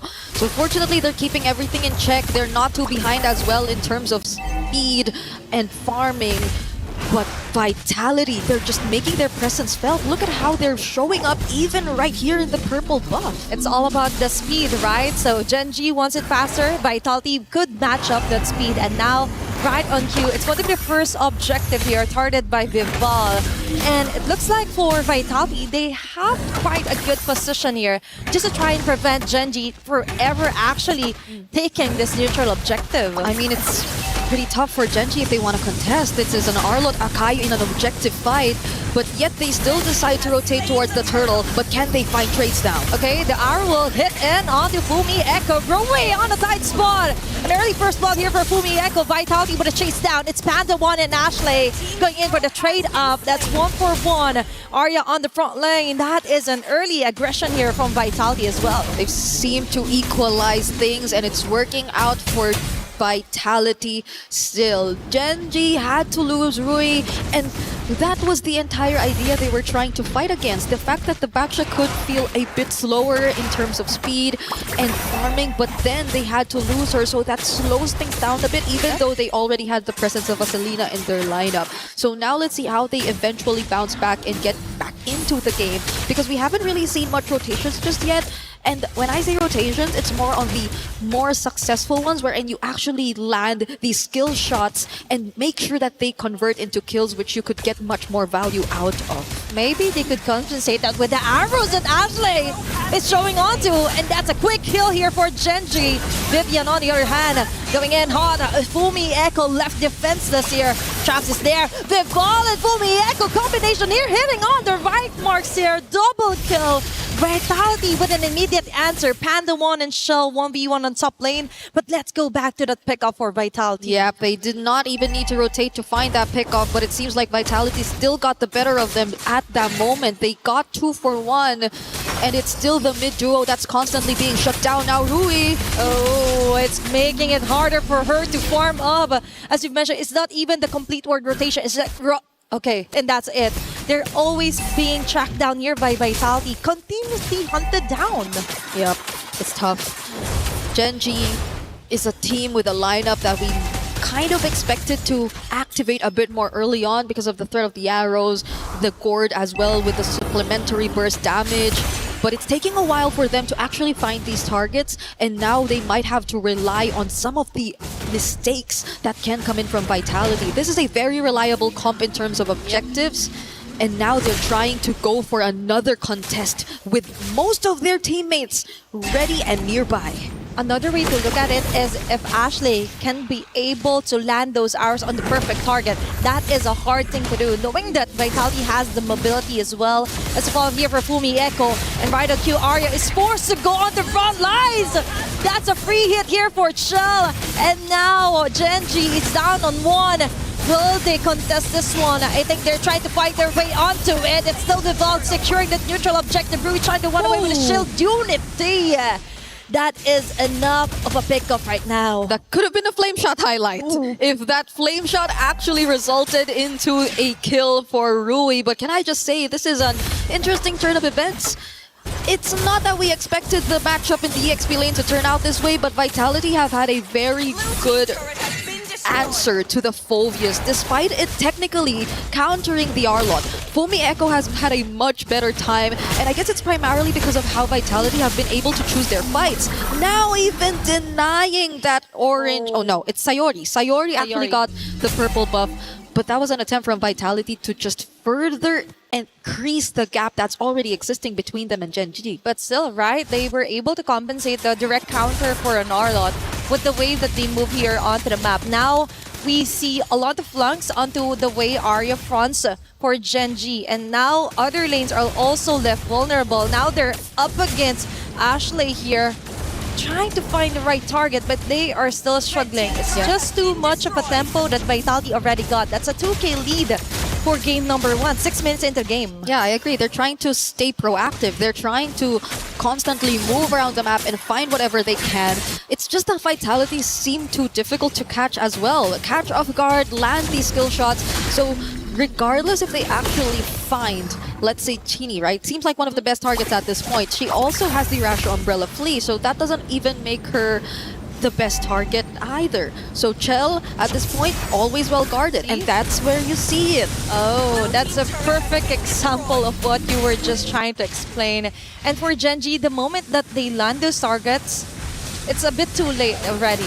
They've already been bursted down by Vitality, and now even though they've got the position, the damage just isn't there yet. Now another neutral objective is there. The arrow land onto Vival. So there's going to be a dash. Arya onto Chell. She's keeping her at bay, but going to give her free hit. She stopped it. But heavy spin here for Vival. Follow up here for Cini and Fumi Echo from the back. There's going to be a sandwich play here. It's Fumi Echo keeping Panda 1 VC even under the turret. Killing spree this early. Panda 1, you get the shutdown kill instead. But all of that advantages went to Vitality. Yeah, that was 3 kills and a mid turret that they were able to secure, plus a purple buff and eventually most likely a turtle as well. Multiple objectives and structures over to their side, and that's why the lead is just starting to balloon. They're not having problems dealing with any of the potential threats that we expected from Genji. Arya seems to be such a fragile target for Chell at this point. It's very uncharacteristic because of you expecting that the Phobias would be the one to just keep this carry in check. But it's Chell making sure that she's the one who presents herself right in front of the Phobias and not even caring at all because she's already equipped enough to shred this XP laner down. It's the prey being the hunter at this point for Vitality. He just got this way on how to dodge those bullets here coming from Panda. One Fumieko would assist. Final flush onto 2, and that's what we're talking about. It's kind of weird to see it's Genji falling over on those attempts of a tempo against Vitality. Yep, they could not find that tempo. Now it's most likely playing for recovery for Genji. This is just too much dominance that we're seeing from Vitality across the map. And they're playing with heroes who I think even the panel highlighted as not so much part of the meta if you're mainly relying on them for your carries, because looking at their lineup, it's really around Panda 1 that you're really expecting majority of the scaling to come from, but it's not like Ranger is really considered as the most scaling marksman either. It isn't. It's likely going to be Sayori, but it's taking a bit of time. They're trying to set up, or their setups are taking a lot of time before we eventually see them executed. And now with Fumieko also picking up the Rose Gold Meteor, you could just expect this aggression to get even worse. It's all about fights here for Vitality, making it harder for Genji to actually catch up. Even though Arya could land a great Dark Wave even onto 2 to 3 members of Vitality, but still, the damage isn't enough. We've mentioned it's Sayori that's taking a bit too long to really be activated if to go for the burst. And for Vitality, on the other hand, another way to totally compromise the jungler pattern here for Genji is to try and take it all over. Especially even onto the jungle creeps. Genji couldn't even touch that one. Arya still got a perfect play on the shell. But still, the restful just isn't there yet, Vivian, on a tight spot, but still, she will be able to back away. Instead, it's Chewy and Arya falling down just before a Lord take even eventually comes in. Genji definitely wanted to take on that fight. That was the pursuit that Arya risked, expecting the follow-up as well to come in. But the pin down with the heavy spin just made it difficult for Genji to even push forward because they already lost Arya. And it's a tough task for her and Rui at the same time. They're the ones who have to get in first. They're the ones who have to set up. Yep. But every single time they attempt to, it seems that Vitality are not even afraid. They're not rattled by the least because they already have Chell, who's currently 8.9k in gold, already completed the Trinity and is on the verge of completing her items. Whereas if you take a look at Panda, yes, she already has the Hunter Strike and the Malefic Roar, but this Sky Piercer, you have to wait until you actually get the value out of it. There's so much catching up that Genji actually need to do, and we're approaching the 12-minute mark. Fortunately, still have some of their holy shields intact, but they're on the verge of losing a bunch of their base turrets too. Yep. Time definitely is not on their side here for Genji. You have to keep those stacks rolling in for Panda if you want to survive this task, this tedious task that Vitality is trying to do. Both inhibitor turrets here onto the mid and onto the bottom side is being targeted here by Vitality. We fall yet again with a heavy spin. It's Arya falling down. The front runner here for Genji is easily picked off, and now it's left for Ashley to land those arrows. But a flame shot kill here from Zini will seal the deal. Down 2 women here for Genji. All their base turrets have been totally destroyed here by Vitality. And that is a flame shot highlight right there if you've ever seen one. It's been so long since we've seen a flame shot here in competitive play, but oh no, Rui gets caught. And this is it. Vitality just exerts their dominance here onto game number 1. What cracks? There are no more cracks onto their formation, onto their domination, as they slowly choke out the life of Genji here for game number 1 alone. I am starting to understand why the Phobius was baited out of Genji and why they were just willing to let it go. Just look at how difficult of a time Arya is actually having on this hero. And it's just really something difficult to digest because it's a matchup that you really would expect to go her way. But it seems like Vitality have completely read out the kind of approach that Genji actually wants to play into. They pretty much let them play the early that they want in terms of speeding up the farm, but other than that, they are not landing any of these skill shots. They are not able to maximize the early threat and presence of a double mage mid duo that they actually decided to field here in this game. And they're just taking it step by step because we're 12 seconds away until the next objective spawns, and with an 11k gold lead, this was mentioned by our panel earlier, it's very difficult to find a way around this kind of situation. That is just too much to handle for Genji. Plus, considering that 3 of their supposedly damage leaders is linear. They're on a straight arrow, they hit or they miss. But most of the time, it's a miss.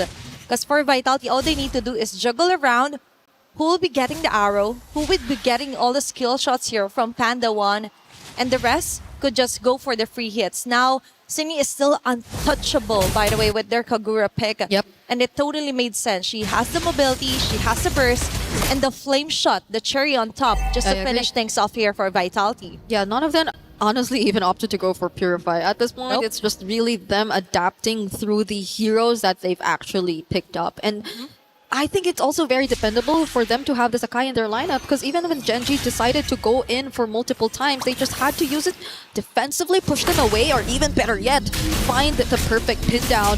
But this is a Lord Siege incoming for Team Vitality. Let's see if it ends here. Oh, another fight that's just connecting onto 2 members. Panda already down. Fumi Echo taking out Arya from the process here from Genji Esports. Is Shell locking in onto the tower. An easy game 1 win for Vitality. They had zero plans of letting Genji extend that game any further. And Team Vitality are one step closer in securing their knockout spot. Genji decided to field a draft that required a certain level of execution in order to work. But look at how Vitality dealt with it. They were just very calm and they let it happen on their terms. Now we have to take a look at what's going on stage together with Damascus and Rob. Absolute insanity. Team Vitality showing why they're last year's champions. This is the match that we've been looking forward to this entire time, but apparently Vitality was looking forward to it more than anyone else. Hey, listen, if there is one that needs to establish dominance, it's Vitality. Yesterday, got scared a bit. That is a statement, man. Absolute statement made in that first match. Genji back to the drawing board, but these Vitality fans, they're getting louder and louder. I wish that we had a camera behind the scenes to hear exactly what's being said in the Genji locker room. Like, I just feel like Ashley right now might be getting a little hyped up. You know what I mean, Damascus? At some point, you might have to tell them, you can't let them do that to us right now. You know what I mean? There's a whole lot of pride on the line. It's supposed to be the big run back. It's supposed to be the big one when you show that from one year to the other. You're like, I can win this time. I'm so back. Unfortunately, not yet, but there is still a chance for Genji to bring it back. So let's wait for them to bring it back and take a look at the highlights.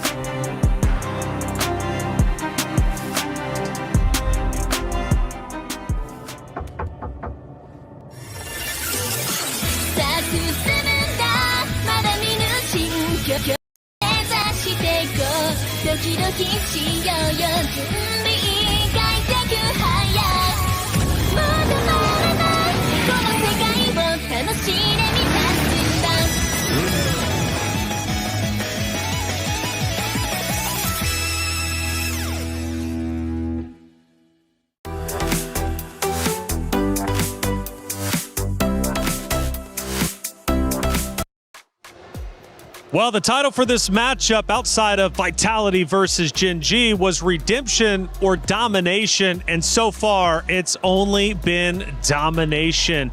My goodness, That was bad. Gen G's got to go back to the drawing board. They really do. What the biggest gold lead we have seen as of yet. Before we really start breaking things down, however, let's look at some big moments throughout game number 1, starting with our first big moment, of course, and this is most likely going to show Vitality starting to snowball. We're 10 minutes in and already you could see that gold lead get in. Yeah, I mean, the big thing, we already talked about it, was the fact that, like, once you have this Selena, what do you do with it if you're not dominating, right? And that's the problem. When you're playing from behind on things that require a Sky Piercer, Granger in particular, not exactly the greatest against tanks until that Sky Piercer reaches a certain point, and Selena must hit the arrow. You saw it every single time the arrow missed. Guess what happens? Vitality pushes the advantage further and further. Yeah, the question was, arrows, umbrella, which one do you prefer? Well, we got our answer throughout game number 1. Eterna, let's take a look at our second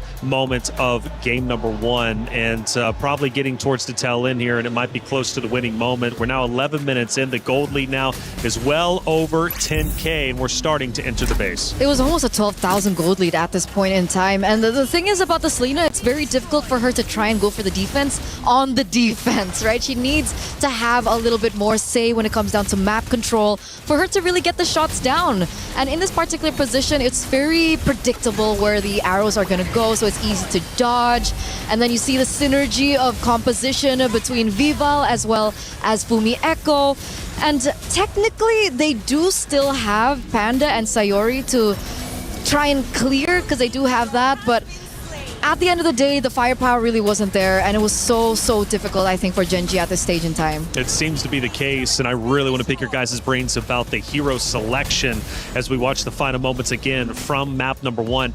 The hero selection clearly did not go too well. Before we get too deep into that conversation, though, we got our team comms from Team Vitality during the winning moments. Let's go guys.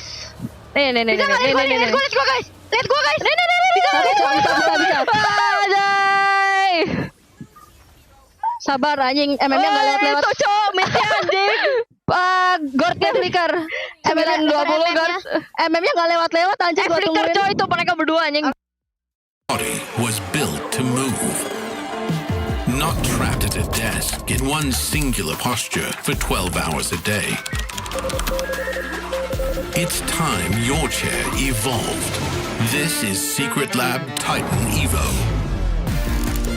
Ergonomically engineered for you, gamers, hybrid workers, artists, backing your every move.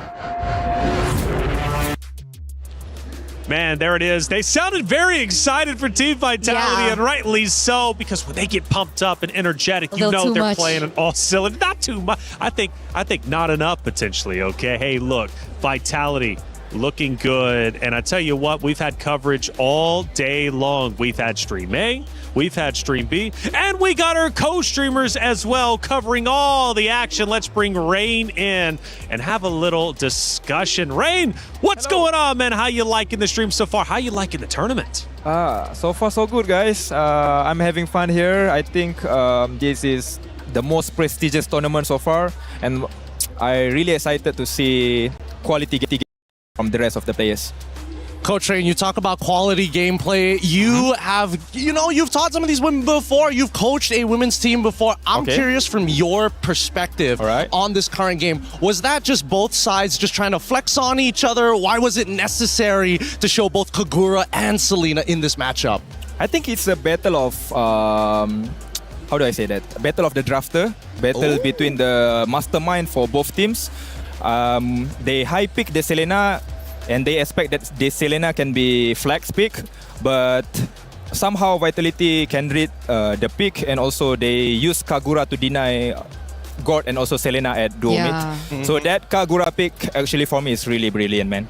Brilliant indeed. Yeah, and really brilliant. I know that you have like again, Malaysian to Malaysian here. We know that Rexvin is up on that stage. Yeah. I know that you guys have had, a bit of a relationship. But what do you think about KCS at this point? Do you think that Rexvin has what it takes to outsmart him this time in game number 2? Or are you thinking maybe there's something else that they got to be worried about? Oh, surely. I do believe in Rexvin. I trust him. I've been work with him before during SEA Games.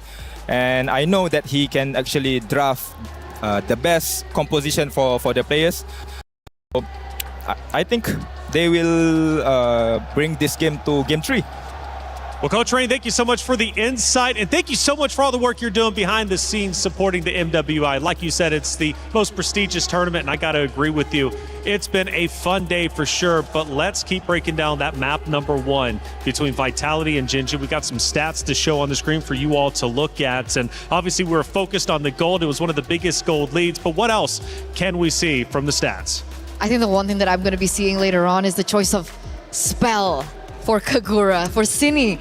We haven't seen the flame shot in so long. I think the max we usually see it is like in our ranked games. And suddenly it comes to play here on a competitive level. It really shows how confident I think Cine is on the Kagura. Yeah, no, I agree. I think that this is definitely in Cine's pocket pick for a very, very long time. And as Rain mentioned, it is the perfect answer in this case. So again, yes, a little disrespectful. Could have gone for the Purified just in case you get hit by 2 CCs. But I think that the flame shot has already kind of, stung Ashley a little bit. That's 2 times getting last hit by a max range flame shot.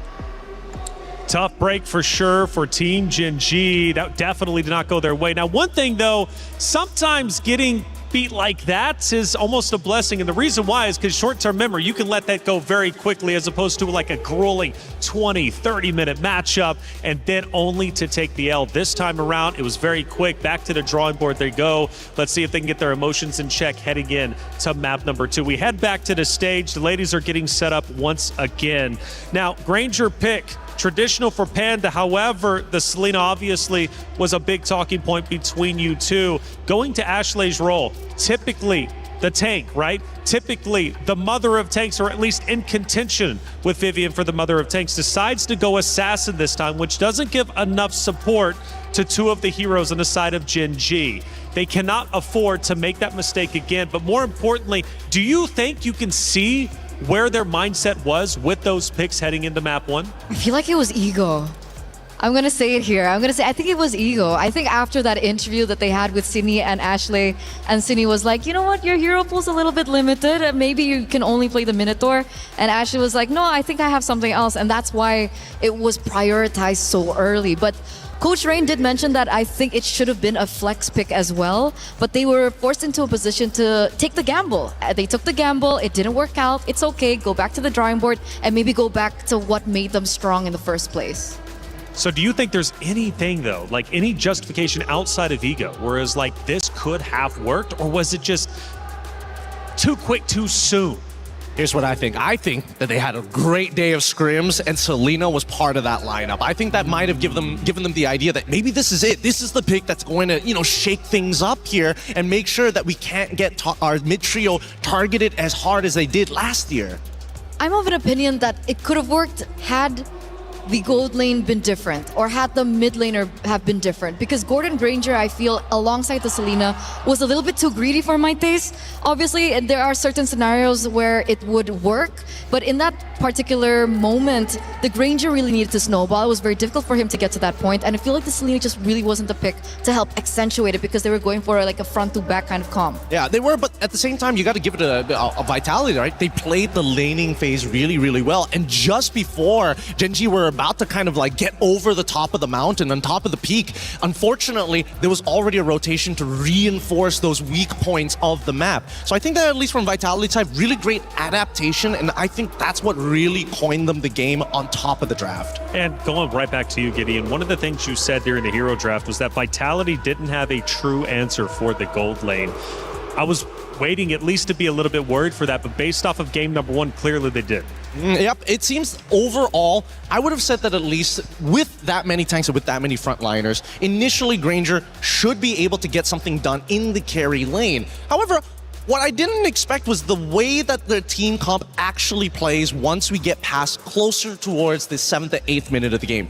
When mid-tier 1 broke, I think that's when the game completely was over for Gen G, right? You have no way to kind of control the side lanes, no way to kind of rotate safely, and that's when Selena loses a lot of her value. That River of No Man Land, Selena wants to be all over there, invade even into enemy territory. How much do you think the history of this roster between Gen G and Vitality is playing in the mindset specifically of Gen G in this matchup? Because you mentioned ego, and it very well could have been. Cindy might have went into that interview looking to play mind games, and it might have paid off. So Eterna, I'm right there with you in your ballpark. But how much do you think Gen G right now is thinking, man, Vitality, they beat us last year. A lot of history here. We've yet to take them down. In fact, Vitality didn't drop a series, from last year's MWI.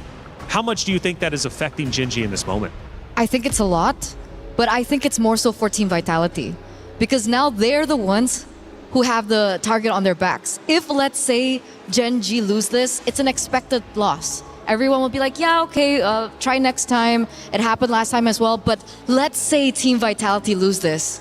Now that is going to hurt Team Vitality a lot. And Sure. I think that is what's making them put in a position where they're the ones that has something to lose. Which would make map number 3 very interesting if Gen G does answer back and ties it up. But until then, it seems like Vitality, regardless of the target on their back, are selling through the competitors in the competition, and they remain as confident as they've ever been, not only in the interviews, but also on stage and even in our team comms. We start our pick and bans, and again, the story will once again be told, and this time around, I hope Gen G did their homework. I hope they did. At the same time, I agree with you, Eterna. If Vitality somehow drop this, especially when they are currently on match point, that's definitely going to hurt the mentality coming in. But it's always harder to defend the title than it is to chase for it. And I still think that Gen G have something up their sleeves. However, come down to the picks and bans, we're already seeing good adjustments here. Vitality is taking whatever they learned from the previous game and now applying it on the blue side. Yeah, they have the carry banned out, they have the Phobias banned out, they have the Jushin even banned out. And it's signaling, what is it signaling? Do they want to go for an early pick assassin now that the Hirara is available? Do they want to take that risk? Well, let's give it a moment here, right? Because it's kind of up to Gen G. And Vitality is asking the question, oh, please give me the Hirara. That would be really fun to play. And if Gen G allows it, then sure. But if not, I still think that there are better openers right now so far in the pool. Okay. It goes back down to this final one. And I mean, it goes and brings me back to Vivian's interview. Oh. When she was like, everyone please do your best because I don't want to get sleepy.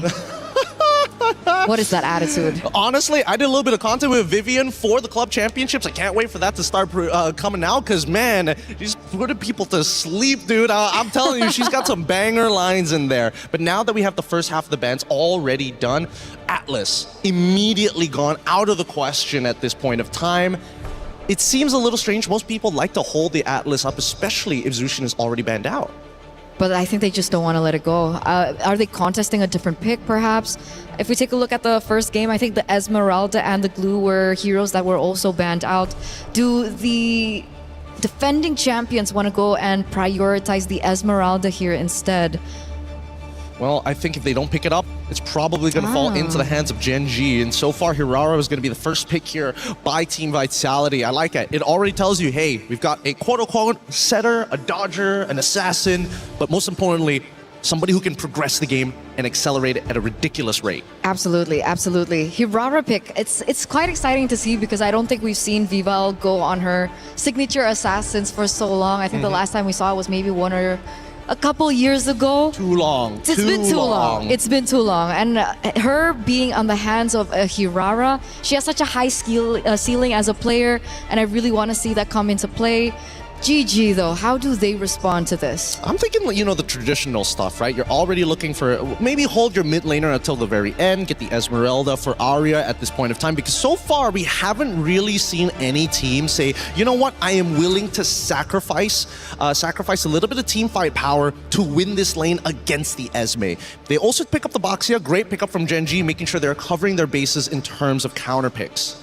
I like how we were seeing Esmeralda and the Baxia on the same side. Because usually when we see the Esmeralda, we do see that the Baxia is kind of a counterpick towards it. But they're really, strengthening what they didn't really have in that first game is they have a really good front guard. Now, I'm expecting some really heavy hitters later on, perhaps, the gourd again if they want to go for that type of thing, despite it being a little bit more risky right now, as we do see the Hirara on the other side. Vitality, do they want to go ahead and pick up their gold laner? Now that the carry's been banned out, they can go ahead and pick up something like the Claude. Very smart. They go for the glue instead. I like that. And they go for the Claude on top of it. I was thinking whether or not they wanted to show Yve within this first phase. If it was not Yve, it was definitely something plus glue. You called the Claude. We got technically half 50-50 on either side, but Nice. now it's that final one. This one, I can't figure it out, right? Because now that they have glue on the opposite side, it would really suck to have to go out of your way to play, unfortunately, Vexana, or the direct counter, in this case, Faramis. You saw the Faramis yesterday. It didn't really work out. That's what I'm saying, dude. And then it forces your team to get close together, and Hirara was like, all right, if you're going to get real close together. Which is kind of bad, and especially like Claude alt AoE as well. Because I was thinking they could still pick up the Faramis and then they ban out the Valentina, but I think the Lilia is still the better option. Because in this particular stage, it doesn't feel like there's any space for the Yve, considering you're up against both the Hirara as well as the Claude. I feel like the Lilia was the safest pick. Yeah, I agree. And not to mention that this second half, I'm hoping that Gen G are the ones getting rid of this Yve, because Yve is kind of the only thing that kind of like keeps Gen G's current composition in place. Like, yes, you are worried that Esmeralda walks up to you, but I'm thinking that maybe Team Vitality, the fact that they left it open, they have to have something in store, right? I agree. I think the Yve would be very detrimental to the success of the Esmeralda as well. I know she has, faster cooldowns and she could rotate a lot quicker, but it's still a very risky play to want to play within the box of the Yve or the real world manipulation. So yeah, the Yve goes out. Yve is down. I'm thinking whether Gen G is considering leaving the Valentina open, even though we don't see many big ults on the side of Team Vitality. And that's the thing. Those last two picks, I think, has to be the either big initiator alongside with the glue, because glue can technically be flexed into the EXP. Not the greatest matchup into the Esmeralda, but at least you won't die. That's true. I feel like Fumi Echo would like something a little bit more flashy, though. Give me the Lapu. Yeah, she's been so, flashy with her Lapu Lapu. There's so much attitude as well in her gameplay. I do want to see that maybe come to light once again. I think the hero that I was really thinking about for Gen G to kind of ban out in the second phase, alongside the Yve, would also be the Valier. Valier up against the Esmeralda, I think it would be a problem for the Esmeralda alongside the Baxia, but I don't know if they want to go full both bans onto Cine. I would like to agree with you if I knew for sure that glue was going as a support. And that's the thing, right? No matter what, even if you have terrible mid lane matchups, your support makes such a difference in the 2v2 dynamic that it helps you say, you know what? If you take Concussive Blast, we clear this wave, let's just minimize how much damage we take. That's the way. It's Valier. Called it. It's just I'm in disbelief. You don't very often get these correct, but when you do, it's so accurate that there's no argument to it. It feels good. I feel like an analyst today. You get it now, right? You get why Wolf does this all the time. It's so satisfying. It's great. Wolf, clip that while you're at it. Now, Bruno, I think this is a little strange. Why go and look to get rid of a marksman bully in the Bruno? Because I have no logic to this. This just feels like either Cassius knows for a fact that Panda just does not want to get back onto the Granger again, or oh man, what could they possibly do? Irithel already out. Man, no more crit style marksmans. So what do we have left? We've seen Clint as well a few times here and there. Technically, the Clint is a lane bully as well if you want to play the early game. You're right. Unless GG, do they really want to go back onto the Granger? I don't think Granger is going to be used, especially since you already see Glue who can just absorb. Oh, never mind. Take it back. Never mind. They're going straight for Comfort here. Now, hey, I have nothing wrong with Comfort, because if they win that game, nobody's going to question them about the logic. But this means that they really need a very, very reliable roamer.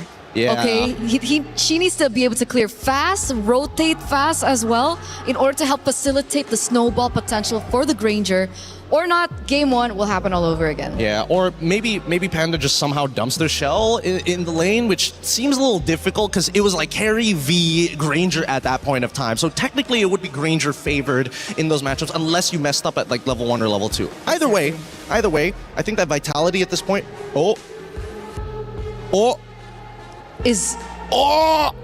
This is a statement. This is a statement. Are we expecting Glue then now to go to the EXP lane? No.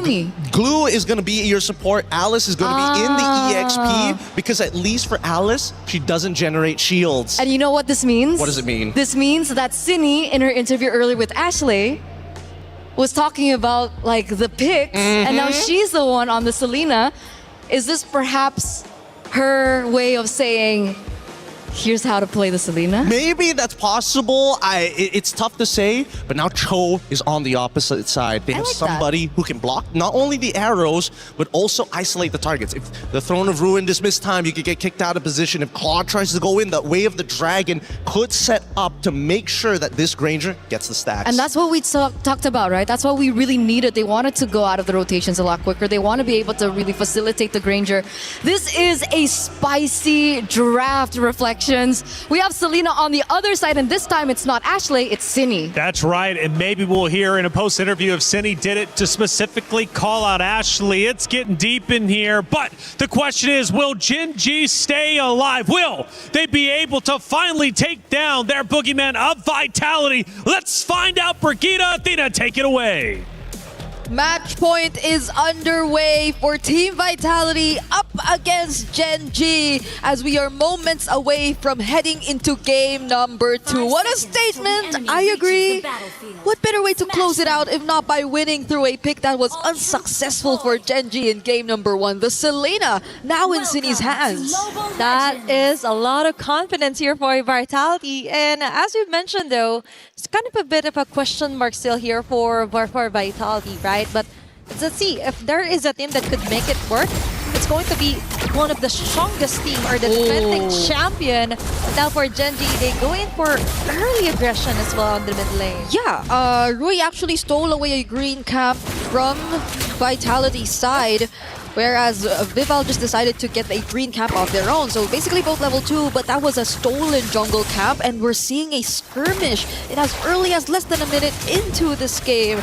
Gen G is trying to be a bit more active. They did not want a repeat of game number 1. They are playing right at where the level is Vitality when it comes to facing here on the early facing of our game, which is what we would love to see, right, for Gen G. Instead of them just going for the counter punches, we want to see them throw out the first punches and then do so onto punishing members here for Vitality. Now, looking back though here onto the composition for Gen G Esports, now they stay in with Ashley's show, and right on cue, she is forced out of her flicker. Yep, a resource already down for Ashley, but at least they got resources elsewhere. City, close call too, but we'll get to dash away from that attempt from Gen G. And there isn't a significant advantage that we're seeing from both sides just yet. I'm surprised to even see that slight lead in favor of Vitality, because Gen G were able to steal away a couple camps, even the Little Wanderer falling into Rui's hands for that first jungle rotation. But I guess this is where things change. Yeah, first turtle up, and we're seeing only Vivian scouting the area for Vitality. There's kind of a bit of a delay here for Ashley, only of level 2. But right on cue here for Arya, Falling Storm and committing onto Viva.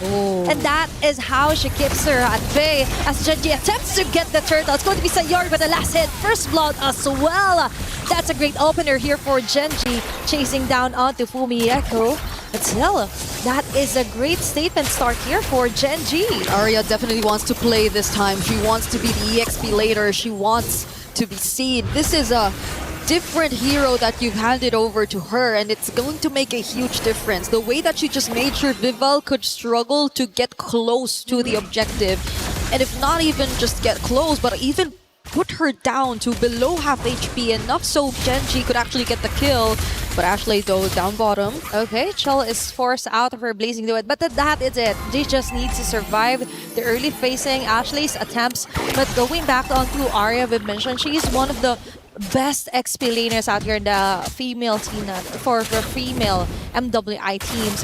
And so far, with her Esmeralda play yesterday, I think this also translates into how well she is when you give in a hero that could set up, could sustain, and as well give most of that punches in for Vitality. Yeah, she's just not letting go of Vival. Vival's struggling to be the very high mobility surprise type of Hirara in this scenario where Arya's just always trying to stay around her. That was close for... that looked like an attempt for Genji, but they didn't really push through. Probably also got to see Vivian around the area. And now let's see how Vitality are dealing with this rotation. This is how they deal with it. They just steal off orange buffs against Genji, and that's how they slowly build up their momentum. Sayori with a clutch black shoes. Vivian onto the back lanes. That was a really close call. High risk plays here for Genji so far. Yeah, but we're yet to also see how they're really able to convert the threat of the Selena yet again. Mostly, majority of the action is coming in from Arya. It's from Genji. Vitality seem to be waiting for that opportunity to get at least a grab or maybe even land an arrow. So now the plan for Vitality is to send in Fumi Echo, but that's not looking good. But oh, that is a great Throne of Ruin. Pandemon caught in the crossfire. Rui Force with a Turtles Passant. It's all over for her as Fumi Echo and Vivian doubles down. It's a double kill for Fumi Echo. The turtle is left untouched. Now there's an action here coming from Vitality. A 2-0 for an Alice early on. Arya still trying to be an annoying Esmeralda in her face, but this is Vival most probably still getting to secure the objective. No! She didn't have her retribution at the time. Okay, it paid off for Arya. Yes, it was very worth it. Now they do have the retribution, but the turtle is up. Genji and Vitality could both make their way to this objective if they wanted to, but things seem to be different for Vival. They might not risk it, not unless they find an opening. But it's so far just really Arya and Fumi Echo zoning them all out. They're really considering onto giving up the turtle altogether. They just want to interrupt the whole process here for Genji. If we could get the turtle, so can you. Right? And for Genji, they're attempting to somehow zone out the members of Vitality here.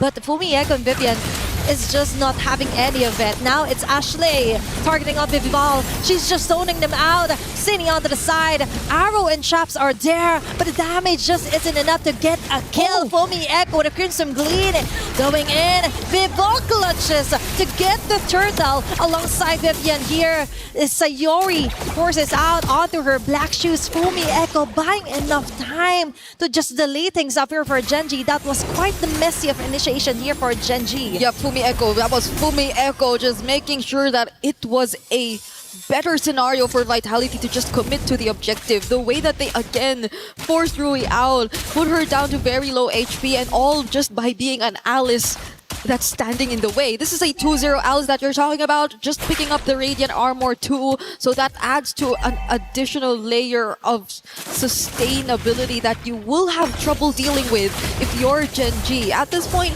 I feel like they might not have enough resources to deal with it head on, as we could take a look at the items eventually. But Vitality, there you go. At least they have a glowing wand in Sayori. And that's it. That is the hit that she needs to actually punish onto Vitality. Body kick here for Ashley, but Vivian and Fumi Echo tries to get away.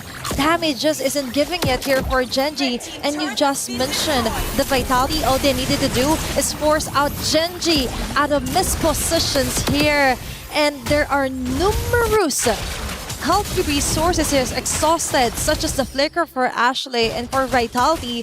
Things just keep getting better. Shell got the most out of her zone onto the bottom side. That's a hefty amount of gold advantage that Vitality was able to get in 7 minutes into the game. Yep, and I feel like Genji could have also went for more aggressive setups if only there weren't as much information. I know we haven't seen much of the arrows just landing yet from City, but I think the placements are also something that matter in this game. The way that they're always just able to scout, the movements from Genji, similar to what we saw just now, is being very pivotal in how this game is playing out.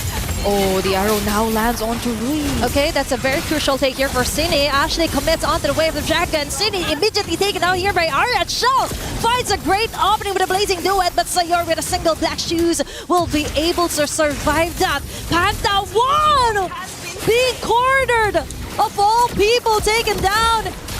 The goal laner for Genji is down. Now they don't have enough damage to actually tore down the defenses here for Vitality. The Lord is left alone.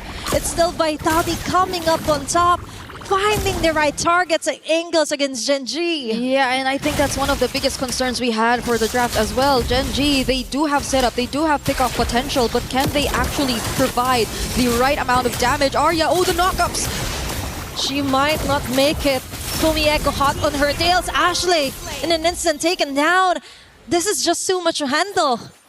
They're coming in one by one here from Genji. Yep, now it's Vitality. Oh, with the control over this objective.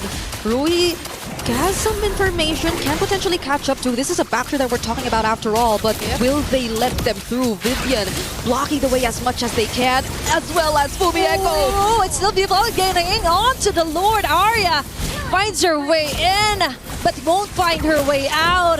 As Vitality takes her down, that's a 5k gold lead. An objective onto Vitality. All in all, that isn't any in favor or pros from Genji. They've got nothing out of it. It seems like they still wanted to force the fight, however. It seems like they still at least wanted to get the attention of Vitality, maybe momentarily stop them from at least focusing on the objective, but Vitality refused to do so. They were just making sure that they will be able to secure the objective nonetheless, especially with Rui out of sight. If there was anyone who was actually able to approach, it was just either Arya, it was just either Ashley. But Rui was the main problem, and they need not worry about that. Okay, now it's a Lord. Oh, okay. I just saw Ashley activate the flicker just to try and cross that big boulder. I think that is huge info here right now for Vitality. Yeah. That is a huge giveaway right now, and Arya will have a hard time putting up on the front line here against Vitality.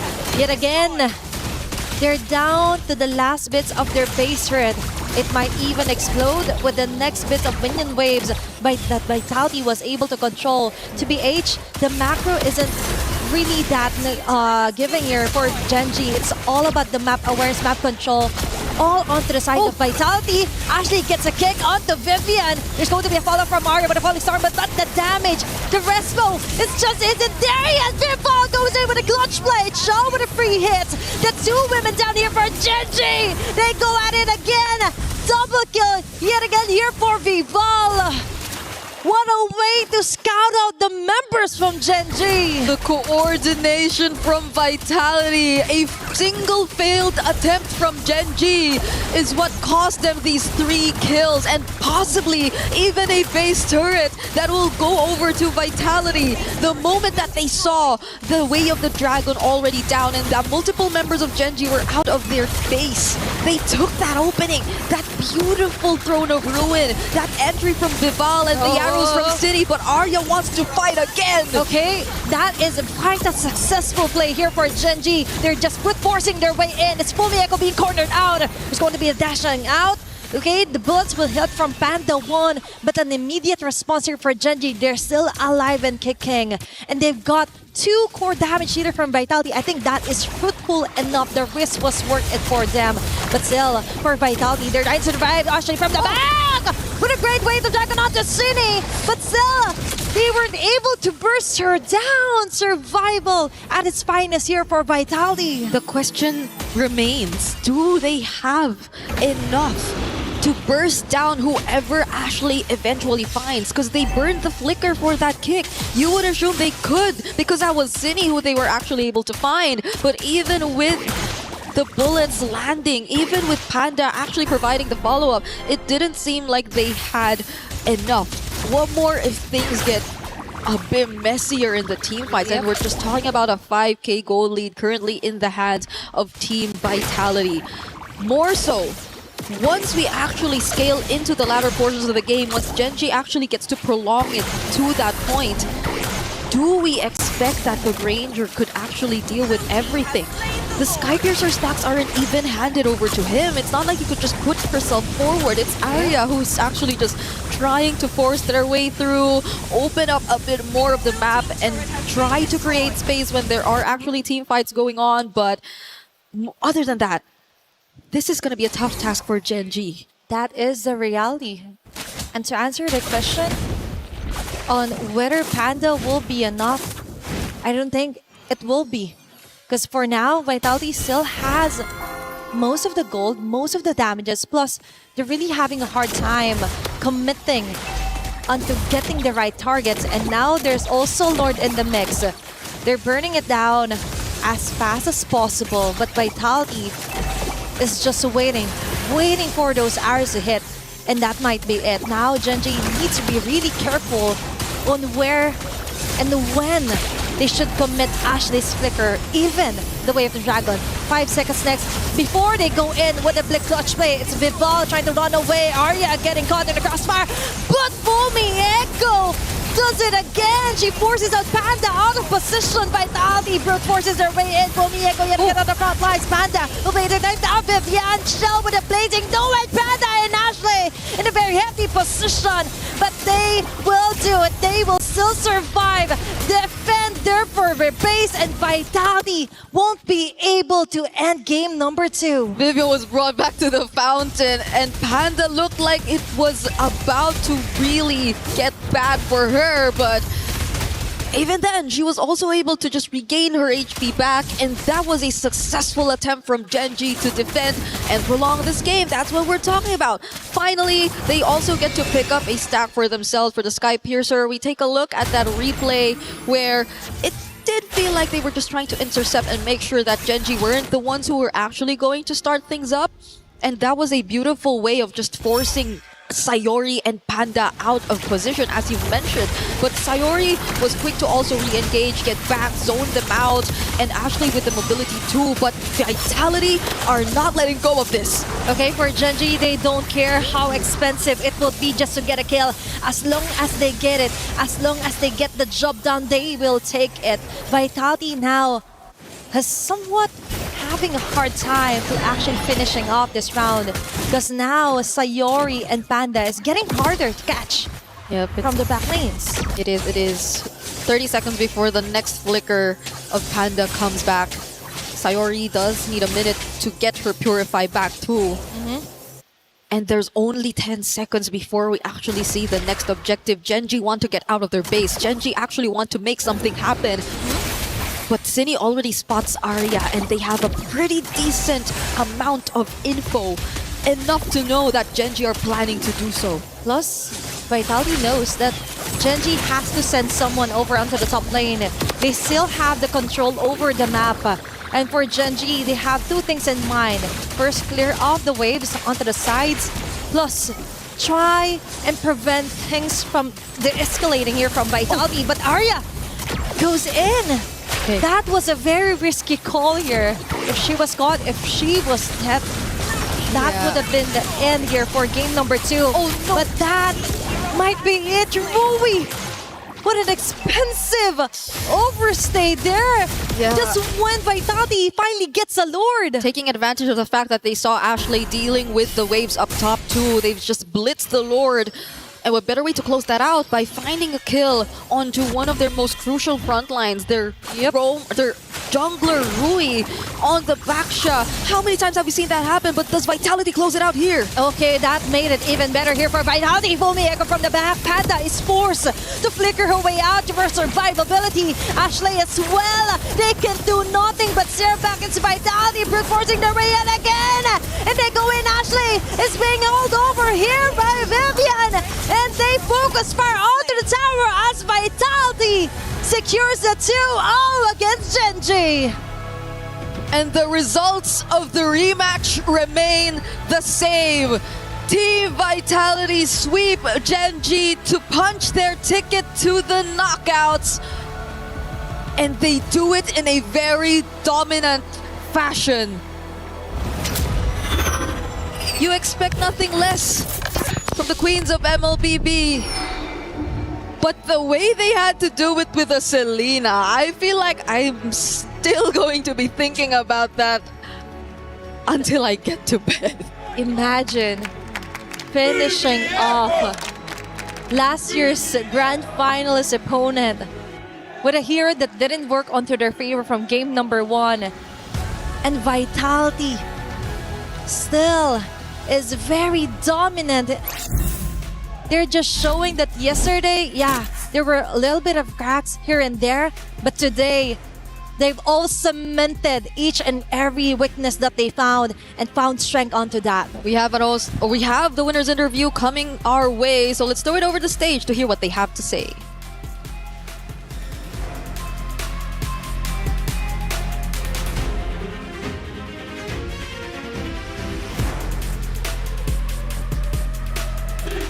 And the crowd goes wild right here today at the Paris Expo. Just take a look at that. Now here I have Vivian beside me. How does it feel to have the V-Hive here with us today cheering you guys on? I'm feeling proud. Happy and proud. Thank you guys. Viviane qui tient à remercier tous les fans de Vita. Merci à tous, fiers de pouvoir faire cette performance devant vous tous. Wow.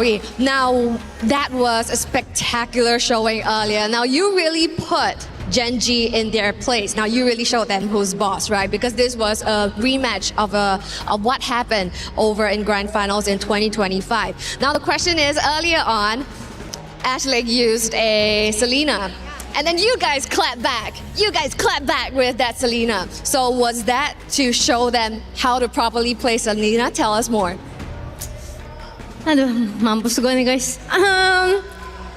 Katanya apa kak? Ya sebenarnya kalau yang dari kakaknya bilang ya dia pakai Selena. Itu sebenarnya unpredictable sih. Jadi gue nggak expect dia pakai Selena Rome dan juga gue nggak expect dia ngeband banyak hero gue. Dan tadi mereka udah tampilin sesuatu yang berbeda lah. Keren mereka di GG dan tapi kita tetap menang. Makasih. I would need our friends who are very well versed in Bahasa to help me out with that. But of course, who do you think you would meet next? Actually, earlier, Vivian, I saw that you had a post on Instagram and then you want to meet in MWI and you actually wrote Kiowe. Why? Why Kiowe? Like, are you a fan of her or she's someone that you're looking to defeat? Because she very beautiful, right? Oh, so you're a fangirl. Yeah, beautiful. And jungler, wow. Wow. So it's out of respect, and that's why Kiowe is the one that you want to see in France, here for MWI. Because she's pretty, cantik. Is it? Yeah. Wow.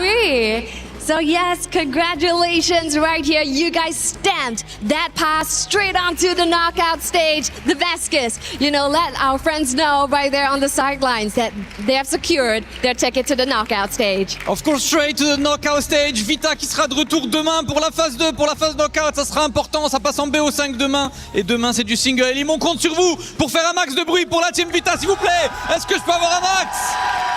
C'est ça qu'on veut. Merci à tous, vous êtes les meilleurs. Back to the studio for our next match.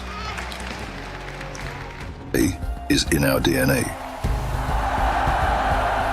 Whenever we let it out, it becomes our superpower.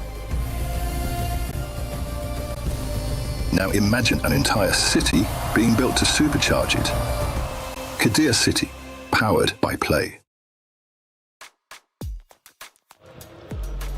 Well, it was, in fact, domination instead of redemption, as it's Vitality getting a big 2-0 win over Gen G, who now has to fight through the lower bracket in order to protect their key. Love the interview with Vivian right after that, though. That was incredible, especially because we get some insight. Kiowe, she wants to face off against her in the finals, which is Geltec who happened to beat Twisted Mind. So that matchup could be a reality. And we finally found the weakness for Team Vitality.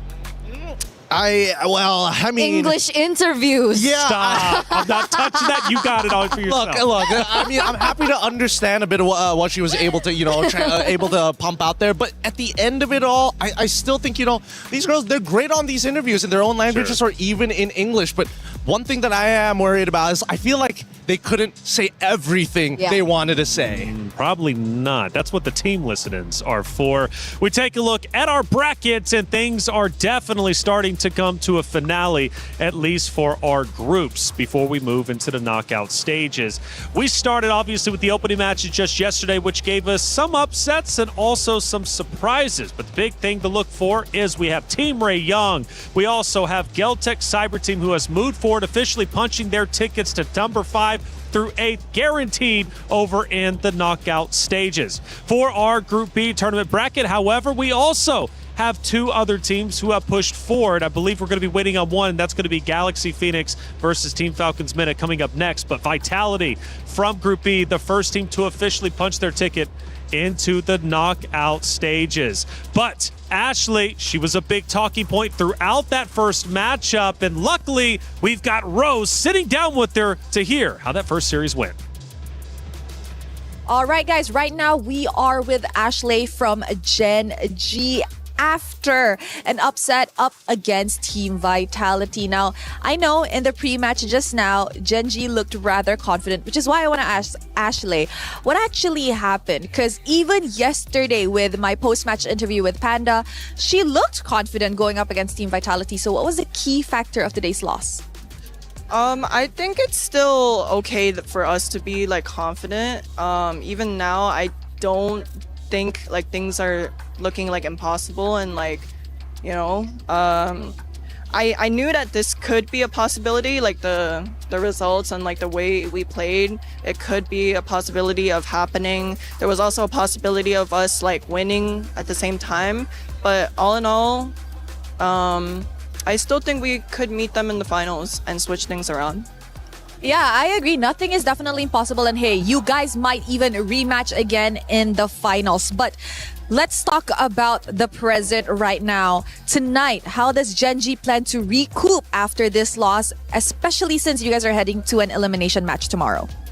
Better preparation. I'm not feeling too bothered by what's going to happen, what matches we're going to play right now. So we're just gonna have to see what happens. Okay, is there any words for the fans that are always rooting for Gen G and you? Thank you guys for supporting us. Please continue to support us, and the dream is still alive. I think we can turn things around. The dream is definitely still very alive. Thank you very much, Ashley. I will see you tomorrow. And with that, throwing it back to you guys at the studio.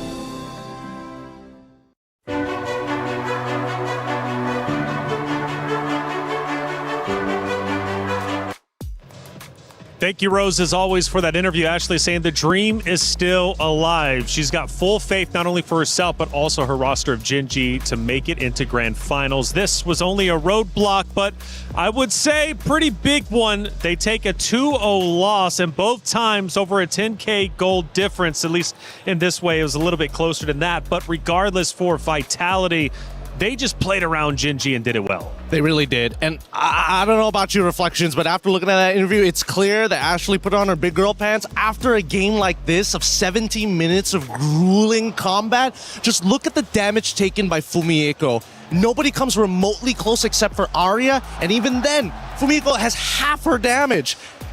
What are you supposed to do against that? It's an unkillable monster in the EXP. And that started in the early game, too, because I remember Gen G was looking good in the early game until Fumi popped off.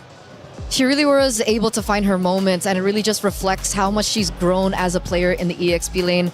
I remember the era of Team Vitality in whence Fumieko was the weakest link, right? She was the newest addition to this roster, and then she came in, and then people were saying like maybe Vitality's not as strong because of the new addition. But I mean, seeing that performance earlier on, Sure. wow! I think everyone was screaming her name all around the world. Yeah, she was definitely the best wingman for sure. And at times, honestly, one of the leading slayers dominating the competition for sure. What do we think about the titles? Do they match up and reflect appropriately for you? No, that's weird. I mean, obviously, it's a little strange to see the carry and the sandbag both going to the EXP. That is kind of later. wild, isn't it? It is, but at the same time, it also goes to show that Gen G, towards that latter half of the game, weren't feeling as confident to walk up and say, yes, this is our zone. You cannot walk into our area of influence. They gave up a lot of space, and they kept on doing it until there was no space to give. And it also typically shows how the Grange just really didn't work out again. Like, they tried it back to back. They did it in the early game. Game number 1, it didn't work out. Game number 2, they tried again. And this time, they had a little bit of a better composition to try and help facilitate the Granger. But at the end, it really didn't work out. The damage wasn't really there. And that's why maybe we see Arya on the top of the charts of the damage dealt. Well, we have 3 great moments to look at. Let's look at our first wonderful moment that took place. And I'm sure it's going to be Vitality setting themselves up nicely, or even Fumi popping off. What are we looking at? Yeah, here is the first initial setup, right? Because they get the initial kick onto the correct target, but look at Fumi go, right? Blocking the shots from the Granger, allowing the glue to find the setup on towards Rui all at the same time. It's very rare that an EXP laner can do everything all at once. Yes, it's a little bit of a mistake on Gen G's part for getting too close together, but how can you predict the trajectory from where the flowing blood is coming from? It's tough to say. It is tough to say indeed. Let's take a look at moment number 2 and see what ended up unfolding. We're now getting deeper into the match, towards the tail end, about 6-7 more minutes left. We're at 10 minutes and 45. And it looks like they're going straight for the throat here for Team Vitality. It looks like they're going for the push. Ashley here gets a good moment coming in from Vivian, but you will see, I believe, Fumi Echo being able to, there it is. The counter engage that always happens. So despite Ashley being on a hero that is way more active, she can look for more opportunities around these team fights and these skirmishes. There's always that counter engage coming in from Fumi Echo that really just ruins it for the rest of the team. And it's not just that, right? There's also the argument of like, wait, why isn't Sayori just kind of drawing the line in the sand and saying, you know what, you can't get past here? And unfortunately, that's where the Hirara suddenly appears, right? Again, the combination of locking down the target, forcing out the Purify as soon as possible, and if she doesn't have Purify, Sayori will die and will not be able to use the Black Shoes to get out. Well, moving on to our third and final moment that we'll be reviewing for this great matchup. We take a look now towards the end. We're now starting to pressure into the base. Gen G knows they are backed up against the wall. The pressure from Vitality is unrelenting. I think this is the moment where we do see that Vivian got really confident, right? If I remember this correctly, yes. They try to get on top of Ashley. Ashley flickers out in time to bring her right back into the fountain. I was laughing so hard at this. It's one of those moments where you're like, all right, I got you. Oh, no! And it's definitely those small victories that can be celebrated, I think, for Ashley in particular. She didn't look too happy after the game, but obviously she had her moments in the game there. She did. And hey, you can have your moment in game as well because it's Rhino Day. We got the brand new interactive effect for Rhino Day, and it's available now. Check it out and join the celebration. Get involved. We love our stickers. We love everything in game, right? Hey, Rhino Day. I love rhinos. Okay, well, she loves rhinos too. That gives me I like turtles vibes. Have you ever seen that meme? A turtle hero in Mobile Legends? I don't think so. You don't know? Yeah, no, there shouldn't be, right? There's already because of that neutral meme, objective. we need a turtle. Old. She doesn't know the meme. Dude, I was trying to cover for you. It's okay. You didn't have to bring it up. All right, I need a little bit of time to breathe after that one because that hit deep. I'm not going to lie. We got Rose on site with Vivel. Good interview. Let's hear what she had to say. Now, Vivel, one thing I want to ask though is why the sudden Selena in game 2 after Ashley Selena in game 1? Were you guys trying to prove a point? Actually, no. Ashley playing Selena was literally unpredictable, but us picking Selena doesn't have anything to do with Ashley. It's because Chinny's main hero is literally Selena. She plays Selena a lot. She likes Selena a lot. So yeah. I see. Now that you guys are officially in the knockout stages, is there perhaps a team that if you were to meet, you think that Team Vitality will have a hard time facing? I don't think there will be because all this time we want to go against any team. There's no team that could pose like an obstacle for us. But if I have to mention, it's probably Team Ray Young because they're from Malaysia, and Malaysia is one of the powerhouses of Mobile Legends. Oh, wow. Confident from Vival. You know what? Congratulations today. Thank you very much. With that, throwing it back to you guys. Bye-bye.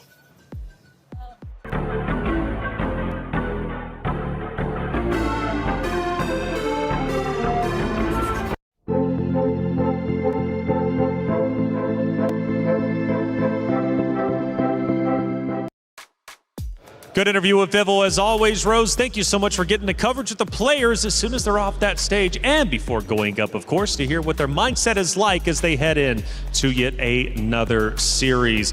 Final thoughts, right? We got the chat involved. Make sure you're tweeting out or however you would like to talk, of course, on especially where you are watching the stream. Famiko, MVP for sure. Honestly, after that performance, I would say so. Real. Yep. No, it's hard. It's hard to argue against it. Man, my guesses are really gets me to. Yeah. Oh, people are still doing their predictions as well. Very good. We like that. Fearless. Shout out to you. Get those predictions in, and hey, keep it going. Again, Fumiako getting all the love. GOAT EXP. Is that Miracle? Sadness, I just want to say I hope you're happy. Seems about right. Feels like Mirko. Yeah, seems about right. I think Fearless is Mirko. It's his alt account or something. Is that right? Probably. Probably Mirko. Well, we did hear earlier that he was looking at chat for just a little bit during that Phil section. Maybe he is Sadness, but why are you calling yourself Sadness, Mirko, if that is you? We're going to have and hash that out and figure that out. We need to make him happy. Another series is about to be underway, and this next one is going to be the final one for today, but an important one nonetheless because it moves one team forward into the knockout stage. It's Galaxy Phoenix versus Team Falcons MENA. Both of them take that stage, and I tell you what, this is going to be a big one for sure because there's several storylines to get through. First off, history is within reach for both of these rosters. For their regional battle, the highest regional placing they've got in MWI is 5th through 8th. Okay, you get that just going to the knockout stages, but they go a little bit further, they could make history. They're my goats. They're your goats? Team Falcons MENA are my goats. This is the first time I'm hearing about it. Because, Dave, when did this happen? Yeah, I don't know, because I'm looking at Galaxy Phoenix and like the names that they've beaten just to get here. How can you not? That's the keyword. That's the What did you keyword? say? Huh? Beat? He said a sentence, names. though. Names? Names is the key word? Names is the key word. She is the gold laner. She is my goat. Okay, names is the GOAT. Okay, fair enough. You guys must be a duo or something, actually. You guys go way back, actually, if I'm not mistaken, right? 10 years at MLBB, of course, 6 for you. Yeah. Veterans up on this stage. A long time to hate each other. Oh, why do you got to go that way? She was natural. Sadness. She was the Sadness comment out there in the Wait chat. until the next IGN of hatred. Falcons MENA, okay, has a big fan up here. But realistically, do they have what it takes to take down Galaxy Phoenix? Oh man, that's the brutal question because they've been to so many international female tournaments and they always just fall short. And I gotta say, this matchup is really heartbreaking because I think Galaxy Phoenix are so strong. They are the team that has actually played in MPL Cambodia. And that's not a simple task to do. There is technically no restriction on it for what kind of gender going into these MPLs. Sure. But the fact that they are playing on the same stage as some of the best in Cambodia, who's been around for at least 5 to 6 years, and they're the one region that everybody in Southeast Asia agrees upon that they are big stonks. Big stonks indeed. And talking about stonks, apparently we've got the Queens posing themselves. Where were they at? I'm hearing the Eiffel Tower. Let's check it out.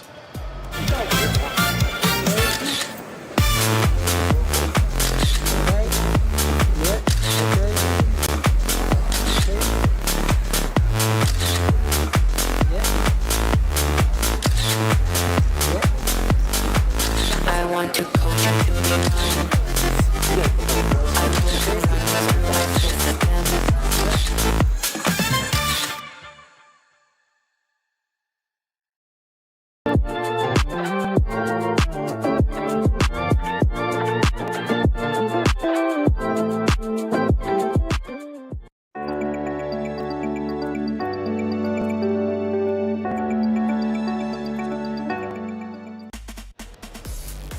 was cool. I couldn't have done it any better than Kiyoe in that moment. Well done. Hopefully we get more of those videos. Super unique. Hey, it's about time to send it to the stage, though. I'm ready to get this matchup started. It's Galaxy Phoenix versus Team Falcons Mena. Cheryl Damascus, take it away.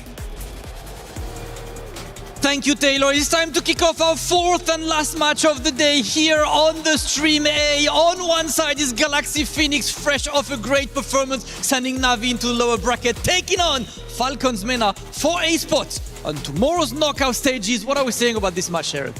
Yes, that was absolutely amazing. And as we speak, these two teams that are about to take center stage right here on Stream A are teams that has flown under the radar. Now, Galaxy Phoenix is someone that you don't want to underestimate. Why? Because they have played in the open circuit. Now, they have been competing in MPL Cambodia. And of course, we have over on the other side, Team Falcons Mena, where they see their open circuit counterparts winning wildcard. Are they able to rise above right here in this match and secure their knockout ticket? Let's find out from you guys at the studio. Let's go.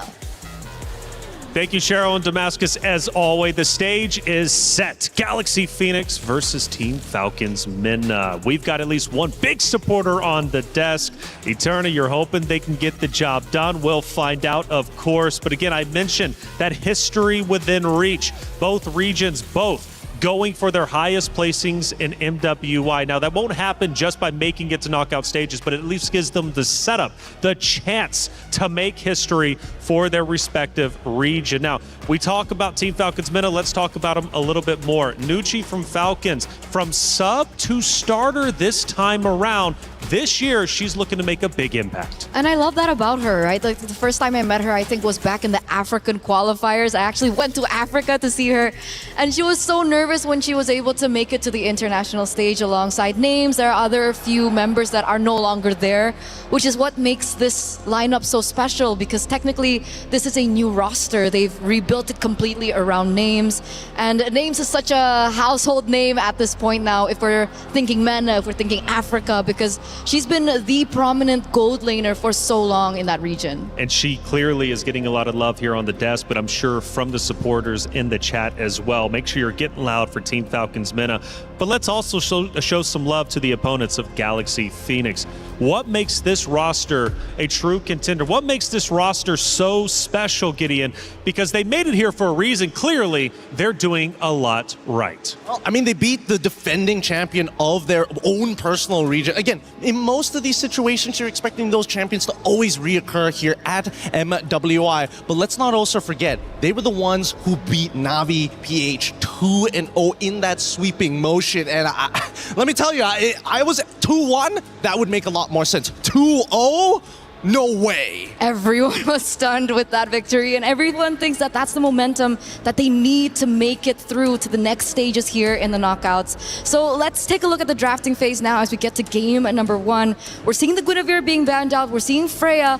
Yves gets eliminated, and as well as the Paquito. Okay, I'm liking it so far because that only leaves for the EXP the big generals of the Phoveus alongside with the Esmeralda. Again, both situational. Now that the nerfs have started to come through, but Esme has been in a pretty interesting spot. I would like to see whether somebody has come up with an answer to the Esme in lane and not in team fights. We all know how to deal with her in team fights. Just gotta keep on kiting her, gotta space her out. What was the counter to Esmeralda back in the day? Oh, so many, like the Dyroth, you have the Alpha. Dyroth! Yeah, there's so many lane bullies. Do you think there's space for a Dyroth? Okay, you know what? Sometimes when it's a good counter in lane, it is not worth to go for. And that's something we learned between Leslie and Claude yesterday. Yeah. Just because you can make it doesn't mean you have to. You gotta kind of space it out. Boxia, the follow-up band here alongside with the Matilda, leaving Marcel wide open. And now we're seeing completely different from what we saw earlier today, right? From big openings of focusing more on the Atlas, leaving the Freya open. It really goes to show that there is a wide varying hero pool that isn't standardized amongst each of the teams and regions. I really like that you mentioned that, because just yesterday we saw that Team Falcons Mena actually brought in a Carmilla jungle. Yeah. Okay. Yeah, we've seen a lot of bans yesterday against the Carmilla, and I was like, why did they go for Carmilla bans? And then I hop over to Stream B and I see a Carmilla in the jungle, and I was like, is this what they're scrimming with right now? Who's giving them these ideas and who's letting them think that this is right? But yet, they still are able to find these games. Hilda, an early call is an easy answer to Marcel. Marcel wants to go in and out. Hilda says, I'm gonna stick to you like glue and I'm gonna hurt you while you do it. Also a very strong showing with the Claude early pick as well. We do usually see the carry being picked up after, but we do see that Falcons MENA want to secure a strong lane of their own, right? They have the Esmeralda, very quick in.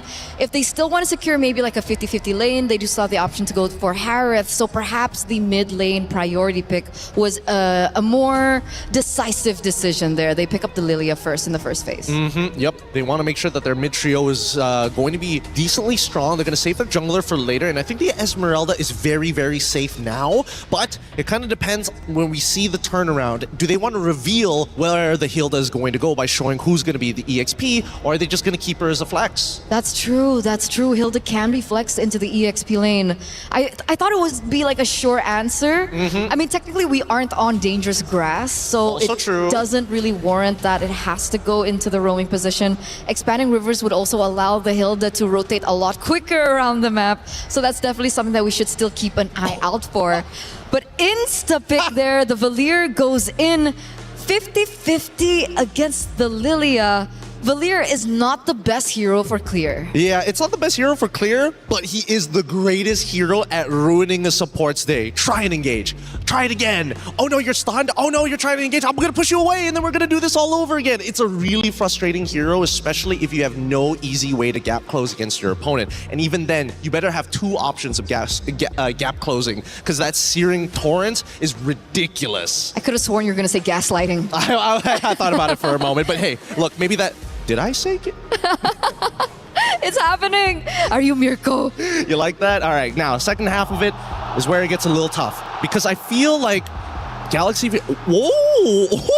Getting rid of some of the favorites here. Yeah, Carmilla instantly banned out there in the second phase. Galaxy have done their homework, but I thought that perhaps because they picked up something like the Valier, they wouldn't mind a Carmilla in the jungle. Well, then it would mean that taking quote-unquote having a Purify, inbuilt Purify, is useful, but I guess this also means like Galaxy Phoenix want a team fight to some degree. I don't know to what degree. I don't know whether or not it's a full dive composition and that Valier is going to be the dedicated anchor. But since Yuzong is already banned as well, I'm not 100% sure. Yeah, how would they go about it if they don't have the Yuzong?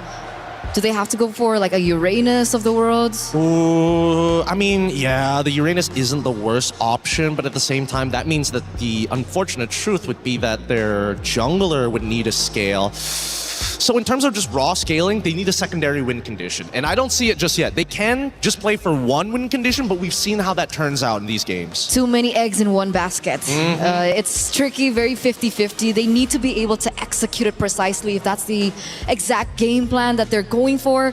Taking a look at the history of Galaxy Phoenix, we've only seen Fa on the Guinevere. So it's also homework being done by Falcons, as they have actually already banned her out. And Hirara goes out the window as well, so it's starting to really push down into the hero pool of Fa. Yeah, so what do they need here? They need...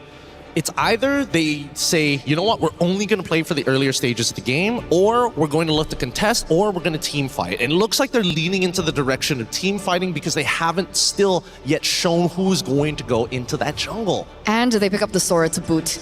We've seen what the Sora has been able to do so far today, especially now that we do see the Esmeralda has already been secured by Team Falcons MENA. So there's no room for like a sneaky Valentina pick in the EXP lane. So they're really just going to have to battle that out. And I feel like Sora in these particular team fights sometimes has an advantage depending on the timings of the skill usage. I totally agree with that, especially when you're facing off a Lilia. When you see these strong engage tools, you have to take the right battle spells. Flickers could be good, but at the same time, can you react fast enough compared to a Purify? I don't think so.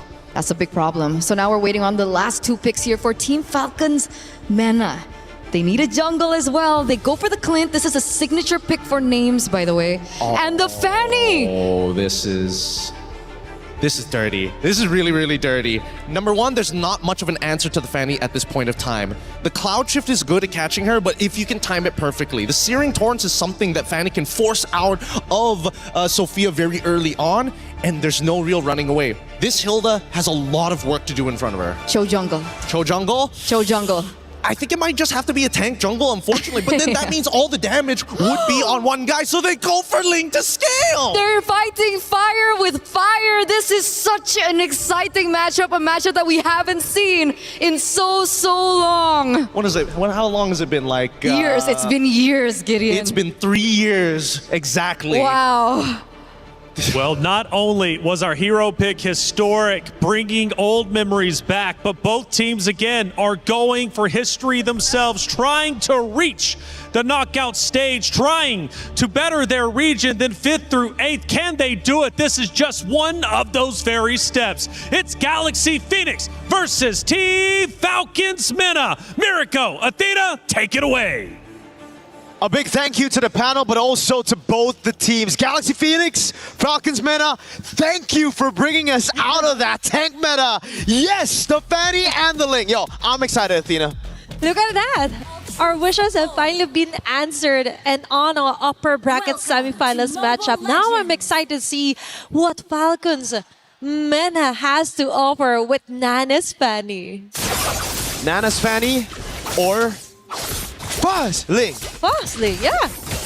Vice versa, right? And it's interesting to see it in a world full of jungler when it comes to the utility, but early skirmish here on the mid lane, forcing out the flicker out of Syrinx. Yeah, we've just been seeing this so much, man. Bargain Hunters on a lot of the mid laners. This time, even on the Valir. Sophia's gone over for the...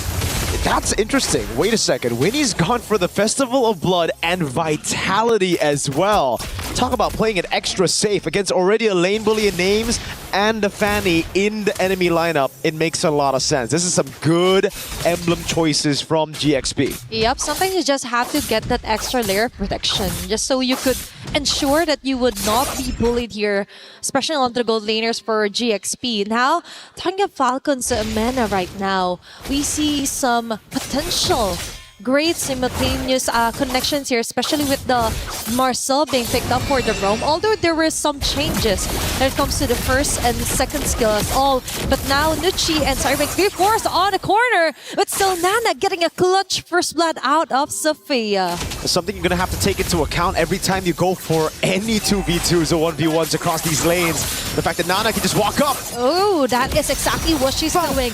Then Vice forced out of her Tempest of Blades, going for the direct answer. Strix immediately falls down. What a show match of our junglers right now. 1-1 for the junglers picking up the kills. Nana. Okay, it's Lemma falling down hard, but still ensures safe escape right now for GXP. Now Nana safely transitions onto taking the neutral objective. She decides here for Ling.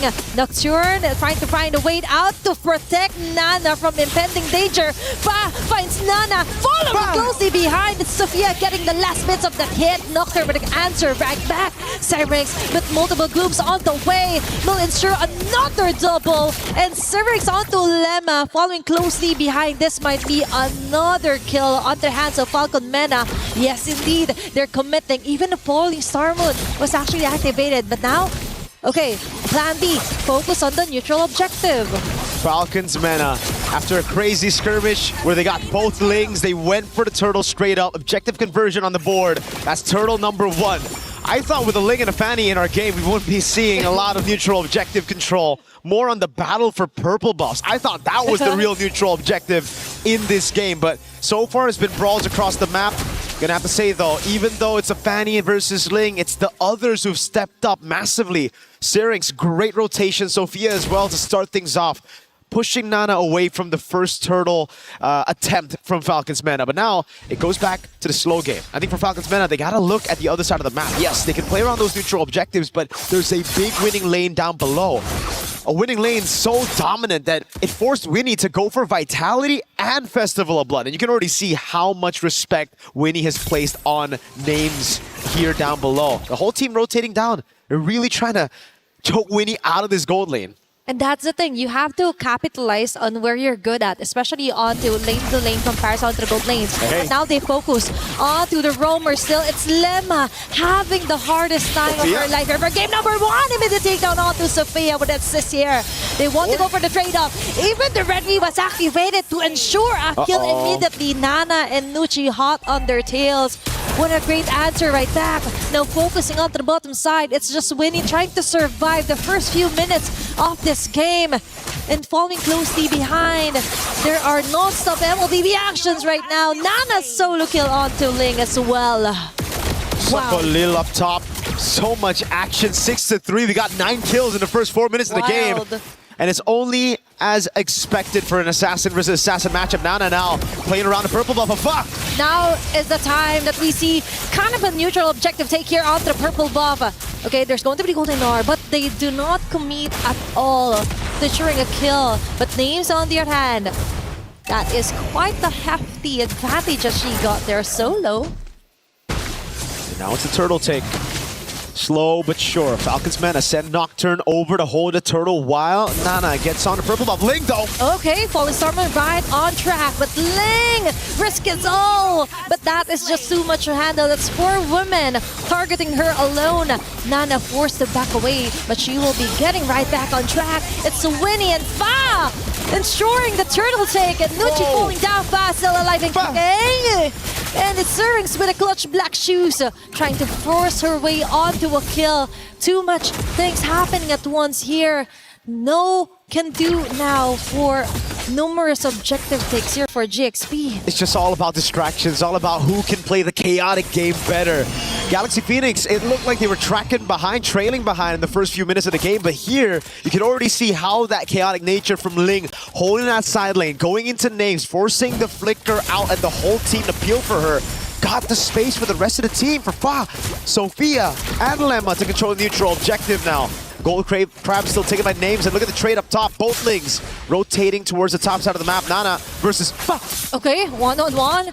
Will she be committing onto that? But before all of that, it's Nocturne caught on a very great vantage point on to win it. She will be backing away. Lemma taking it safely. Sophia. Disengaging. Sophia, on the other hand, just goes in with a Cyclone Eye.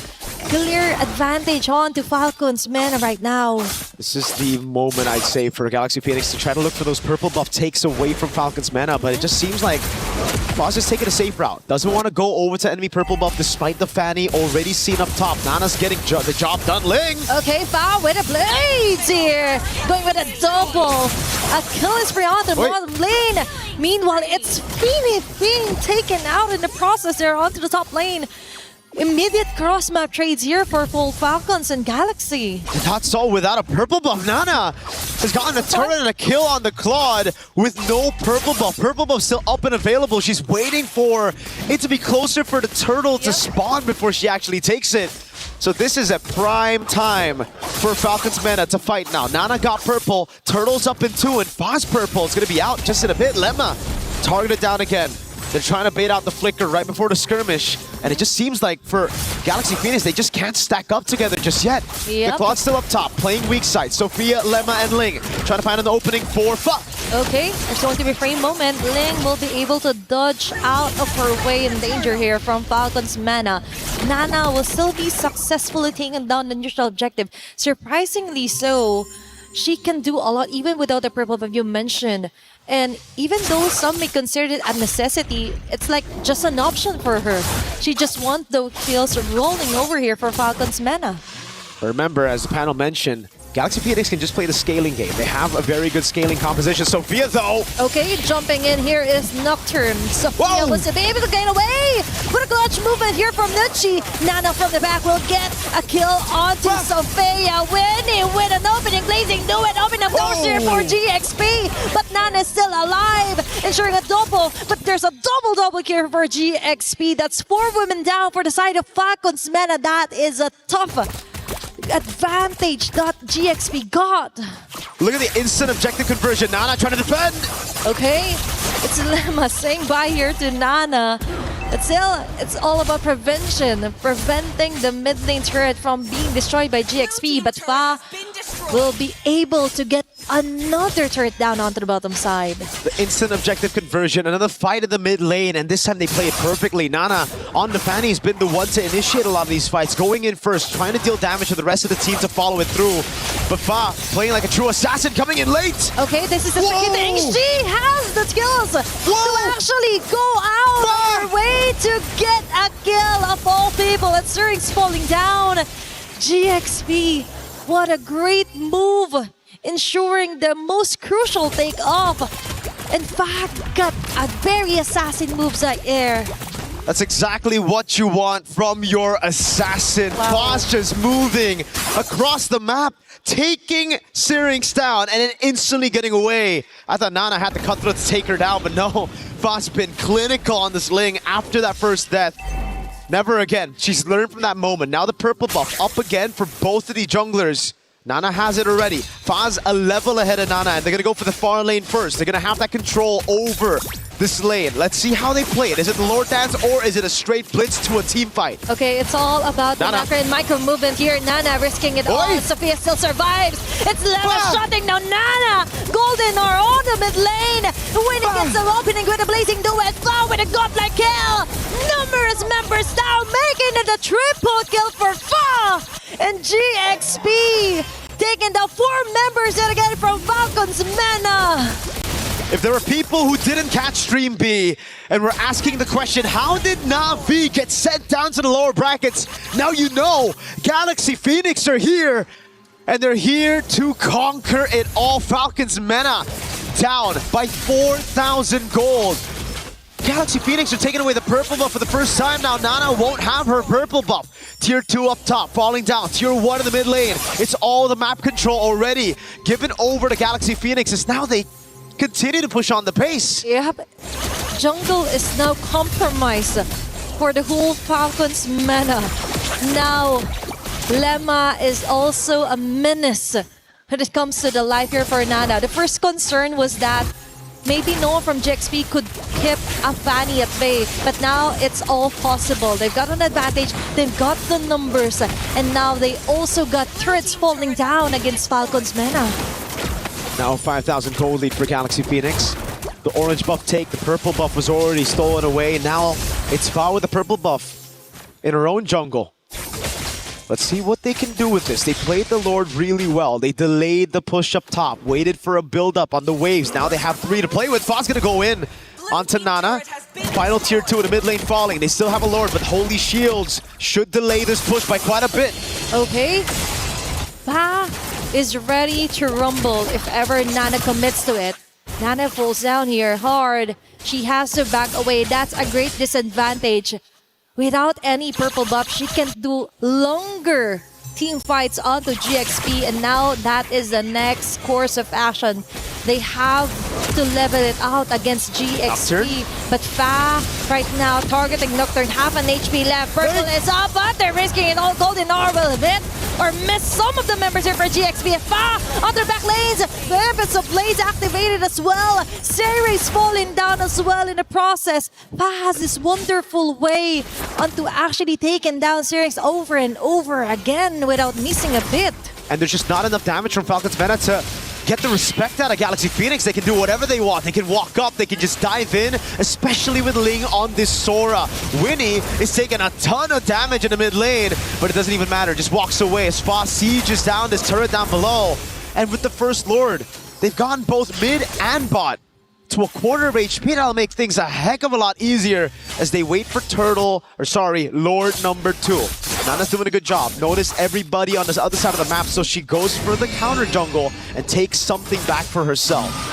It's all about improvising.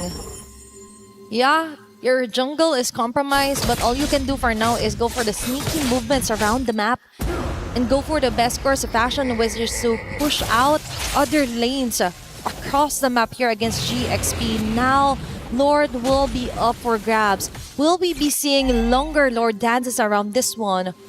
Is Mena or Falcons Mena willing to risk it? Now that GXP yet again, they're having the control over the map, and it's Nana yet again being the person to actually push through and interrupt the plan for Fa. This is scary.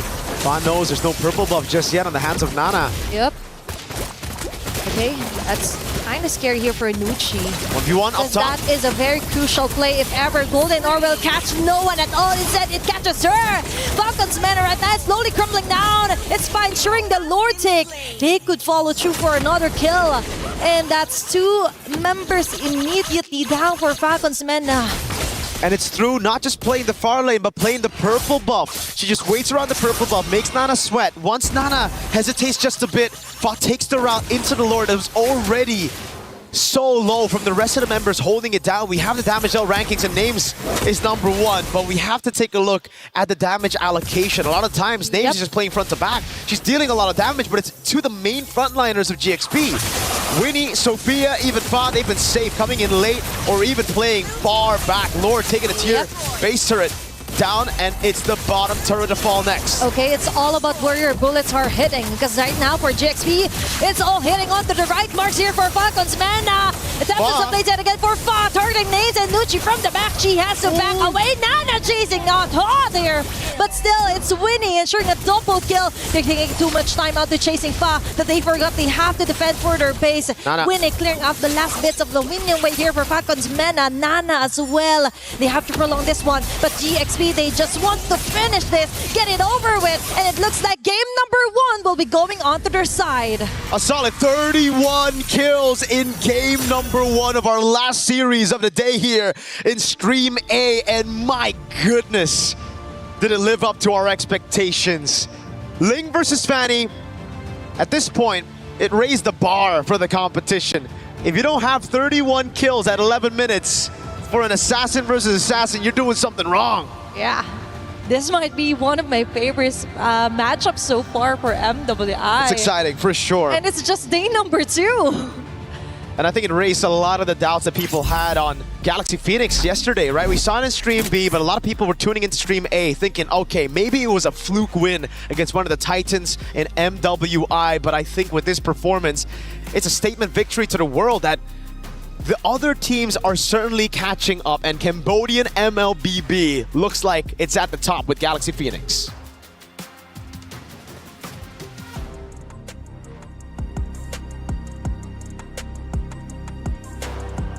Is in our DNA.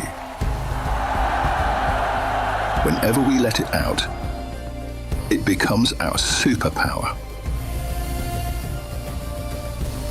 Now imagine an entire city being built to supercharge it. Kadir City, powered by play. Well, based off the pick and bans, we knew it was going to be exciting, and it absolutely was. Galaxy Phoenix takes map number 1. Can they close it out in a 2-0 like everyone has done so far in the past 2 days on our stage? You guys were going crazy watching that matchup, much like the commentators were, for good reason. Tanks, they're out. Assassins are in. Gideon, what does that mean for our tournament? It means that this tournament might be super exciting now, because the day when Assassins come back in and the tanks start washing out, you get games like that. High KDAs, high intensities. Every moment cannot be wasted. Every second counts in moments like these. That's why that game was just so exciting. And becoming a color caster, so much easier. Fair enough. Assassins. 31 kills in 11 minutes. Let's see if any of the moments from those kills were actually in this big moment from that game number 1, because from what I was hearing, man, it was Ling versus Fanny the entire time. Fa was also getting a ton of attention, right? Plenty of just exciting, electric moments from the Assassins. But we knew coming into this, the new meta would bring potentially that conversation. Ladies have been a bit slow in order to develop that, and I understand that coming into this tournament, you want to go with your comfort picks. But getting deeper into the tournament, especially if you want to beat the high-level opponents you have to play against, you've got to risk it all and go for gold. And that's exactly what they're doing. You also shouted out names at the beginning, too. Let's see what, or let's hear from you, I guess, one of biggest supporter of names and how she did. No matter what happens, you guys are still my GOATs.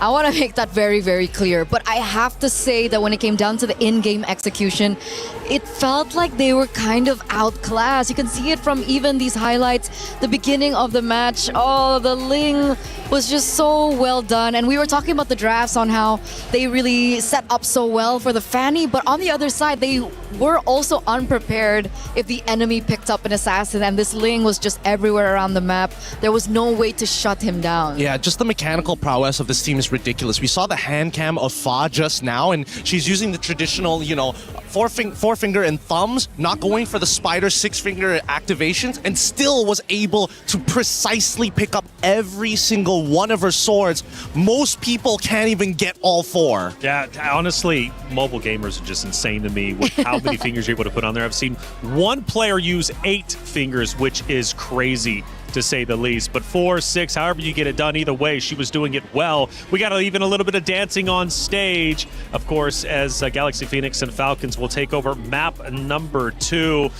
But seriously, the Assassins making things exciting overall speeds things up a lot. I mean, again, we mentioned that from the new meta, things would be sped up. I mean, 31 kills in 11 minutes. I mean, how extraordinary is that? It's huge. It's huge. We haven't seen it in a very, very long time. 11 to 20 maybe would warrant maybe a 30-minute game maybe, or like a late 20-minute game, but only a 15-minute game with that many kills on the board. It's already so special. Yeah, and I mean, keep in mind, right, because as many kills as she was able to put on the board, it's a contribution of the entire team. The assassin isn't there to just wipe out every single person. You're specifically wiping out the low targets on the team. You play as cleanup, and if you're lucky, you find a priority target that you could 100-0.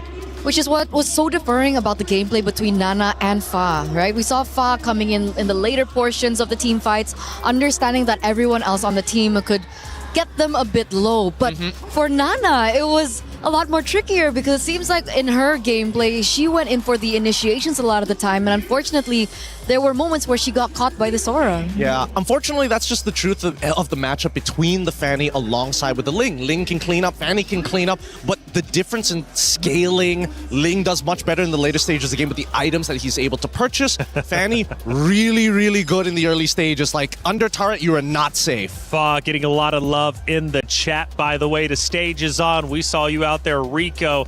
It's so refreshing to watch, okay? Ling and Fanny. And that echoes the sentiment of what you're saying, right? It's nice to see the Assassins come out, see the high-octane play, see the fast action. This new meta, that's what it brought. Yes, absolutely, absolutely. I think so much fun. We've talked about it. The casters were also talking heavily about it, and hopefully coming to this next match, we'll see another assassin be assassin. But usually when we do see the first matchup be an assassin v assassin, game number 2, sometimes they resort back to safety. They resort back to the tank jungle. Well, hey, I tell you what, even though the ladies on stage are vicious, they had a little bit of fun with Don't Touch the Hero. Today we're going to be playing Don't Touch the Hero. Are you girls ready? Yeah. No. Aurora, Sora, Lilia, Freya, Lilia, Aurora. Oh, hell. Freya, Aurora, Sora, Lilia, Lilia. At this point, I'm just copying your moves. Oh my god. It's fine. Okay.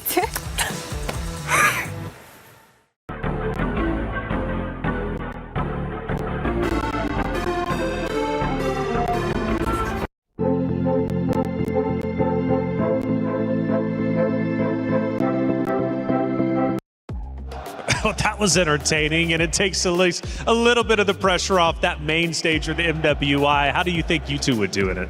Amazing. I do amazing. Okay, pure confidence, Gideon. I think I would have simulated that handshake as well of like, Hey, that's what I did in Wild Cards. We don't talk about it. Look, it's tough. It's tough, and I have to admit that these girls are doing a very good job because I would have absolutely ruined myself. Sora, okay, Sora. Oh, no, I'm not supposed to do that. I think you would have done well, though, posing for the Eiffel Tower on the green screen. Let's head back to the stage, though, because it's time to get things started once again between these two great teams. Now, going back into game number 2, Do we stick with the fresh meta, right? Do we continue to try it? Obviously, for the side of Galaxy Phoenix, why not? I mean, they were dominant. They ended up winning. For Team Falcon's meta, though, do we go back to the bread and butter? Would that even work against the Assassin comp? Personally, I think yes, it does work very, very well. There was a reason why the meta always revolves around these three things. If tanks are in the jungle, assassins are out, then fighters need to come in to deal with the tanks. Then once the fighters become the main meta, the assassins come back because the fighters can't keep up with the assassins. It's this nasty little trifecta that always happens every single patch. Every patch indeed. And for Falcons meta, how do they deal with Fa? I mean, Fa was on fire the entire time, repping Claude. What's the counter to that? I think that's a really good question because come game number 1, we saw that they actually respected Fa by taking away the Guinevere. And they're going to do the exact same thing actually as we get into the drafts here for game number 2. But would it warrant another Ling ban in the second game? No, I think let the Ling through. I really think that you have to tell your laners, you know what? You got to trust in the mid trio to make sure that Ling doesn't have as much impact. A lot of these assassin or purple buff assassins are dependent of, by the category of the name, the purple buff. When you have strong side on the correct side, if you are on blue, you want your EXP alongside, oh wait, sorry, if you're on blue, you want your gold alongside with your mid to be strong so you can instantly invade and steal away that purple buff. Once they have no purple buff, there's a lot more downtime where you can breathe and actually farm. And it's funny that we were actually talking about this before the broadcast even begun, unknowing that the Fanny would actually pop up here in this last game, this last matchup between these two amazing teams, I would say. Freya gets banned out, Baxia also gets banned out. It is looking like they might be setting up for yet another assassin jungle matchup. Did they ban Baxia out in game 1? I don't think so, right? It's only like towards the latter half. So they only went onto that third pick to ban it out. The fact that they're banning it out now, I feel like Galaxy Phoenix are already thinking about what Falcons are going to do to adapt. That's possible. That's possible. The Belleric gets banned though. Is that in accordance to what you're saying right now? Not 100% just yet. I want to see this third one just to be sure. Whether or not it's just we're changing up the order. Really, we already know what we want to ban and we know what we want to pick. Okay, but in terms of bans for Teams Falcons, it's the exact same. Hasn't changed at all. Gwyn, Freya, Matilda banned out again. Last time they picked up the Marcel first. I'm wondering if they want to swap things around. I think they can still do it because again, like we saw in the previous game, the mid duo, they were already going to war and they called in both their junglers at the exact same time. So it's moments like that where it's like, can you be a little bit more precise? Could you set up a better scenario? Can you win out that 2v2? And I think that's what GP is thinking about as they get rid of the Carmilla. Once again, just making sure that they cover their bases. If I'm not mistaken, it was Galaxy that banned out the Carmilla in second phase. So the hero that they left open this time around is the Paquito. And I feel like the Paquito does really well against the Assassins, no? It does. Magically, yes, it does. But Esmeralda is still available. So technically, counterplay is in play. It's just whether or not who's going to make that first move, right? If Marcel shows up here, then it's kind of whatever on the opposite side. Okay. Let's see. It really depends on what this first pick coming in through from Team Falcons is going to be. And this time it's not as decisive. They're actually really thinking about it. Are they considering perhaps a different pick in game number 2? I mean, could be. There you go. Esme, they give up on the Marcel very early on. Do they want to give that up though? That's the thing. The Marcel is a little dangerous here. As much as Esmeralda becomes this super tank, Marcel can peel people off of their main targets pretty well. And more importantly, he's just fast. Absolutely. I think the next matchup here, are they going to once again prioritize the Claude? It was something that really worked out for them at the very end. It could be the carry, it could be the Claude, but at the same time, now that I see Esmeralda, there's a smaller chance of actually going for the Hera. So that's kind of out of the way, which leaves us with 3 potential heroes. One of them, I think, might be a bit better than the others, which is the Moskov. Moskov is particularly good when the junglers are playing assassins. You have a way not only to create distance, but actually push them away from you. It makes sense if you want, more map control as well. But if they're going to be playing assassins, that could be of tremendous value, and you can utilize that to control the far lane. You can split push and then eventually use your ult to join in on the fights. But they don't bite. It works both ways, but now with the Claude already locked in for the side of GP, because again, we know that GP are going to be the ones who are more likely to go for the assassins in comparison to Team Falcons. So what's the setup now for Team Falcons? Oh, I like this. I like the single target lockdowns. I like the high-lows a lot here. So they learned. They learned a little bit. I would have also preferred the Hilda. That would have been an also pretty good option. Moskov, they are thinking ahead. You know what? I should stop. I should stop. I'm here doing checker moves. They're playing chess already. Absolutely, yeah. The Moskov comes through here. It's something that we did discuss earlier on. Hylos as well. Considering now that Galaxy Phoenix are in a position where they might be unprepared when it comes down to an assassin pick. But for some reason, looking at this comp, can Paquito jungle work?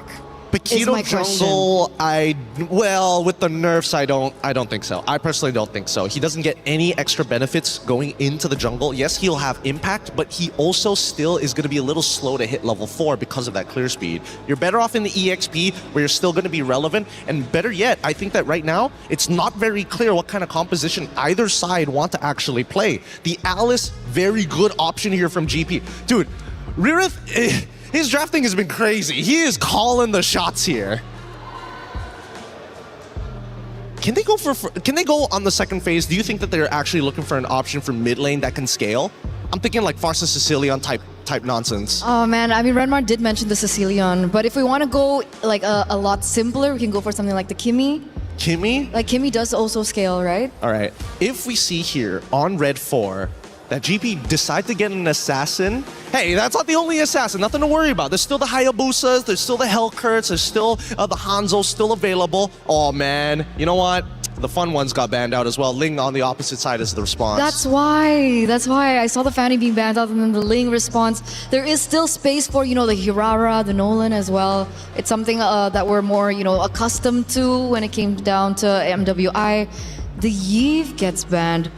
Why Yve? I mean, they're up against the Claude anyway. I would have thought that they would be okay having the Yve on the other side. Yeah, that's what I would have thought too. That's actually kind of interesting. Why get rid of the Yve at this point? Do they want to make sure that maybe they lean into a potential Valentina? And the Yve, is just a really tough lane matchup, and they don't want to lose the early game.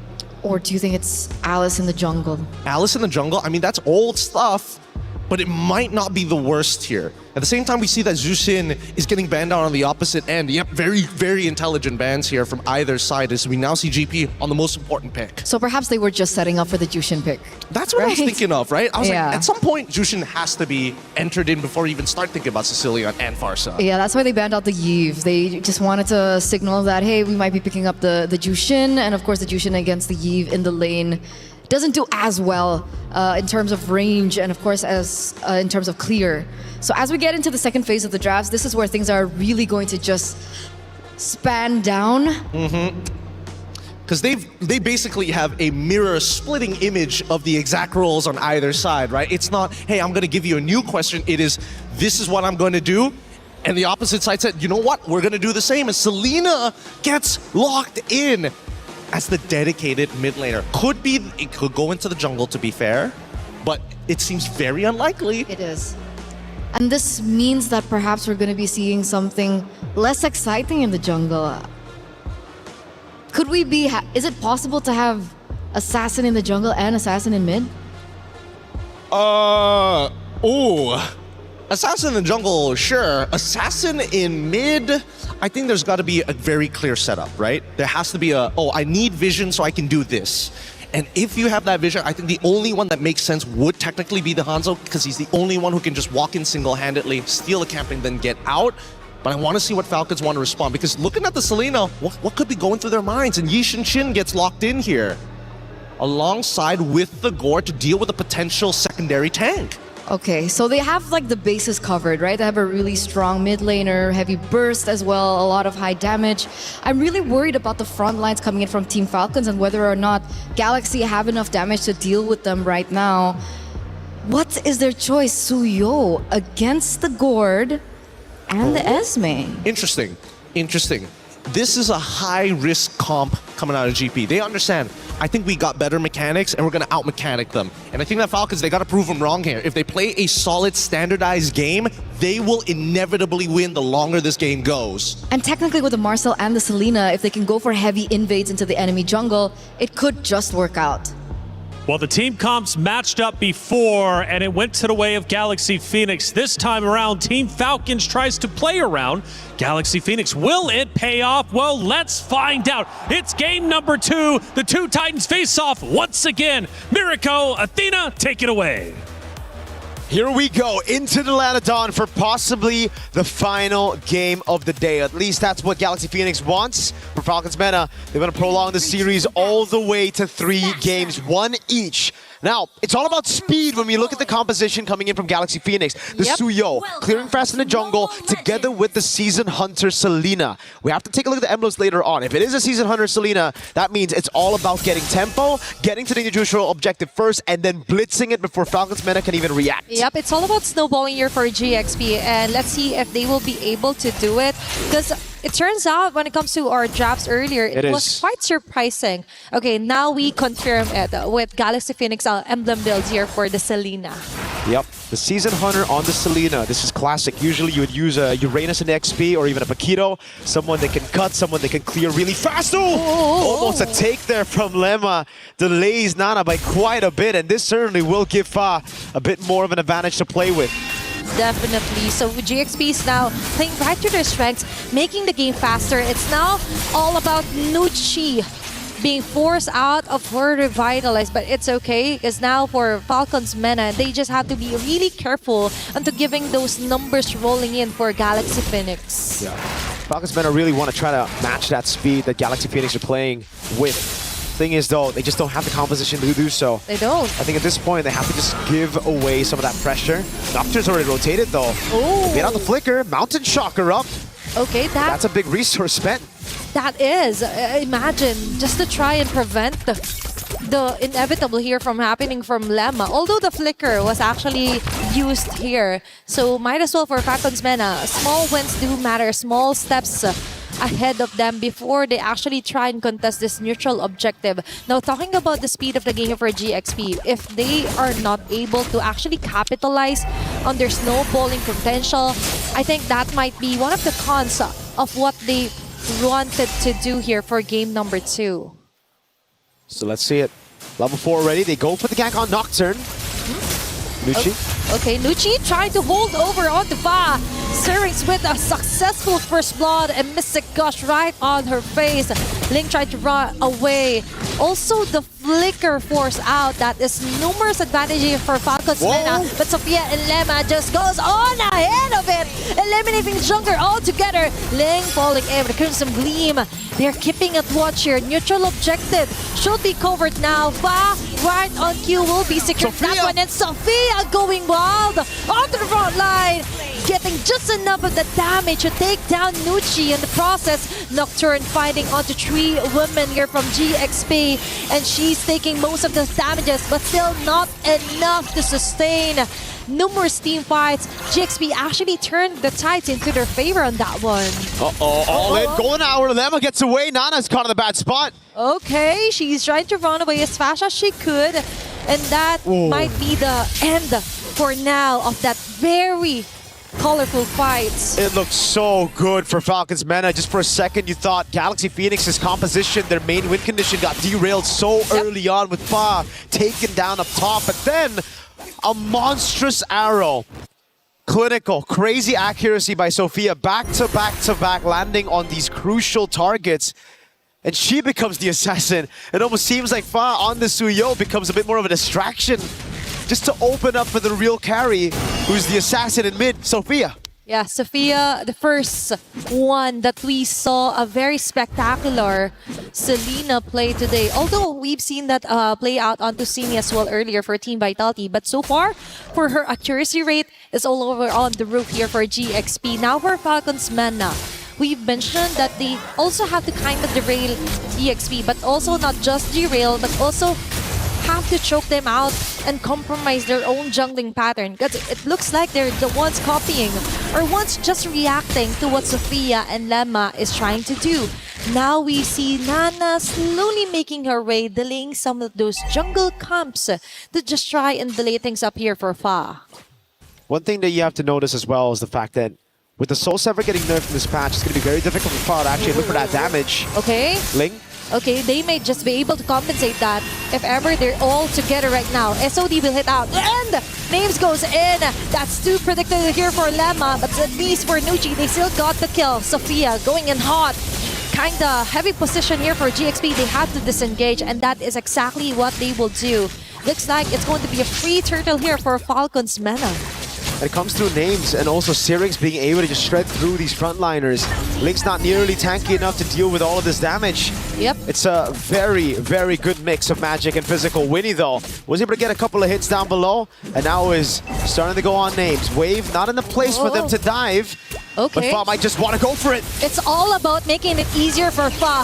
If Fa isn't able to do it, there are other members that could compensate for the lack of damage so far because of the nerf from Fa. There should be a turret takedown below. It should also be an invade. It does seem like for both junglers, they're just going to trade size of the map right now. Nana going up top to the Beetle. Ling is playing it safe though. Doesn't decide to blink. It will be turret for turret. Abyssal Arrow doesn't land. Fa. Ooh. That's two ultimates onto the mid lane committed without any equal exchange at all from GXP. Although they've got a turtle onto the top lane, I think GXP still got the most out of it. Denial of the buff, turret onto the bottom side, plus they forced out multiple ultis here from Falcons Mena. So now it's back to the slow game. And if you're thinking about the slow game, it really should be beneficial for Falcons Mena. They have a very good composition to scale into the late game. The Moskov, Gord, Eason, Shin, heck, even the Esmeralda, all will find a lot of value. But then you look at GXP and the fact that they can split things up a lot as well, right? It comes down to delaying these skirmishes with the Marcel, making it awkward, and then landing the crucial arrows to possibly turn things around. It is a very, very difficult lineup to pull off. But if Galaxy Phoenix does it, that's insane momentum and morale boost to take into the knockout stage. They are really used to high mechanical players here, or high mechanical skills as well. And Fa will get that opening. What a wild play here for GXP. And Ling with a Torrent Roman hitting onto two members. Names trying to go for the free hits, but the damage just isn't there yet. Lemma on the other hand will be the sacrifice. Instead, that's two members for one, but GXP still have the chance to overturn that. Winnie right on cue with a PMI, but there is Nocturne just right in the corner, taking advantage of the chaos as well, and Fa onto the front with the evil cooler, and the narrow will just hit or just miss at all here for GXP. And it's the combo of the Marcel and the Selena as well. The Golden Hour locks them in place. The artillery gets locked from the Golden Hour too, and it just auto-connects on the members you see. Ooh. Again, very difficult composition to pull off, but so far they've done a fantastic job at executing it. Up top now, they send the Claude. Winnie trying to go for the siege, as Nocturne has to respect it.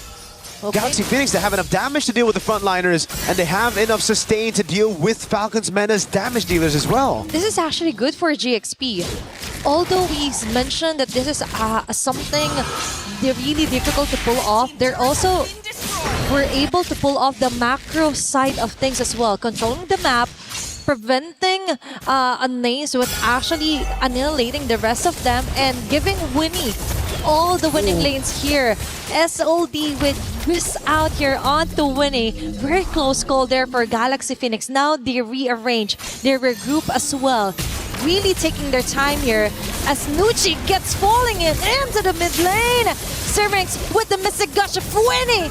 Going in head-to-head on her with a blazing duet, all connecting. Onto the mid lane here for Falcons Mena. Now onto the mid lane, it's Fa going wild. Ling as well, Sophia dodging and sustaining all those damages as well. Sophia still alive and kicking, hitting on those arrow marks. Fa with a double kill.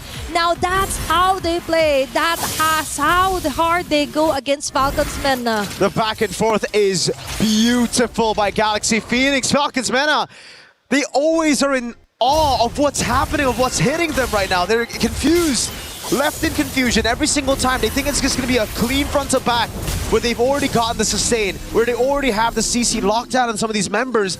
But then Galaxy Phoenix, they utilize this composition not in a way where it's just arrows coming in, clean up attempts as well, but also them outmaneuvering Falcon's Mena. You see the all-in happen here with the Glorious Pathway and the Mystic Gush, but then you see just how many of these resources are used to perfection. The Golden Hour to delay, the rest of the team utilizing those mobility skills to get out of harm's way and then to re-engage when it's all safe, when it's okay, when there are layers of frontliners coming in, and you get to see that final Blade Surge. Now Nucci again getting desperate. Pop into Glorious Pathway early. Up top, it's a good lane. Throw to Ruin! Okay, that's 4-member caught again here. Balema and Ling Fa with a mega kill. Immediate takedown onto the jungler. Now for the double. Wow. Lemma onto Zerg's, hot on her tail. Lemma! Even with the flicker as well. Needs for the free hit. Now they go for the trade. But I think that won't be enough of an answer against GXP as Fa secures a triple kill. Now it's Names all alone here on the bottom side. Fa and Ling targeting her. And that is going to be a last hit for Sophia. 4 members are actually a wipeout against Falcon's Mena by GXP. Even when the arrows don't land, it plays such a crucial role in these team fights. Sophia with an arrow that didn't land but forced the step away from Names. She had to take that Blade Surge to the face and then the Purify desperately to try to get away. GXP are playing one hell of a game of MLBB. 5.7 thousand gold lead. A Lord up top pushing in as well. And all this while, they've been able to get these turrets down before. It's a Holy Shield down below. Look at the items. They've been able to get so much, and Fa has a Sky Piercer. I believe it was 60 stacks earlier. This is massive for someone who died so early on before Turtle 1 to get 60 stacks. After a Sky Piercer, you usually start feeding. Oh my gosh, it's all about the QSG as well from the arrows from Sophia that made it easier for Fa to actually come back from the first blood suddenly from Falcon's Mena. Plus, it creates a lot of space interruptions against Falcon's Mena, which is what they're exactly doing. And now its Name's being targeted.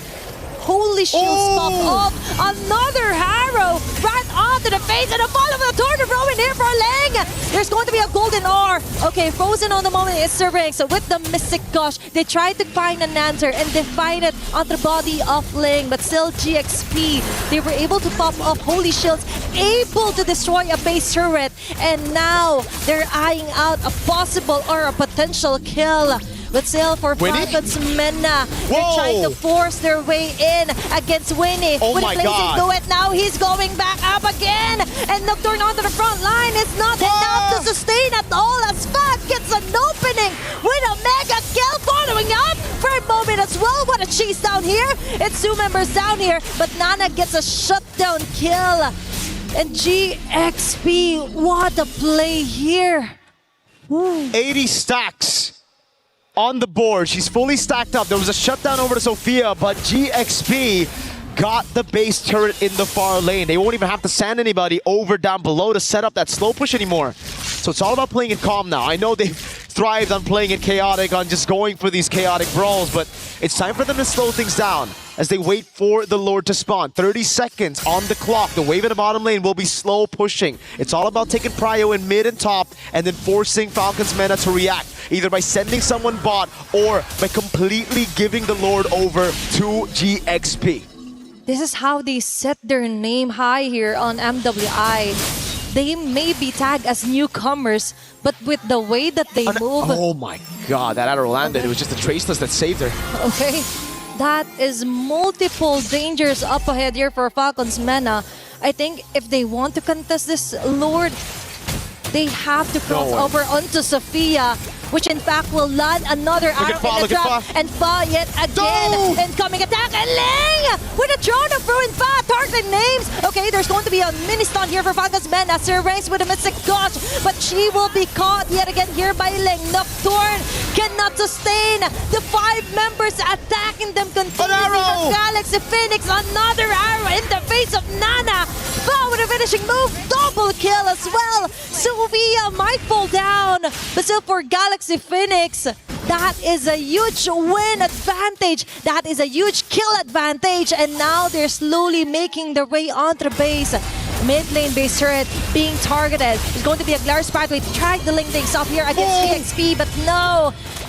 It might be the end as Fa closely survives. No, ranks and names. Getting a name out of Leng and Winnie. Still defending for their life here against GXP. And they get 3 base turrets already. Everything stripped down to the crystal. I know I said play safe. I said to play safe. I said to play it slow. You know what? Screw that. Just do your thing, man. Galaxy Phoenix, they like it fast. They want to go in. They want to just look for those chaotic duels. And it's facilitated through Sophia landing these arrows. It's just ridiculous how disgustingly accurate Sophia's been on those arrows. Finding these angles that makes it so difficult for Falcons Meta to react to. Another arrow again just lands on Nocturne. I'm surprised she doesn't have Wishing Lantern at this point. It's a poking tool. It's like you're playing Navaria. It's like you have an Astral Echo place on all of them. The hitbox is doubled whenever Sophia's on the Selena. That will be the cherry on top if ever she plans to build up the Wishing Lantern at this point. Because now for GXP, they got a Lord. They've got most of the turrets out of the way. Now they just have to find a very good setup, which so far they have been landing onto the body of Ling, and with the use of Lemma as well with the golden hour. Not to mention, if you manage to dodge those critical ultimates, the arrow will still hit you just on cue. I just mentioned this one, and it happened right before the Lord responds. Okay, Lemma might have been too early onto that fight. Okay, that was an overheat for sure. Yep. Okay, maybe now they need to play it slow because they got the Lord, they got everything, but they still have to respect the fact that Falcons Meta have a good scaling composition. If they're able to prolong this game even further, they might be able to contest the Lord. You can already see that clear with the Gord, Easton, Shin, and Moskov. This Lord is gone straight up. You need all 5 of your members with the arrows landing. Remember, if these arrows just land inside of the base, they can just walk back to their fountain, get all their HP back, and then reset all over again. That certainly has delayed things for GXP, and it's given Falcons Meta a second win. It's all about stretching out the game here for Falcons Meta. For GXP, yeah, you are dominating, but there is still the wave clear present, and heroes for Falcons Vega, or Falcons Meta rather, that is slowly catching up. Speaking of stacks, 37 on that Thunderbell, 56 on the Sky Piercer, so we see how that has impacted GXP, how it's given Falcons Meta a bit more chance in this game. It's no longer at 80, so they won't start disappearing from the map whenever they get low. It's all about maintaining a low profile for now for Falcons Meta. But still, you can't keep a low profile as there's someone always attacking and giving the vision here, which is Sophia from Galaxy Phoenix. Now, they might not force out a team fight just yet. More on the macro side of things is Galaxy Phoenix, Phoenix needs to focus on. Look at Fa. Okay, Fa and Lemma has other things in mind. No, they don't want to wait for the Lord. They want to go in. Okay, Golden R caught all the 3 members here. Syrinx being caught here by Ling, and a follow of Throne of Ruin as well. Fa with the last hit. It's going in with the Blazing Duet with Winnie, who roams in movement as well. Double kill. That's 2 members down. Now it's 3 members left to defend for their base, but no, they still get it. Fa with a triple kill. Galaxy Phoenix just fucking hit. This might be the winning goal, winning moment that they need. 5 members still up, and it's only Nocturne left, and this is it. Galaxy Phoenix ensures the 2-0. A maniac for Fa. Delayed Savage, or rather a denied Savage by Nocturne, but it don't matter. Galaxy Phoenix are able to get the job done with a clean sweep. A statement victory to send them into top 8. And perhaps a declaration of war with this composition. A statement for sure. A win with one of the craziest, one of the toughest compositions to pull off, and they pulled it off all the way. It was crisp, clean, the arrow, the flanks, not waiting for the Lord and just subverting all of our expectations, especially Falcons Meta's. They weren't ready for that play. They thought it was going to be slow. They've expected teams to just play around the Lord after losing, or after winning this hard, after getting defended over and over again. Galaxy Phoenix may have come as a newcomer this season, but no, they should never be treated as such. What an amazing way to end the day for MWI.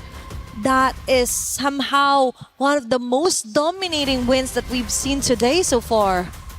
We've seen dominant wins in the form of calculated domination, macro control, no shutdowns given. But now we're going to talk to some of the players with Hollywood, Rob, and Cheryl.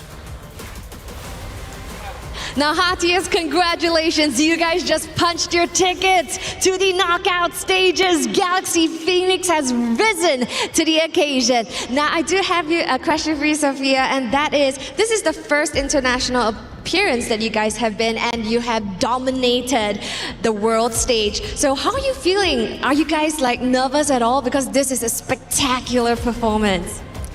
For us, even though this is our first international stage, but we prepare for it for months, so it's okay. We can maybe go to grand final. And even on its own, this is potentially the best showing even, for Cambodia. Are you guys super proud? I believe a lot of our fans back in Cambodia are super proud from where you guys are right now. How are you feeling about that? I feel very proud of us that we we prepare for train for a long time, so it's time for us to show our skills. That's true. It is time for them to shine. And so far, of course, you have been showing your skills. You've already beaten 2 champions, actually have swept 2 champions from 2 different regions. Is there any specific team that you have your eyes on next? I think Vitality, because she is the 2025 champion. Okay, eyes on the champion. Of course, you absolutely love to see this level of play right here. Congratulations again on your victory and qualifying to the knockout stage. Let's go ahead and send things over to our studio.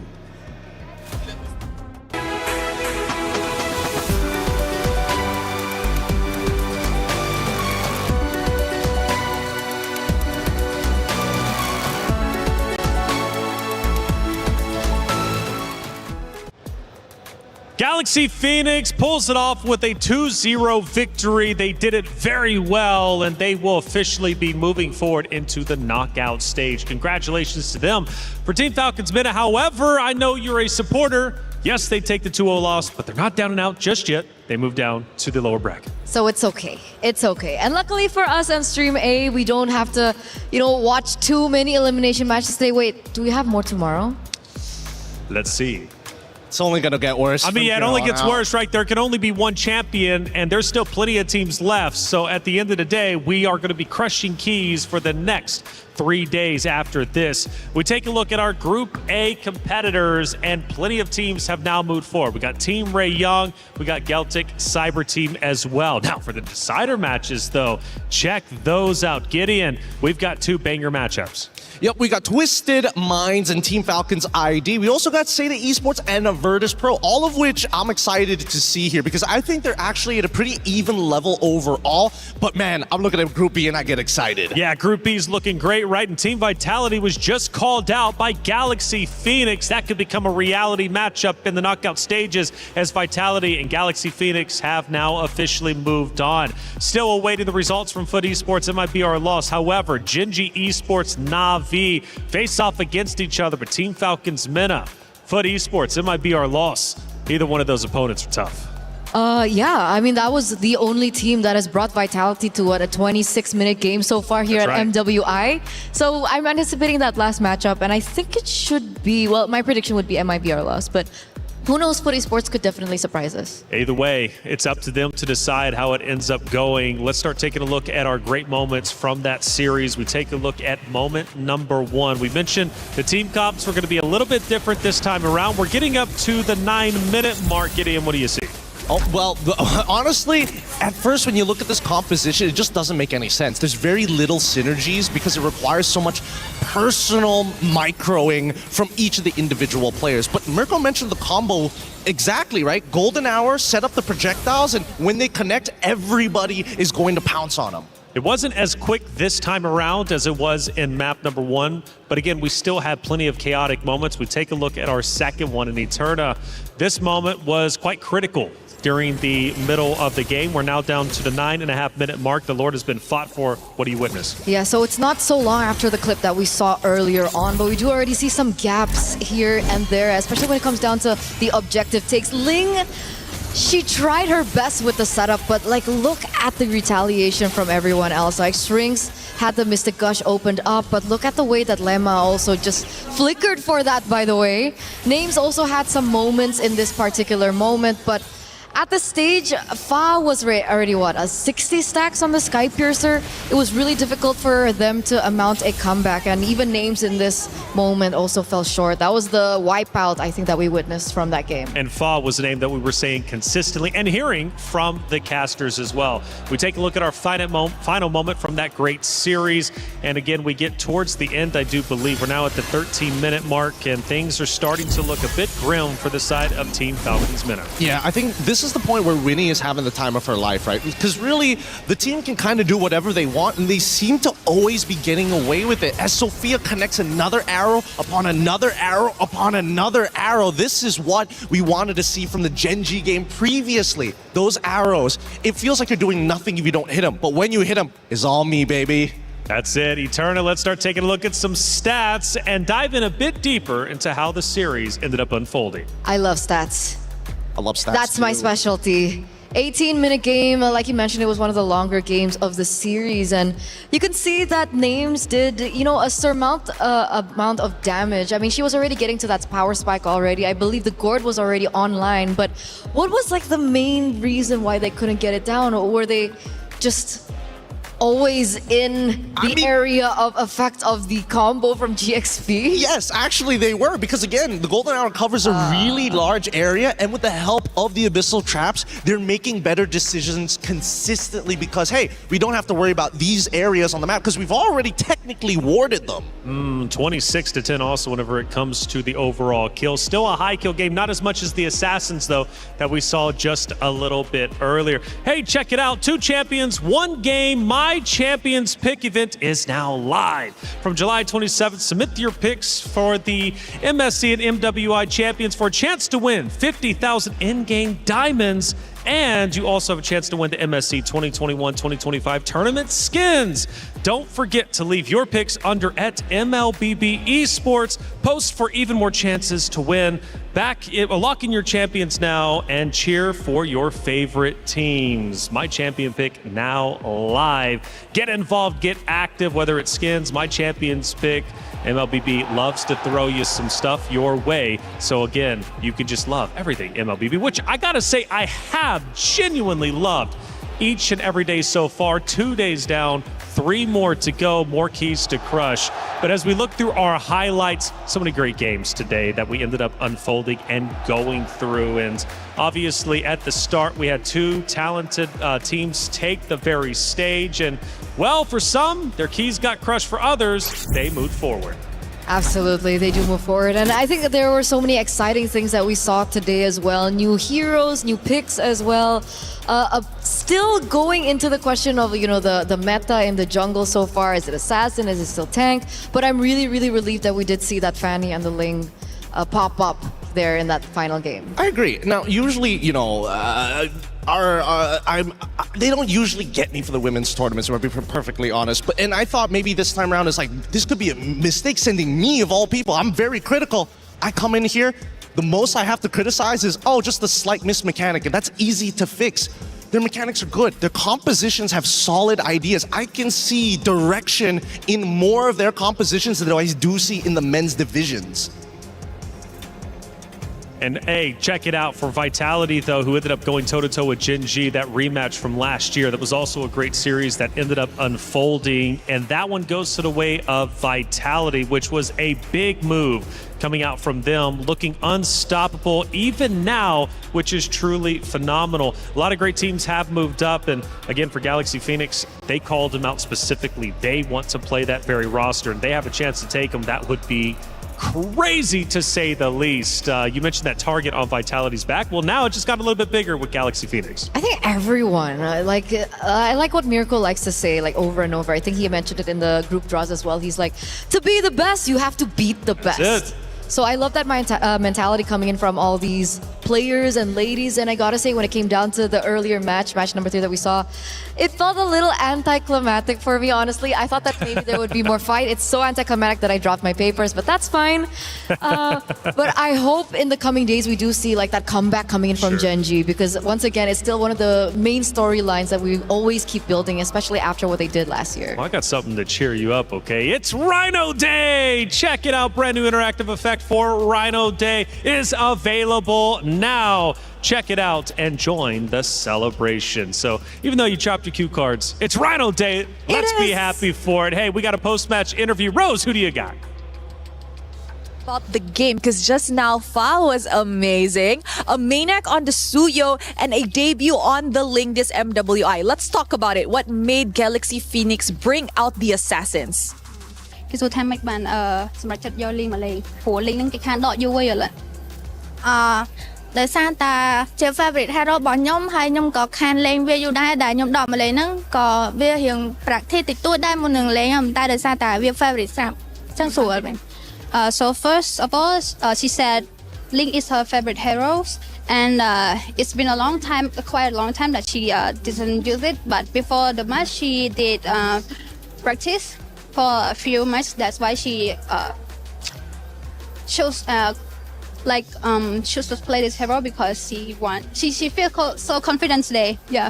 Amazing. I love it. And the confidence definitely played off. And you know what? I know there's a lot of Khmer fans back at home that is supporting your journey here in MWI. Is there anything you want to say to them? ខ្ញុំពេលប្រាប់ដាំទៅ fan នៅខ្មែរអរគុណសម្រាប់ការគាំទ្រហើយសូមបន្តគាំទ្រពួកយើង Galaxy Phoenix បន្តទៀត Okay, she said thank you for the supporting and I hope you guys keep supporting us Galaxy Phoenix fans represent Cambodia. Yes. Thank you very much, girls. Congratulations. And with that, that is it for this interview. Bye-bye.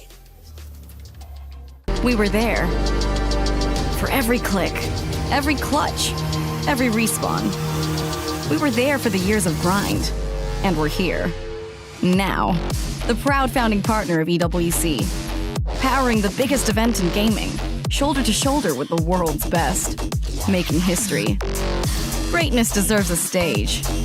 Lenovo Legion, reach your impossible.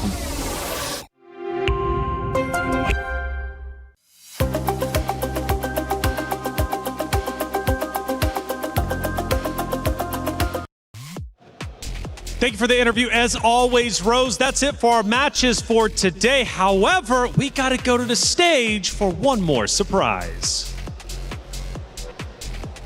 We're interrupting your regular MLBB programming right here for a very special segment. Ladies and gentlemen, now we are celebrating 10 amazing years of Mobile Legends Bang Bang. And we would love to call in all of our favorite faces to come on in and join us on this celebration.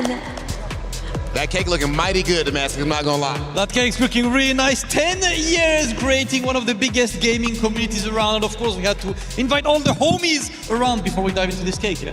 Okay, 10 years, ladies and gentlemen. Can I please just get one comment really quick from you? Or it don't gotta be quick, whatever, however you feeling. Just, how you feeling about 10 years of MLBB? Any words for the community? We're so blessed to be having these 10 years, these beautiful 10 years with all these beautiful talents. There's so much more that we have to offer you guys, so please stick around and enjoy year after year after year, because we're still gonna be here. Come on, man, enough said. I feel like pretty much right there, that is a mic drop. Ladies and gentlemen, of course, tomorrow we have even more MWI here at EWC26, as we have a few more losers bracket matches, and of course we are starting our knockout stages. You do not want to miss it. We'll see you guys tomorrow.